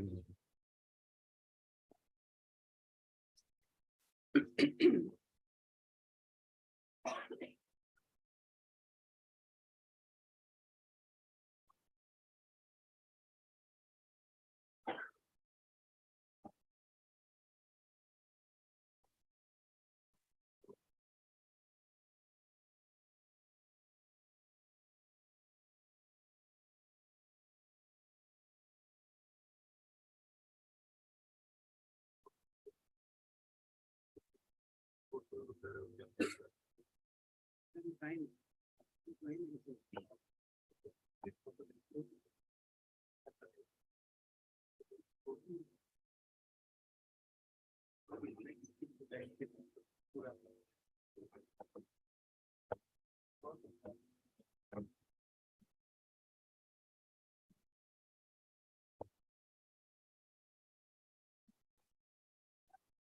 Yes. My lord, ordinarily they should have been held up for contempt. I will go to that extent only last. Because otherwise they will say that on that ground I want my, no. Once, my lord, they satisfy this honorable truth, that marking process is according to the law and marking process is unbiased. They've already made their submissions. Whether I accept their submissions, that's a different issue. Yeah. You see, you are asking them that they should satisfy. They have tried to satisfy the court. Whether I am satisfied, that will come out in the judgment that I pass. I know, my lord, but So- question is, they are arguing my other point in the garb of that point. That is why I'm saying, my lord. That cannot come to there. Because eligibility criteria is not something which cannot be interpreted by anybody. That is all simple. Then your lordship may kindly see page 55, qualification, eligibility criteria. They have not shown this. This is the eligibility. It would like it. PF, PSR, labor, it too important. And then they repeat blacklisting. Threshold is blacklisting. Any information filing you will go. Your lordship will kindly come. Page 55. Yes, These are the eligibility criteria. yes. 1, 2, 3, like that. And then it comes to the last page. Last one, 2.113. See the language also. ma'am. Last one, page 56. Yes. Bidder must not have been blacklisted, debarred by any government and or non-government organization and or corporation in India in present or past so serious offense. Page 19. This gets translated to page 19. Then, my lord, page 98. Page 98. This is Which is the corrigendum, page 96 and page 96 of the corrigendum. corrigendum part of it, and then, my lord, this is translated in the marks. This PPF registration. Page 98. 55 is translating to PPF registration, PSI registration, PSP labor. These are already, Pending matter, no pending. already given As per the eligibility. as per eligibility. If they say, my lord, that you are ineligible, question automatically comes, why? They have to spell it out. Eligibility, technical qualification. So page 98 is the parameters under which marks have to be given. Yes. Eligibility parameter. Eligibility parameter. Okay, you can also repeat. This is what? This is technical bit parameter, not eligibility. Eligibility translate. Eligibility, which is mentioned at page 55, my lord, No, okay, it says here, page 98, Yes, marks for evaluating technical proposal. yes, madam. That That's is for what I'm technical, saying. Is there anything on reputation? nothing. Nothing. On what basis you have given this mark? This is a technical field. Financial data. And then Millard, 99 page.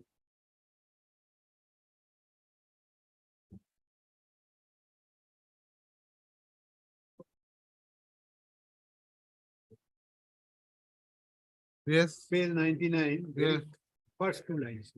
yes. In the second step, the bid evaluation committee shall open the financial bid for only those vendors who are technically qualified and have scored 65 marks during technical. It is not all. I have qualified in both the cases. We just cannot throw away a marking system. While assessing it, they have to take into consideration both.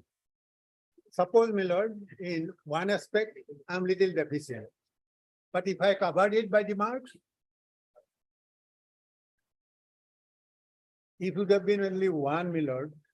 That is why I am said that first point I am said that if you can satisfy this, then in other things will come. Definitely. Now I would like to go to their aspects, my lord, with the ability. If your lordship permits me at the same time. Thank you. Good time, we got it out. We can choose from the time. I mean, what we will like. If it is. I think we will take the time to go. Then my lord, in this connection, your lordship will see CBC guideline. The common irregularity. We have spent a lot of time. We'll complete it, otherwise no point. Madam, We'll complete this. Otherwise again, but I hope you don't take, how many more minutes will you take, Mr. Council? no, I'll be able to finish today. I have to give the judgment also. No, your lordship will see, I have not.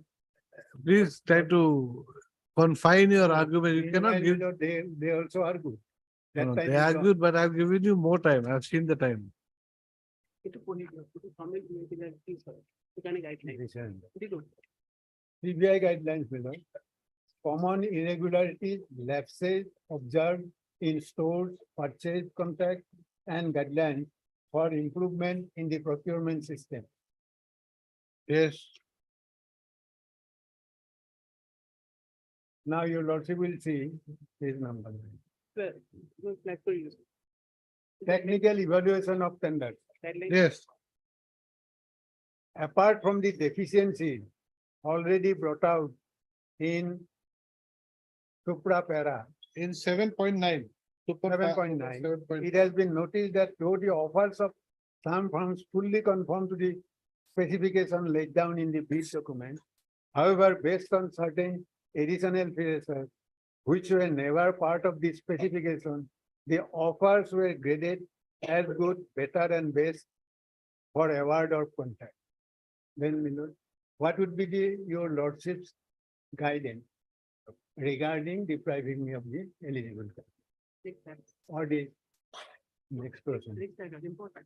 Next time. Once it has been established. Next parameter, CBC guideline. Yes, carry on. I'm listening.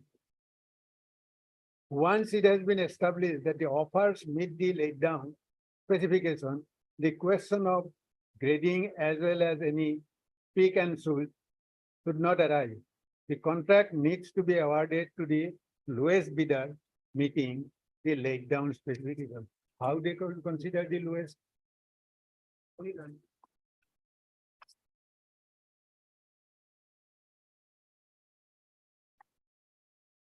Written submission or regular.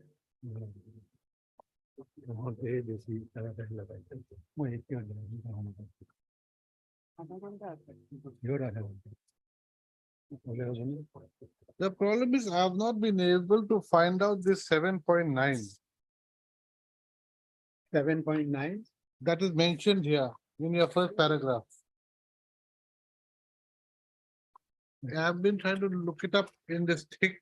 Pages. These are guidelines of this common. Huh? These are not the. These are not here. Yeah. So, so you have to give me the entire thing, where, because this paragraph refers to 7.9.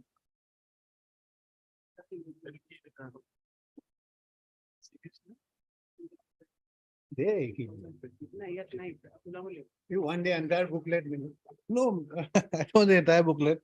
The para that you just read out refers to para 7.9. Yes. Now, where is that 7.9? Use your. 7.9 to this one. Go ahead, question. In the first line itself, apart from the deficiencies already brought out in Supra, para 7.9. Referring 7.9, I will give the answer.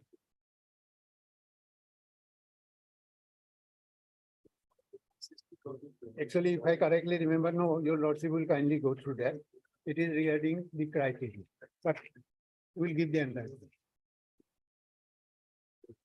Now, my lord, let us quickly go through the affidavit. Yeah, yes, Rakesh. তোমাদের এগুলো করার লাগি থাকো কেমন affidavit করতে।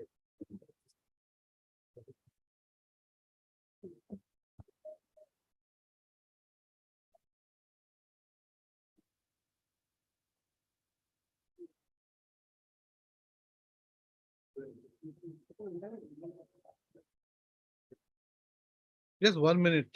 I'll come.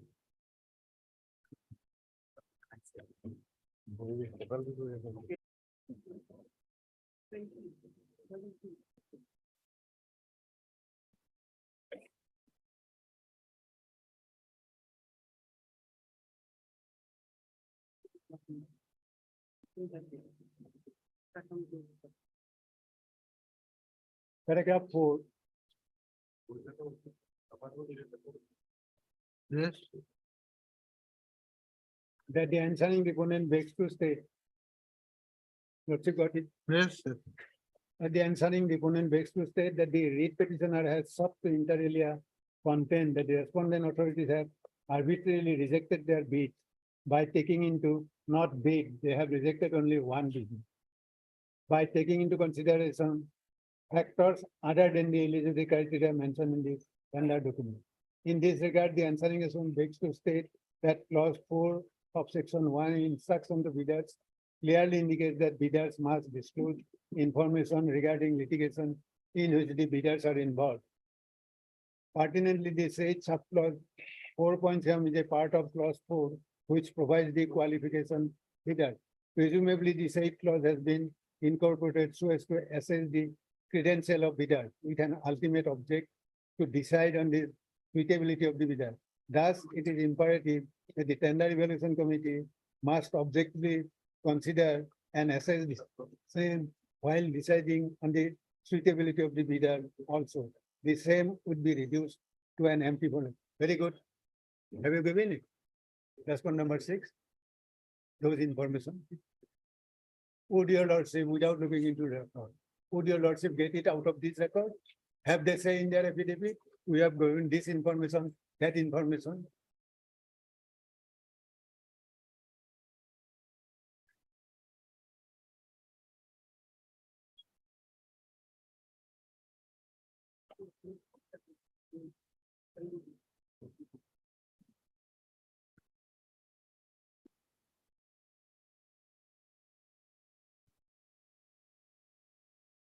Paragraph 5.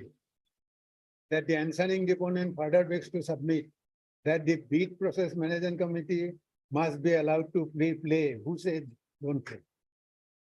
Interest of the war. The decision of bid process management committee in the impugned minutes of the meeting dated so and so cannot be therefore faulted with. Moreover, clause 29 of the tender agreement gives right upon the employer to reject any. These are absolutely useless, my lord. Yes, they have got the power. Who says you don't have the power? Reject reasonably. Then, my lord, the writ petitioner has made certain false and fabricated statements. They are denying that the statements were The statements made in paragraph 1, 2, 3, and 4 of the writ petition are not commented upon by the answering deponent, respondent number 6. That the statements made in paragraph 5 to 16 of the petition are mostly methods of record, and the answering deponent does not admit anything which is contrary or inconsistent with the record. Then, my lord.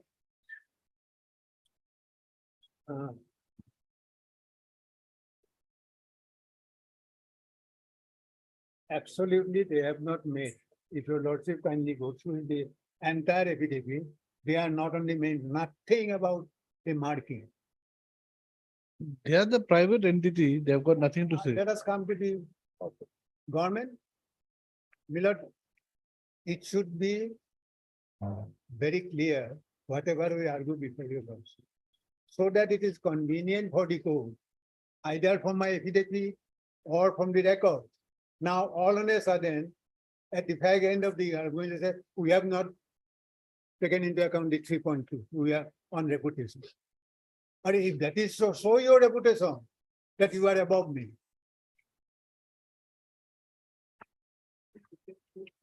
Maybe being.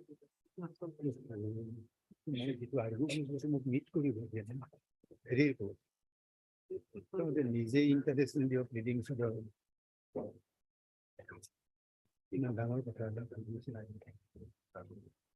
This affidavit is by the government. 1, 2, 3, 4, 5. Yes.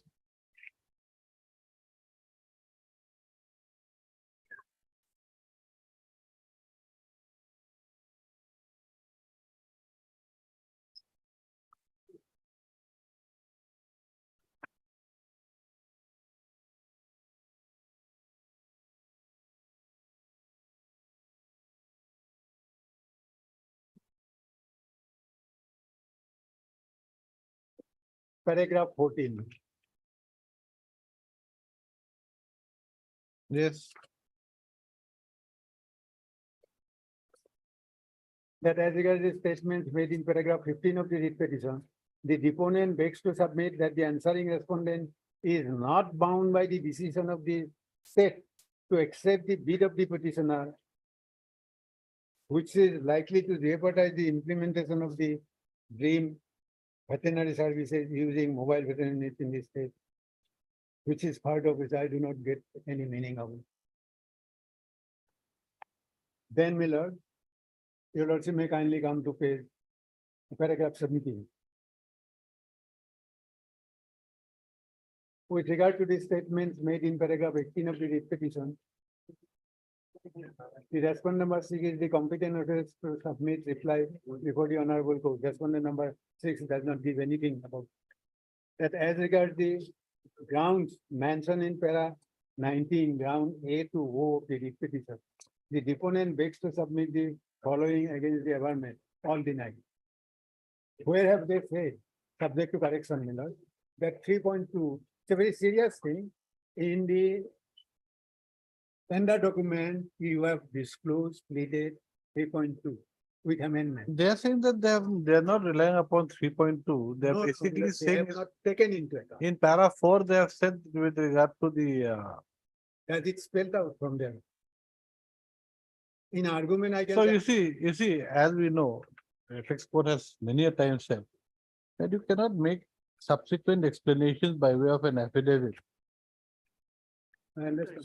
So that is already there in what is there in the meeting minutes. That would have to be decided on the basis of that. I'm grateful. Now, my lord,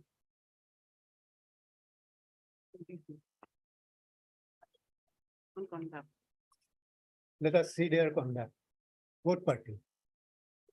First, I have to show to your lordship regarding the conduct of the first, my lord. Conduct is already there. What No, that is with not regard to the issuance of the work order or something?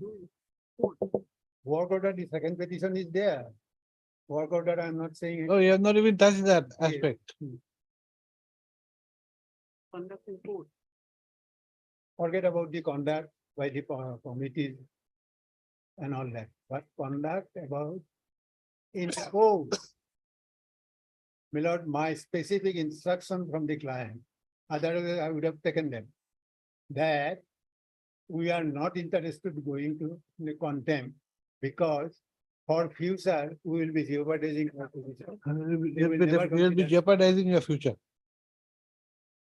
Naturally, my lord, they are businessmen. So still it is at large, court can take a contempt. So stay order was issued on 1/3/2023. Now, when was the work allotted to the respondent number 6? 28. Huh? Before the order was. Before them.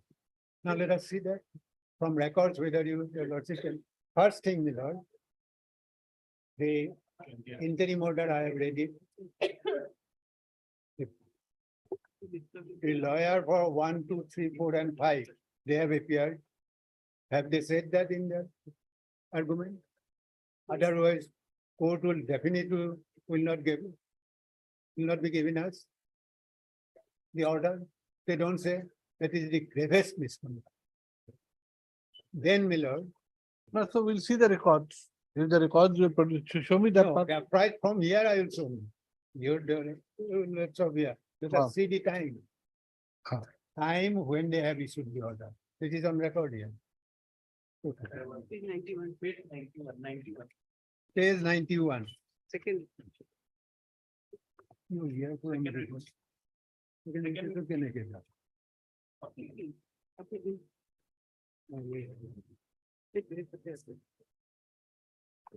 Second petition আরম্ভই করেন কেনেকে case পেতে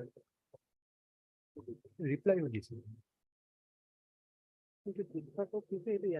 জিনিস ওইখন ইয়ার লগত এনে কৰি দিলে কি অসুবিধা হৈছে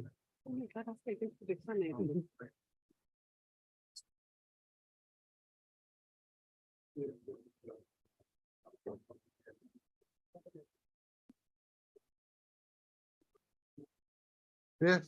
for finding out the time, my lord, when they have issued the letter, your lordship would kindly see, take the second petition. So now we go to the second No, report. I will not go, only got the document. My lord, if my purpose is served in the first one, I need not vote out for the second one. But so the first one, you see, the second one depend upon the whether you succeed in the first. No, secondly, my lord, so that they cannot, they have already said that we have not challenged the So page order. page 91. page 91. কেনেকে লগাম? শুন ৰ কেনেকে লগাম মই দেখুৱাই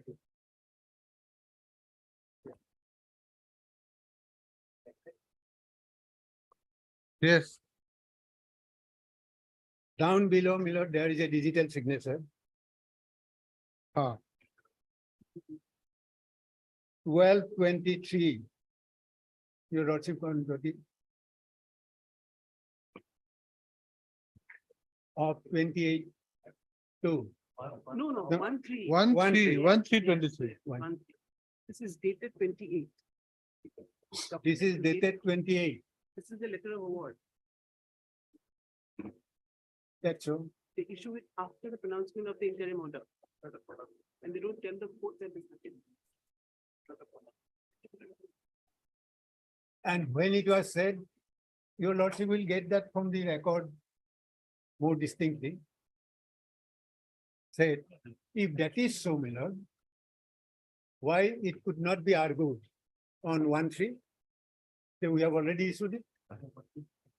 Gravest misconduct in my respect. No, you see, when a matter is brought before the court, the lawyer for the other side usually does not know what is going I have on. served the copy, my lord. Maybe, Earlier, They argue. maybe. the argument was advance on merit. Court has taken note of it. This is a basic thing while getting the imperial order state. Because if your lordship was informed that we have already. About the lawyer not knowing. No, no, that I is am not that saying about lawyer. lawyer. Lawyers will act Oh. on the instruction of the. Correct. Uh, No, and lawyers will not know. On the day of the case is filed, you do not know what is actually, you have to ask your clients what has happened. That's why the very basis of may not- issuing it notice is and not an asking for ordinary- instructions. It is a stay. They have issued the order. That's a very vital thing. We have asked for stay. Stay is granted on that basis. No court will issue a stay order when it is comes to the knowledge of the court, that it is already main order is passed. So anyway, one thing is that okay, there is some discrepancy with regard to the date within by vis-a-vis the time. digital signature and the But not- physical signature. No. Is it? Document is dated 28th, so it happened on 28th, but it was uploaded and informed on first after the penalty was done. Where that document is dated 28/2, 28/2 has been but it signed. is uploaded The day after we filed, filed on on, 27th. We mentioned. uploaded. we have moved the matter. Yes, the date will be solved, with clarity over. Don't you will hand it over a list of dates, List of dates. submission. In the morning of the week. I don't know. Just for clarity.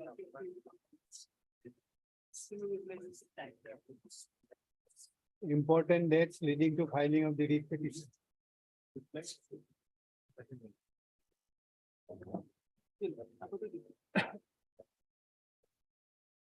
Okay, this you have given me. Okay, you this back. No, Yes, Lord, yes. you can keep this. Give this back. I'm gone. Yes, list of dates, yes. 28, First page below, yes, last paragraph, yes. 28 to 23. Purported letter of award that the rates offered by respondent number 6 during negotiation on 28/2 is accepted, page 165, respondent epitome. Then note. Yeah, more important, 27, 22 monthly was the point. Note, your lord. So uploaded on so and so. On So one. your submission is that they should have uploaded it immediately. We should have informed the court. And because they did not, they uploaded only on 1/3/23. This has been backdated. And not backdated, I won't say, my lord. Then what is it? Yeah. Your lordship will see. If you don't say it, then what are you are implying that it is backdated? I am apprehending that. Letter. They are apprehending that. Record, your lordship will see that. No, Yes, we'll I see. am- Can you why- give me the record that No. we clear it up at one this time? Why I am saying that, my lord? Because that in the Why I am saying that? If it would have been there, they definitely, my lord, that is their main ground. If the impugn order is already passed, is fait accompli. That such an important thing will not be said by the government advocate. No, how will they know? You find it was If your brought, lordship takes. it was that listed view- on 1/3. No, if Correct. your lordship takes that view, then I have nothing to say on that. But if I say that government advocate must have been instructed properly, and that too, we are asking for the stay order. You are asking for not to give the stay order. paragraph 2, clear হয়ে যাবে। Paragraph 2 to পড়ে যাবে। You see, this writ petition was filed on 28th February. 27. 27. As per this High Court seal, there's a 28th February. So it has been in the High Court seal. You might have filed it on 27, but Right, right. it has been accepted by the High Court 28 maybe. Yeah. So anyway, served I have the I have copy to go by this. I served the cannot go copy. by what you No, no. submitted. Serve the copy. No, maybe. On 27. Whatever it is, so 28th February, it has been done. Now, the case was listed on 1st, the next day. And it is my practical experience. I have seen so many government lawyers. You have seen much more than me, in fact. When the case is listed, they always ask for instructions. Hardly do they come prepared to argue the matter on the next day itself. So it is understandable if they don't know, if they were not aware. Merely getting an order from the court, not stay is important for the government, as for me. So they have to. We'll see if the records, if it is there, we'll see as per the records. That the record will clarify. No need to harp upon that.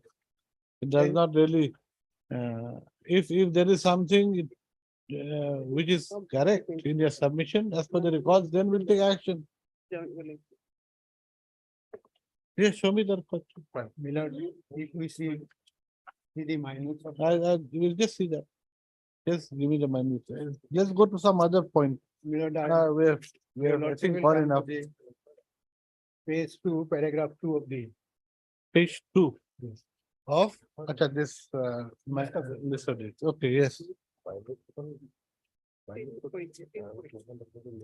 The writ petition number so and so in which inter alia sought interim relief to stay the decision of 14/2/23, purportedly declaring the petitioner's technical bid as non-responsive and advising opening of the financial bid of the single name of bidder.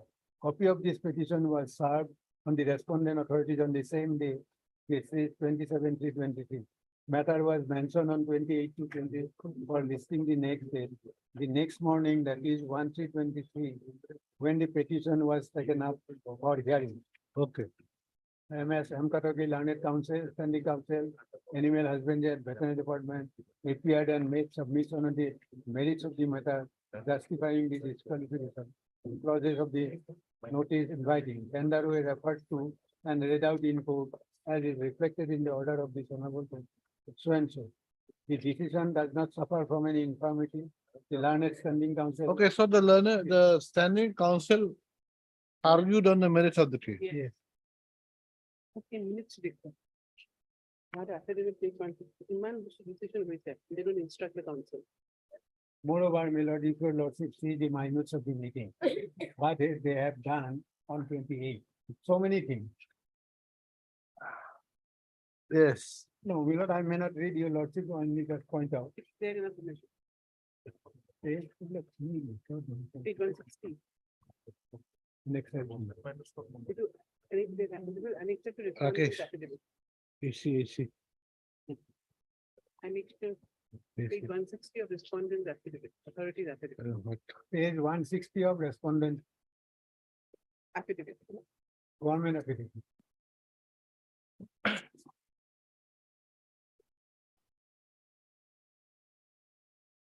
Yes. Yes. At the very outset, the nodal officer, in continuation of the minutes of the meeting of the Process Management Committee of the Animal Husbandry Veterinary was held on 27 February 2023.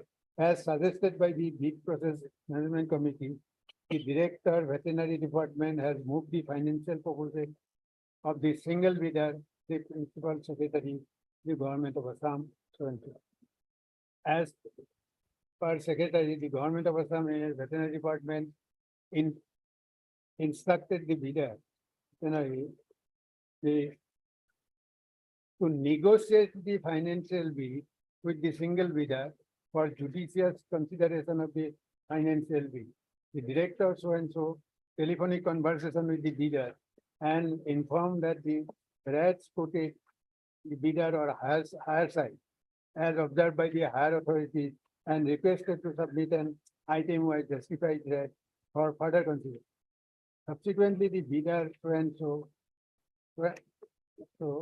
was placed before the committee as an. So, my lord, on that very day, One day.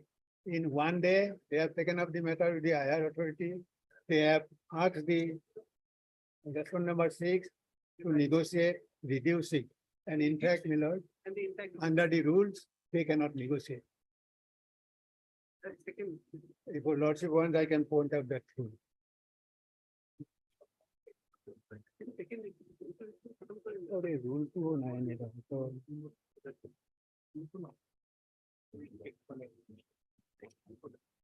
The quality rule 209. Right. Yeah. Government works in mysterious ways. Sometimes appointments to the top court is done in 1-2 days also. In government level, everything is done. Your lordship also knows that. So I was never handled it. Sometimes it takes months. So it depends, maybe they wanted to do So something. overnight, they make a gazette notification. When I said this was not gazetted, government advocate took time and overnight, and that was caught by Justice Singh. They give me the entire thing of how many pages you have, But they do it. they do it. They do it. What to do, they do it. But they can There's be nothing done. wrong with it. No. Not very fair, but then they can do it. No, they should be answerable to that. Once your lordship is sure. So we'll see. Rule. Some procurement rule. Anything else? I think I've covered the entire No, gamut. they have admitted that they negotiated the price, whether they can do it. Negotiated the price. So you mean to say now their price is lower than your price? I mean, higher than your price? No, because I do not know, You don't know. because my price is not known to. But, them. but that aspect will only come if you succeed in the first writ petition. That is why I said you have not followed any procedure. Either from the rules or from the tender document. That is.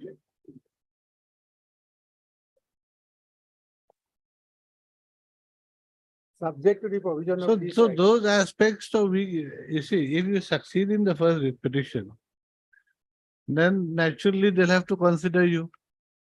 So that aspect is like, I mean, Then, my lord, your lordship. that argument will not be of any relevance. No, my lord, lordship will broadly taken because I may be faulted. That according to me, negotiation cannot be done as per the rules. That is, if your first writ petition succeeds, then only then you become an eligible participant in the bidding process. It is a court demand against the- And even if you succeed, then naturally we'll have to say that your financial bid will be open. There will have to be a review done. So why do you go into that aspect? And that aspect will be taken care of if you win the first writ They petition. have condemned me. I have to protect that, my lord. I have given in writing. No, but it's like building the second story without building the first story. You have to first build the story. That first story, construction of a house, the first story, you have to succeed in first completing the first story. Then only you can That build. is my, not first step, that is my first argument. Your first argument has to first succeed with regard to whether your disqualification at the time of opening of the technical bid Done it. is justified or not. So, my lord, would your lordship give me second chance to advance the second argument if I don't succeed? That, if you don't succeed, then you can go to the division bench. No, my lord, the second. If you one, succeed, that is the then first one. everything is set aside. And your financial bid will be opened if you succeed. Then that aspect of negotiation and all does not come into the picture as on date. Any negotiation made becomes a nullity. Relevant for our disqualification.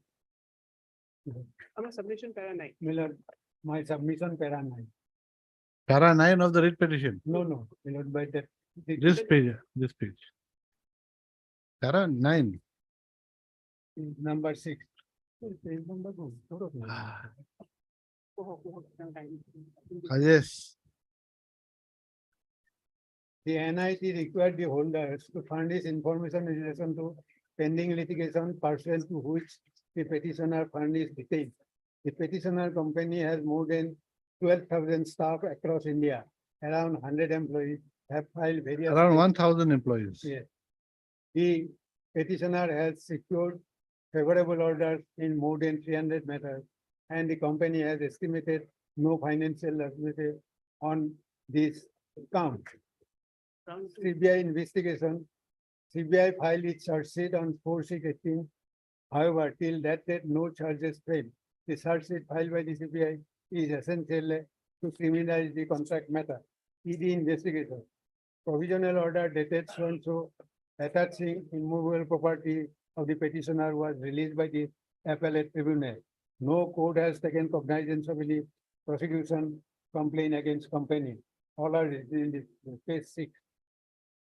In fact, pages 13 and 15 of the writ petition list the contract owned by the petitioner, post CBI FIR and charge sheet, highlighting the fact that these allegations are baseless and with ulterior motive. These are not necessary, Miller. They would not have argued this.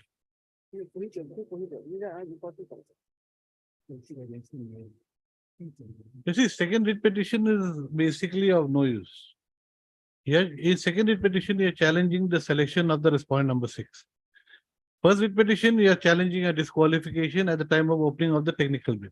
Now, if you succeed in your first writ petition, then the natural order that would have to be passed is that your financial bid will be open, which in which case the entire thing will have to be reviewed as to whether your financial bid will have to be considered with the financial bid of the respondent number 6. And then only the question of negotiation and those can be taken only after final selection. So at this stage, the only issue that has to be decided is whether your technical bid was fairly disqualified or not. That's all. We are concerned with the disqualification. That's what. So there's no point going into the second writ petition. That second writ petition is either way of no use. Whether you win this case or lose this case, it is of no use. No, Milord. Second petition is relevant in this connection. Second petition will not be relevant. Because if you succeed in the first writ petition, then your financial bid will have to be opened. And then that will have to be compared with the financial bid of the respondent number 6. No, Milord, suppose it happens that the minute goes, then the award is already, award will remain. Huh? Award will remain. What award? The contract awarded. No, that will have to, that will naturally go. It will die a natural death. Your lordship would kindly in that. If you succeed. No, my lord, what I am saying, your lordship would kindly say that in the judgment that we have challenged that order. Yes, sir. I will put in everything. Then read para 11, 12. These are the ground. There are 9 of the ground on the basis. Then this is it. 11, 12, their case. My lord, they have said so many things about us. They will keep on saying so many No, things. That is one side, not that your lordship will not get anything on the record unless we point it out to your lord. Hey, okay. So what do you want? You want some more time or what? What is? No, Milord, I finished today another 5 minutes. Huh? Another 5 minutes time, I'm 11. page 11, Milord of my written submission. Page 11 of your this list. Para 11. 11 or 12 time regarding respondent number 6. Regarding they have made the respondent number 6 water of Ganges. Let us see, compare whether I am fairly treated. The petitioner submits the ground of much graver degrees exist in relation to respondent number 6. Two of respondents group company, DVK Industries Limited and DVK Power and Infrastructure Limited are presently undergoing insolvency proceedings.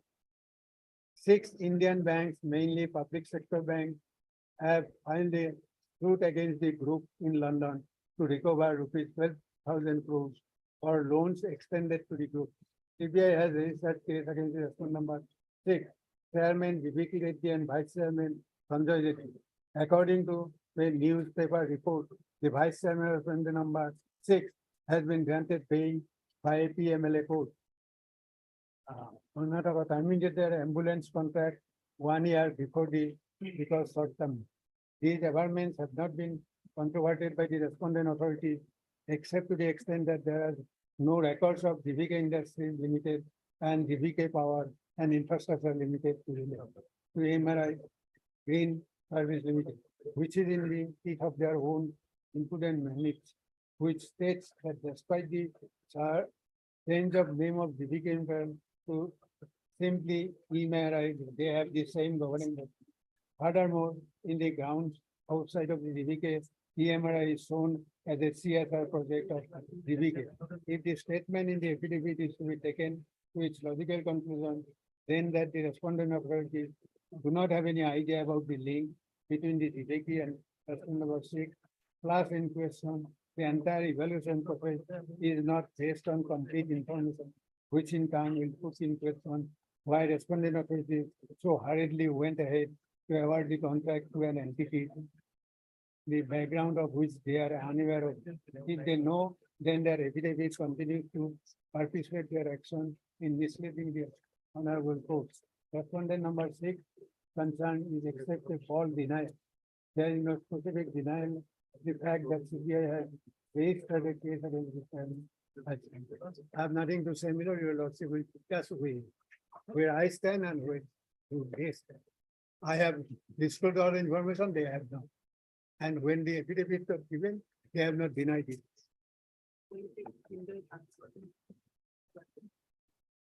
We will know. I don't know what to comment. Yes, you have finished now. And the learned senior counsel for the petitioner ends by saying that he has got nothing to say. Nothing more. Nothing more.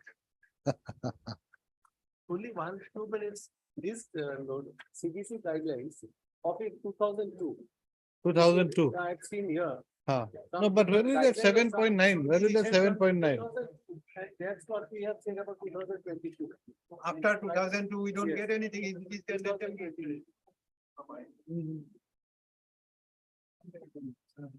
Anyway. Okay.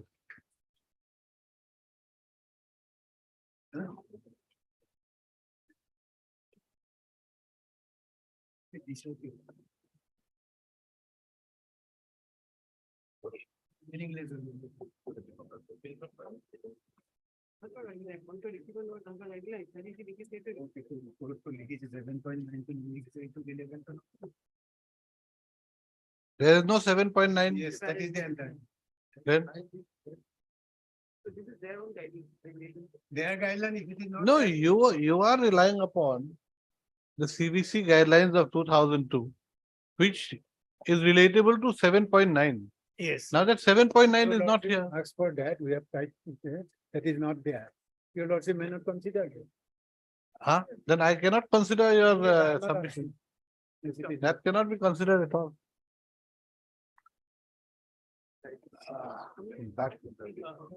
Oh, yes, you have not finished. Okay. Yes, where is that official? No, you'll have to sit. I'm going to pass, I'm going to dictate. You have given me so many facts. I've got to put it down in writing. I'll forget. I'm not otherwise I'll have to ask Chat GPT to write the judgment for me.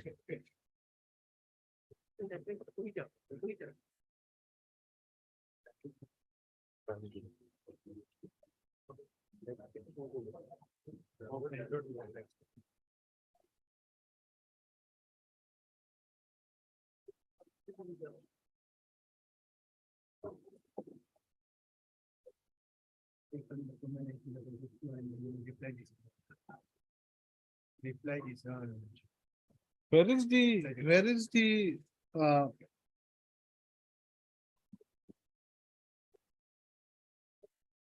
okay. Where is the original? Actually, this was furnished to us at the time when it took up the case. If required, I can place it today. Because you see, I want to see the note sheets. Yes. This is related to the case record, I want to see the note sheets. I want to see when, what are the notes? One or two notes is there, I have like No, A. this- Also, you will find it, after the technical bit was open. They took the approval also,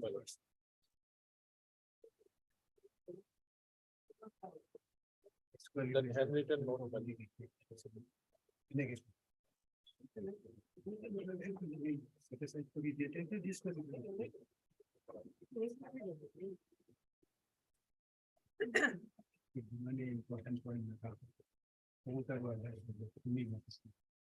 I can place it today itself, after some time.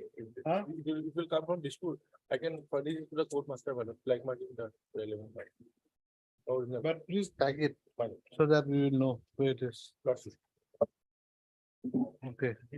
You see, the only reason I want you all to sit is that when I'm dictating the facts, I get your submissions correctly, not for any other reason. I will not, because we all have taken, I think, more than 3 hours. Right. Heard. Mr. A.K. Bhattacharya, the learned senior counsel.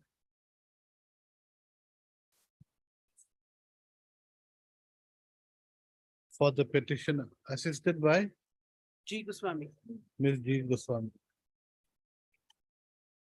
Also heard Mr. D. Saikia, the learned Advocate General Assam, assisted by Mr. B. Gogoi. Mr. D. Das, learned Senior Counsel, appears for the respondent number 6, assisted by Mr. B. D. Deka.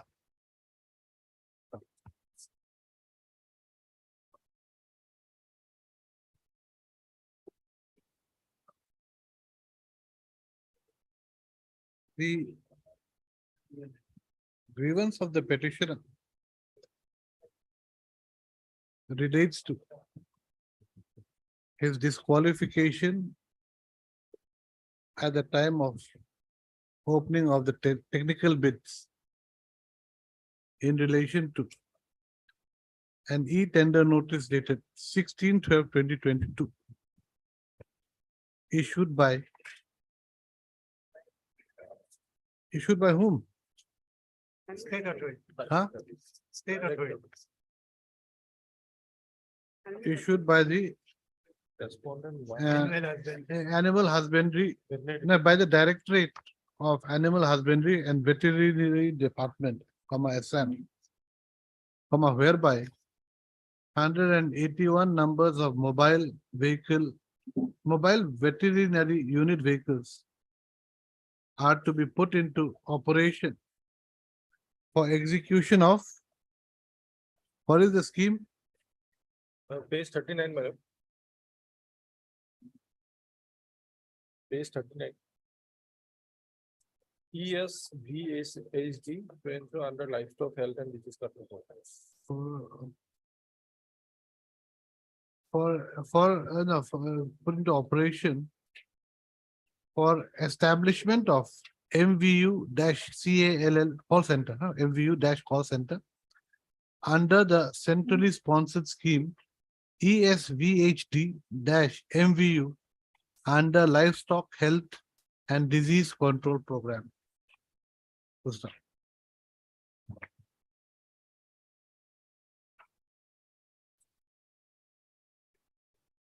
The petitioner's counsel, I think better will dictate it later. I'll have to go through slowly. I might put it for I might put it for to be spoken again, because there are a lot of facts you all have stated. I'll have to go through all the pages. It takes a lot of time. Next week. I do not know. Let me see. Here just say hearing concluded, judgment reserved.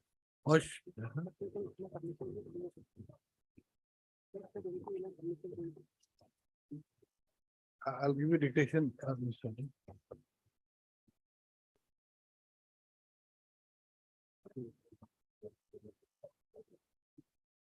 In that case, the records may not came my basis on Monday to the court master by flag marking it. I will prepare a chart also, madam. Type it. Give me all this. This will all come with this. My lord, may I make a small preamble? Yes. In item number 17, my lord. Huh? Item number 17 of today's. 17, yes. 17, my lord. My lord, we have an interim order operating. Kindly, it may be extended. I have my learned counsel appearing for the opposite party, my lord. Respondent. Lordship, there is some urgency. Lordship may take it up on Wednesday. All your cases are urgent. I've got. No, it's with regard to tender, Lordship. It may be taken up on Wednesday, Lordship, subject to Lordship coming in. I don't know, Wednesday is the motion day, because big problem, motion day. I don't take it. Regard to the supplementary.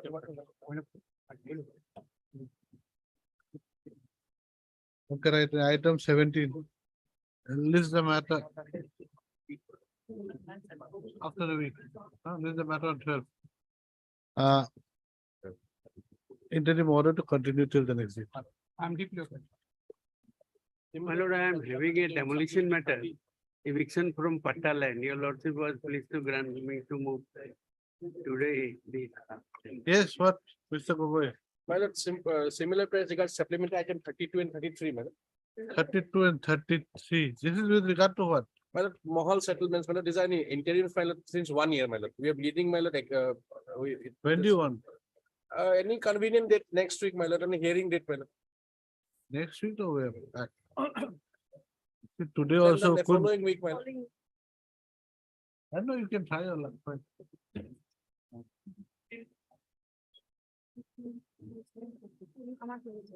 18th, my lord. 18th, we have already fixed that matter, no? We can, this is Sayavara's matter. then. Oh. We can try on 16th. Then 23rd, my lord. Okay, 18th. 23rd, my lord. Okay, list the matter on 23. Your lordship, there's an interim. Interim order to continue till the next. Always, my lord. My lord, in regards to item number 20, it's a partner matter. Third matter. Lordship, can you See, fix my on matter may be 16th? taken on Monday, demolition matter. That's it, huh? Can you be fixed on 16th of May? 16th of May. Okay, huh? 16th, no, 16th we have to, huh? Lordship, item number 1. Lordship, item number 22 may be fixed next Thursday. Lordship, item number 1 to 5 are partner matters, motion matters. Make Huh? only fix it on Monday or Tuesday. Tuesday we have fixed too many, I think. Tuesday though we have got. Then Monday, Lordship. Monday is motion day. Motion matters only. Item number 1 to 5. Motion They are matters. motion matters, but it's 130A, I know, it's going to take long. I mean, I've got to go into the constitution provisions of, I think, part 9B. Then on 10th. Huh? 10. 10th is again motion day, no? That'll take on, okay, bring it on 10, we'll see. 10. This is a matter on 10, 1 to 5. Your lordship, item number 22. 22, yes, Fixing next Thursday, 22 next Thursday. 11 May. Madam, I think you wait a little bit. It's not so urgent like others. Lordship, 25, 20 23, others give you 23. 23. Lordship, in regards to item number 20, 16th of May. 16th, okay, we can try 16th, please the matter on 16th. Item number 19, my lord, is the tender matter, thus the service has been effected, my lord. Item 19. Ah, okay. My lord, if lordship will list it for admission, then my lord can have short date. Same bid amount submitted by yes, both the that parties. We have effected the dusty service. Huh? We have effected the dusty service, my lord. And matter may come up for admission. When? It's possible next Friday. Next? Next Friday, possible, because the season is coming, that is that difficult. Next Friday. See, that season is ending, I think. No, the fruits will be mature in the end, towards the end of May and first part of June, month. First part of June. First part of June and towards the end of May. So give a date 12. Lordship, you kindly say for admission, my lord, because this service is coming. for admission. Yep. Let us see this demolition case.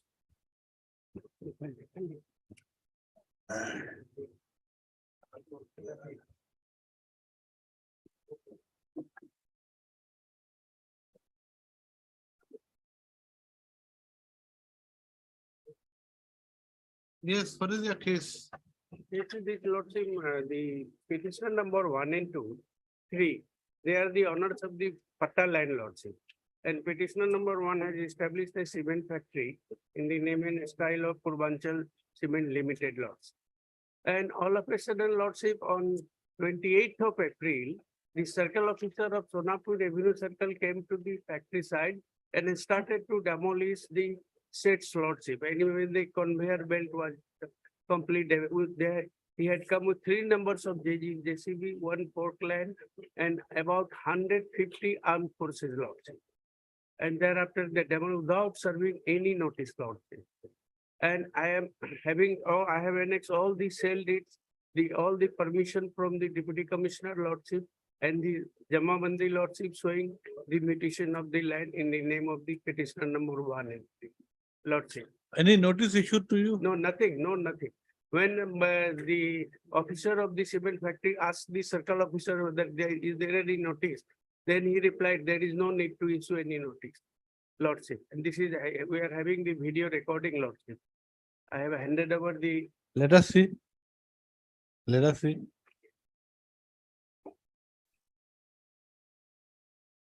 Should we see the video recording? Let him place, my lord, I will controvert. He'll controvert. Okay, okay. So then there's no requirement to see. Is it a waste of time? Huh? No, no need. I'm asking you, is it required? It is for him. my No, lord. no, I'm asking you. I'm not asking him. I'm asking, is it required for this court to see with regard to whether notice was issued or not? No, notice has admittedly been not issued. Notice not issued. Then, Now, let him place the facts, my lord, if it- otherwise, here is a case where they have set up, my lord, industries over the tribal belt area. That is, of course, one aspect of the matter. In total contravention of the provisions of, my lord, chapter 10 of the Assam Land and Revenue Regulation. Now, the regulation 160 onwards, my lord, specifically prohibits, my lord, that one cannot acquire any right title interest over a plot of land, which is otherwise, my lord, demarcated, my lord, within the tribal belt. Now, they are admittedly running their business over the tribal belt. Now, what I have been instructed, my lord, we have got the instruction immediately from the circle officer concerned. Their main allegation is against the circle officer. Now, the circle officer has verbally informed us that the plot of land over which they are in occupation, of course, they are in wrongful occupation, they have already set up an industry. They have bought those lands, my lord, from the year 2003 onwards, recently. And therefore, my lord, now they have expanded. They have expanded and nearby there are government lands. They have transgressed into the government lands. And once they have transgressed into the government land, Rule 18(2) directly comes to play. Lordship, I have not prayed for any relief against any government land. I am seeking. no, I'm just let me clarify the situation. So according to, so he has got some pata, but at the end of the day, he has got some pata. So if he's got a pata, then he is required to be heard because the person who has issued the pata is the government. No, patta has been issued by the patta, may be issued by the government. But if that is contravention to the provisions of. Maybe, but then that requires that he should be heard. Yes, it is right. But here is a case where we have been verbally inside because we have been served a copy of this voluminous petition. No, my lord, I know. Huh. Been served the. No, copy. you see, just because I'm smiling doesn't mean I'm not serious. Please don't get that impression. It's just to lighten the mood at times, you know. Now, just before 2 p.m. today, they had served the copy, no difficulty. 2 p.m. today, 2 p.m. Just before. and 2 he p.m. made the prayer early in the morning. I So have when been- did you file the writ petition, Mr. Counsel? Yesterday. Yesterday, without serving a copy. No, even at the late hour it was filed up. I could not get the opportunity. Today we have, in the morning, we have served the copy. No, I have received it. Anyway. Lordship, the. Okay, rule- let us see the video. Let us see the video. Yes. Lordship, Rule 22, Rule 12 of the As per the lordship tribal belt instruction of the- itself clearly states As per the that instruction of the circle officer. lordship. 1 month notice may be given. Yes, 1 month As notice per the must be instruction of given. the circle officer, demolition was carried out in the government land. lordship. in the government. Demolition carried out. lordship. So right now you are not going to demolish any other portion. Lordship, and he was called for the lordship hearing. lordship. And he has not responded. lordship. Okay. No, As that per is not our correct. instruction.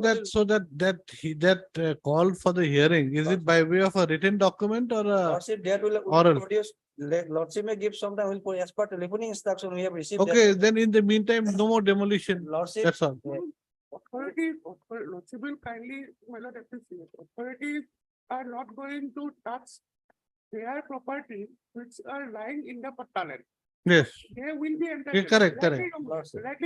The property which is covered by the pata, Lordship. that should not be touched. Lordship. That is my prayer. Lord. That is your prayer. Okay, Lordship. then it's enough. No need. Lordship. Heard Mr. S.P. Roy, Lord. the learned counsel for the petitioners, who submits that the petitioner number 1 is the One owner, and three. huh? 1 and 1 and 3 are the owners of land. A and B schedules land. I Huh? have described in the petition. Where page? Page Lordship.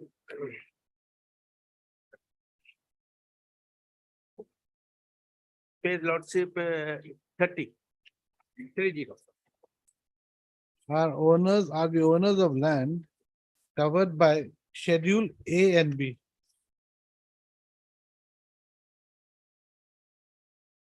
Full stop.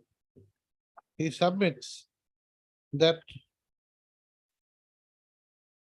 though the petitioners are they are having pattas for the said land, the respondents, the respondent number, 4 lordship. respondent number 4, Sorry, lordship. huh? Yes.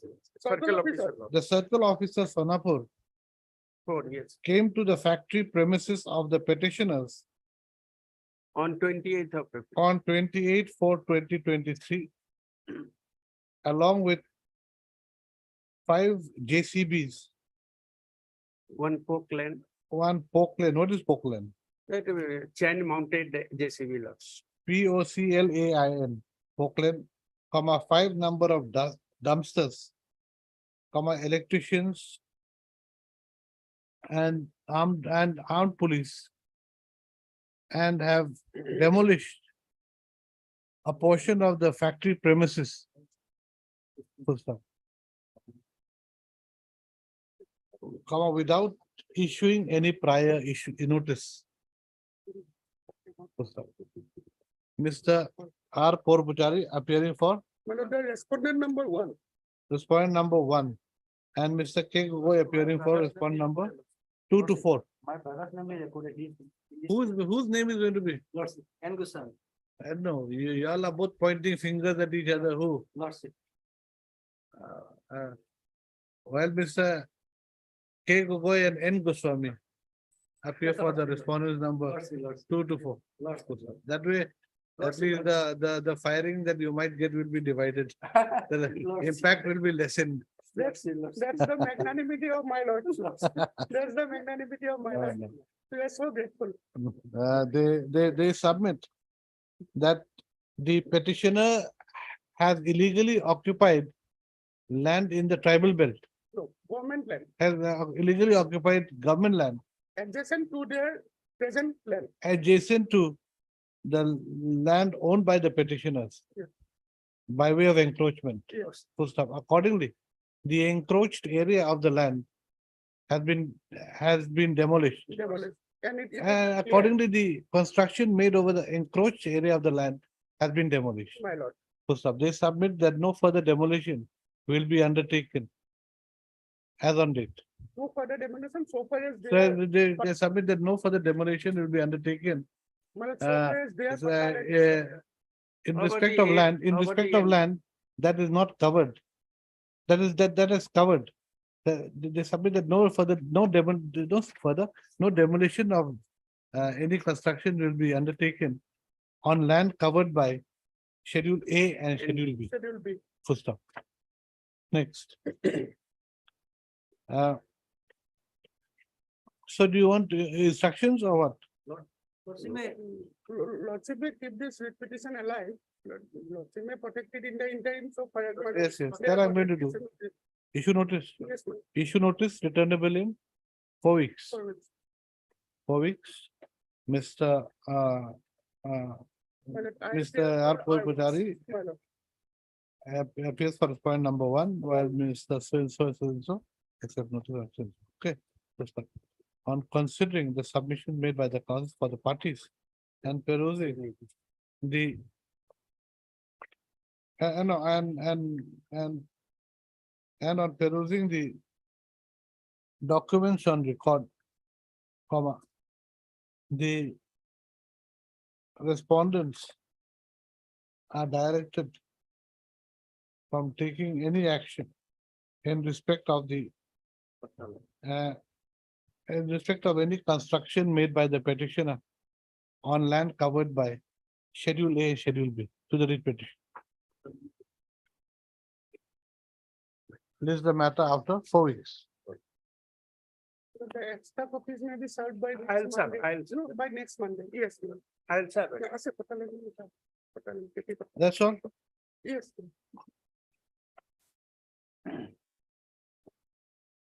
Deeply open.